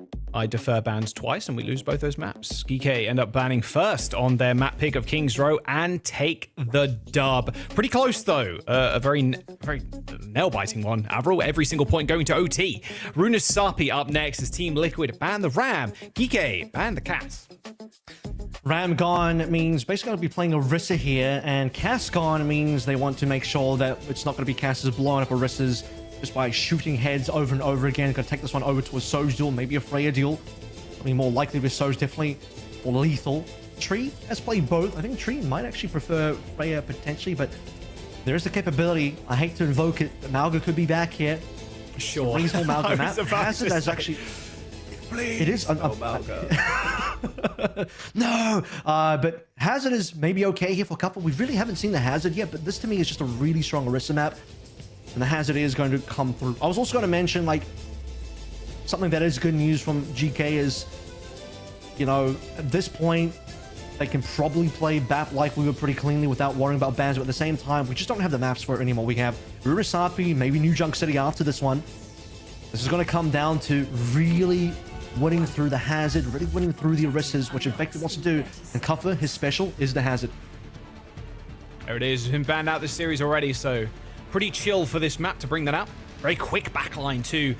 You want to see my moan pop off here against Zera. It's been a bit even so far. You definitely take Zera on the Tracer over my moan, but my moan's flexibility has been nothing short of marvelous at this stage. By the way, because there's no cast, it's going to increase the importance of the Tracer in this matchup. We've also moved away from Brig now with how good Lucio is currently in this match. So there's nothing to really stop the Tracers. If Zera can find an opportunity to pop off here, it's going to be hard for GK to stop. GK, I feel like they need these fights to be explosive too. Orisa's so good at like locking down space and like kind of walking with the payload. Like GK need picks. They need to be in there, out there. Okay, there you go. Just like that. They need to like get somebody, and then Infected is kind of left on a little bit more of an island. My moan, 2 HP. Managed to get recall off, but nah, it's all good. Vega's going to clean him up, but unfortunately, while they were paying attention to the Tracer, the rest of their team has died. Cleanup coming through from GK. Clean stuff from Admiral. First push coming on in. Good look from Kuffer on the Hazard, who took down Tree, by the way, in the middle of all that. That actually might have been, I remember correctly, the first or potentially the second kill, really giving GK the opportunity to find advantages. My moan, plenty of damage, currently leading over Zero by just a small margin. They're going to threaten Cap now.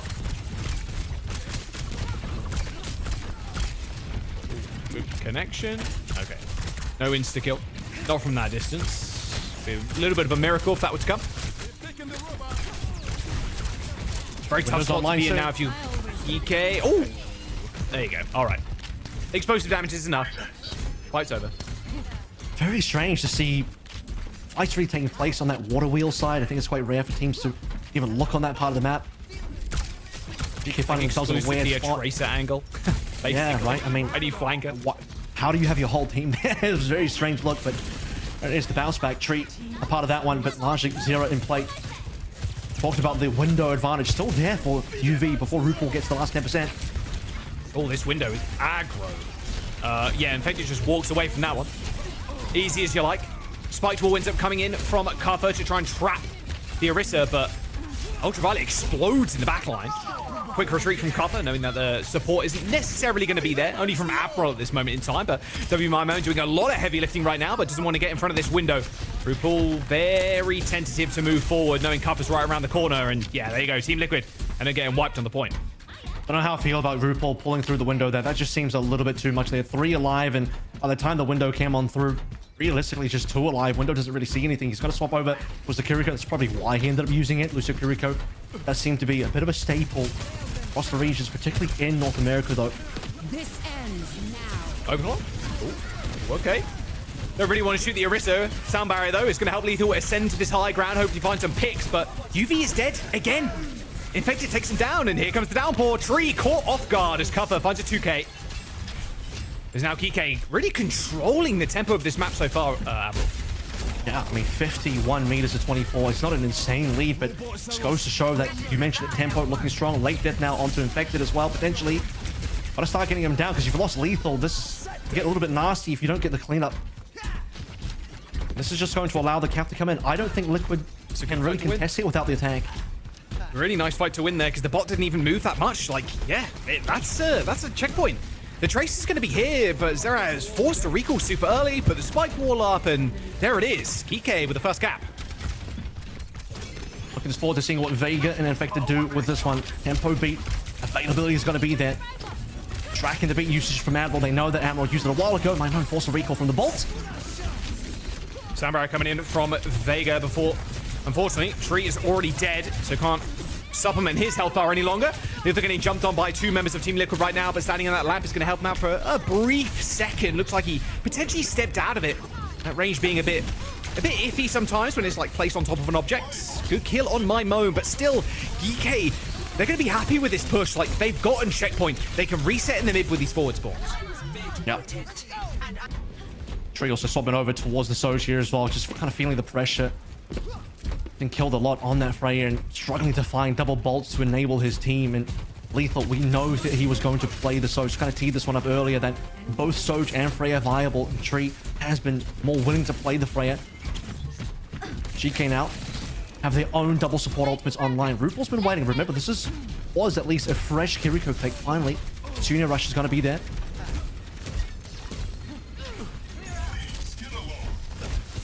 Slowly but surely trying to reconvene in this, like, choke point. Sarah really low. Doesn't want to use recall too early, and here comes the beats. Oh, got a wall to deal with first, but RuPaul ends up going down. A straight shooter is lethal. That's an instant kill onto RuPaul through that window. As Geek really just, they're taking over this one. Honestly, if you're them at this stage in the game, you're kind of pissed with yourselves. You're kind of mad, I'd imagine. Losing a Circuit Royale like that, Avro, and even that control round, those control rounds as well. One of them, not one-sided, 99 to 100%, but the other one, 100 to 0. There's got to be a fire that's lit in their bellies, just pushing them forward now. As they want to take this to a map number 5. They want to just continue their streak in the playoffs. Yeah, we're still 4 minutes to play through. The good news for Team Liquid is that the lead isn't far enough that this is not a loss just yet. Lethal. This is a sneaky angle. Double shot to RuPaul. RuPaul down. Downpour used, forcing the Sojourn to slide away as Tree gets taken out by My Moan. This is win on top of win on top of win for Kike right now. They forced ult out of Team Liquid and also continue their lead 80 plus meters.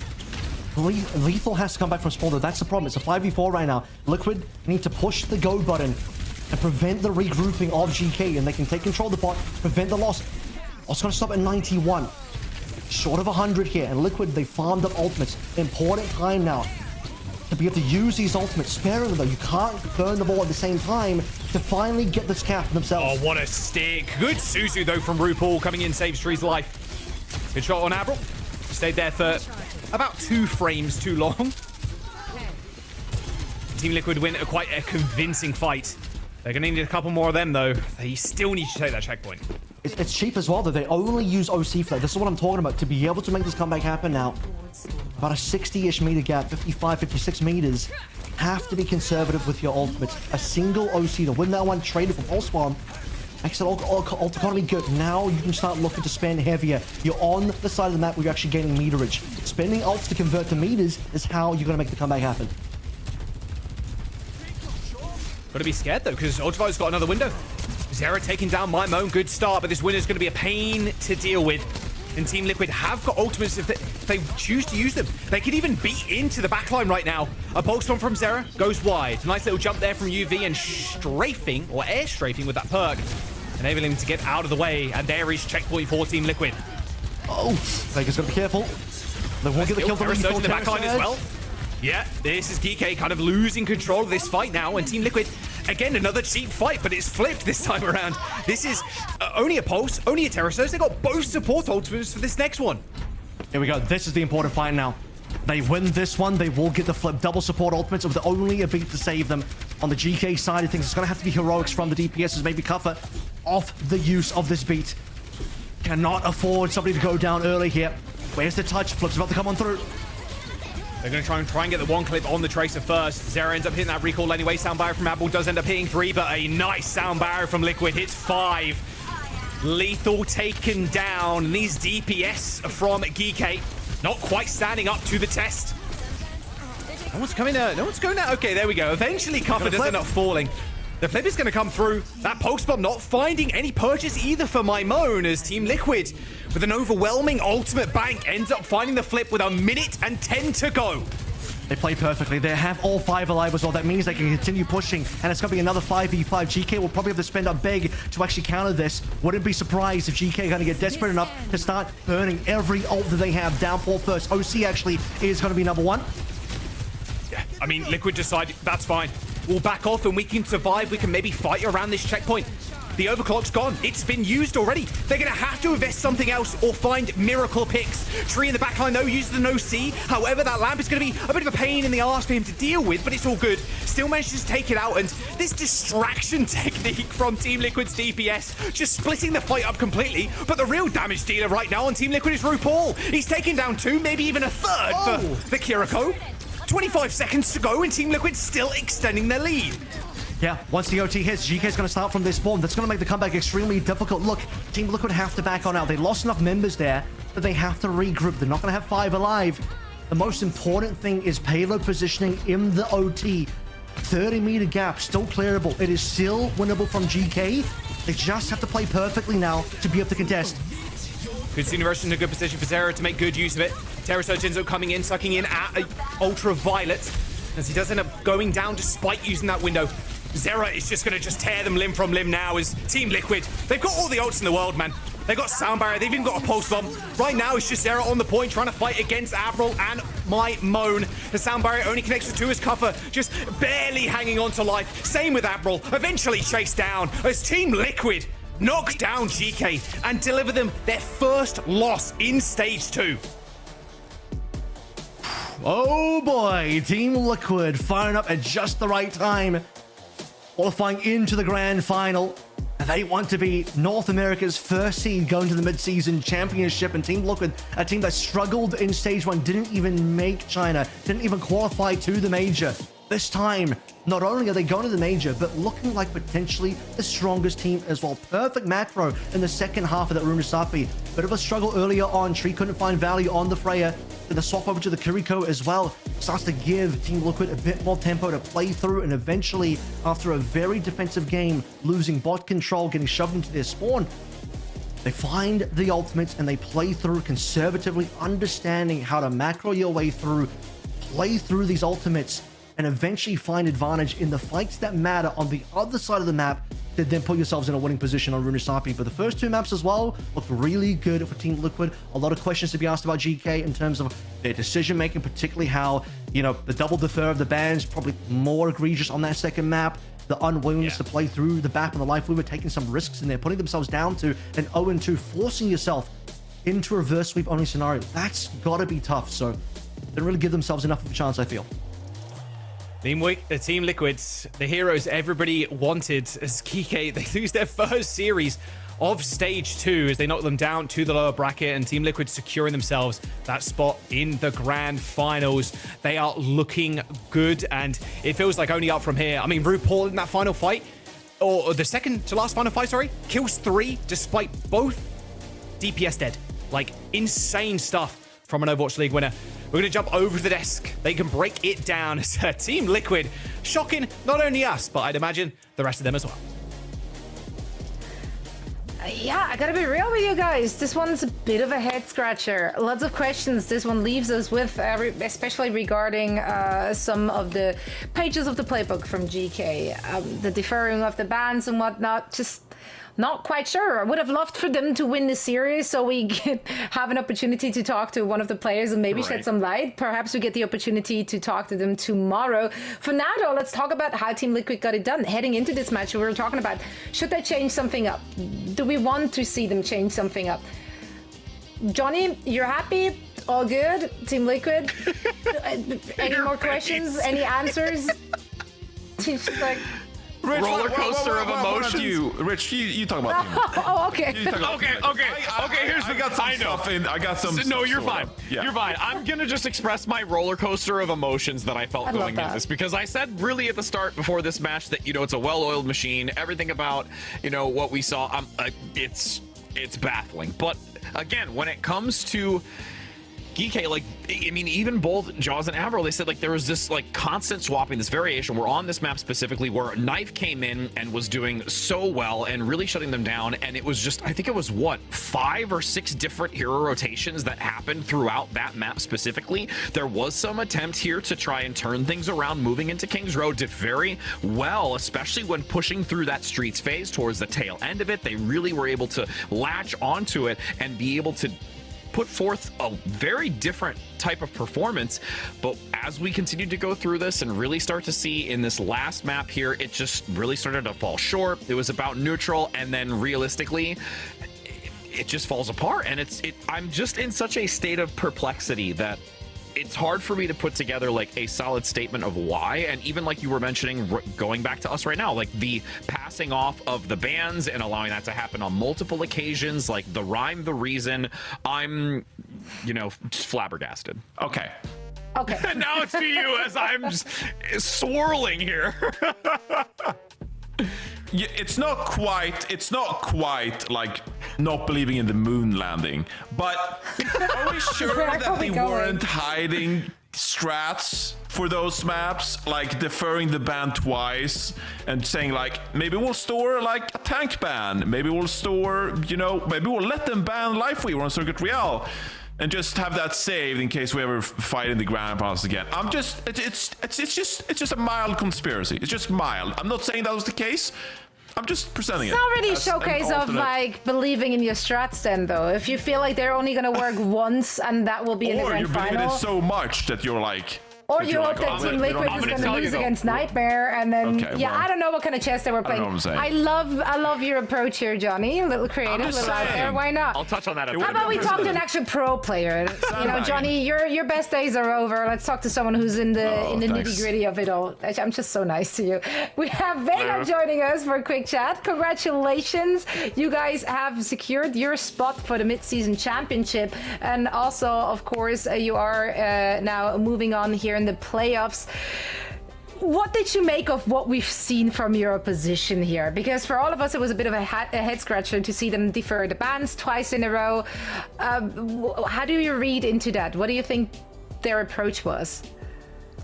I don't know. I think they were trying to catch us off guard with that, Maga comp. To be honest, no teams in practice were playing it, so I just think they were trying to catch us off guard. And I think what they want to do is have 2 comps that they can play. They can play that Maga comp, and then they can also play the BAP Lifeweaver.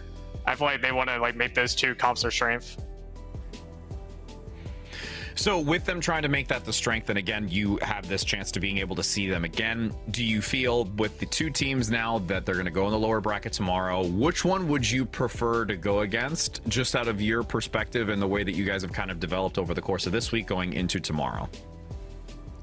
Honestly, I want to play against GK again because I want to beat them in the grand finals, but I wouldn't mind playing Nightmare. I think actually the lower bracket match, I think it's going to be super evenly I think it's super even playing field. I think Nightmare and GK they can both win. I think there's a favorite there. So I feel like it's fairly on point to say that this is the best Liquid has looked all year. Obviously, maybe a bit of a disappointment not qualifying for Champions Clash. You know, this stage were a rough couple of matches to start you guys off, but you've just improved week after week, and now to the point where you just qualified for the Grand Finals in Stage 2. You already have your ticket for Midseason Championship. Just talk me through like what this year has been like for you, and at what point do you feel like, all right, we're clicking, we're feeling good, and now we're feeling like we're playing our best Overwatch? Yeah, I mean, I feel like recently the matches have been feeling a lot better. I mean, like, I think a lot of people are getting less nervous in matches. That whole match I was actually really happy about, because I think everyone was super calm and like collected, and I think that really helped us like move forward. And usually, like, when things like that click, they stay clicked. Like when I was on Toronto, we had like some very iffy matches. Like I remember we would go 3-2 versus Timeless, and eventually like it just clicked and we became like really good, and that just makes you like the most clutch team. Yeah, and that's why you find yourself in the grand finals now. I hope you can finish on that high note tomorrow as well. We can't wait to see you and the team back in action. For now, we're going to let you go. But once again, congratulations and thank you so much for taking the time. Thank you. And also shout out the fans who watch my stream. Much love to them. That's right. Go support Vega and Vega's stream. If you want to see more good Overwatch being played, that's the place to go. Also, now that he's gone, I can say this without being awkward. Isn't he just such a gorgeous human being? It's like an IRL filter. Like the face is just flawless. Like I need them to drop the skincare routine. Just impeccable. Just there, I said it. Me and Rich, we might need it too, to be honest. I think we all can take a page out of I'm in my troll doll era, especially with my hair. That's beautiful. You're just more relatable for the people like me. Yeah. No, I love that. Keeping it real out here. We're keeping it real. Let's take a look at our bracket to see how this face card that never gets declined is making it to the top. Also, RuPaul, of course, our player of the match. So big shout out to the other part of the support duo. RuPaul is always a good time. And as I said, they are currently in a very good position to grab that NA title. I mean, honestly, they're the only team who just looked that flawless now. Yeah, I'm so happy for this team, because honestly, like I said it in the interview with my question to Vega as well. You know, it's been a tough year for those guys, and missing out on Champions Clash as like a partner team, you're like, what's going on here? Like, do they have to make changes? Like, why is it not working out for them? And to obviously having lost a couple of matches so far this stage, and now to be in the finals, it's a great turnaround from a team. And it's difficult to, like, if you're a team, it's difficult to start off rough and then to turn things around and get to this point where you can find yourself in the finals. We know that they're fantastically talented players already. That obviously simplifies things. But still, I think it's I'm really happy for those guys that they found their groove. It clicked, like Vega said, and now they find themselves in this position in a great spot heading into the Midseason Championship. And they're not even there yet. Yeah, and they have to do it one more time, though, to hoist the imaginary trophy for NA here in Stage 2. They have one more opponent in the way of them. Let's take a look at the schedule for tomorrow. Our last day of playoffs action. Which of those matches is going to be the match of the day? Which is going to be the banger? Ooh. I kind of want to say that the Nightmare and Geeke. I mean, I agree with Vega. I think between the two of them, it's going to be a fun one. And realistically, it may also play a little bit into, like Johnny said, like maybe there's some underlying strats here to have them return. I remember that happening back in collegiate, where there were collegiate teams. They're like, yeah, we're going to do like that run back in lower bracket. We're going to hide the strats. We're going to do just enough to keep ourselves there. And then we get to the grand finals, something out of left field. It was lethal on a Reaper forever ago, and it just turned everything topsy-turvy. So maybe you never know. Every straw I can find. So you know, I'll take that straw and some other straws, and we'll have a grasp. All the straws. F the ocean. Straws galore. That and so much more back here tomorrow for our conclusion of the Stage 2 playoffs.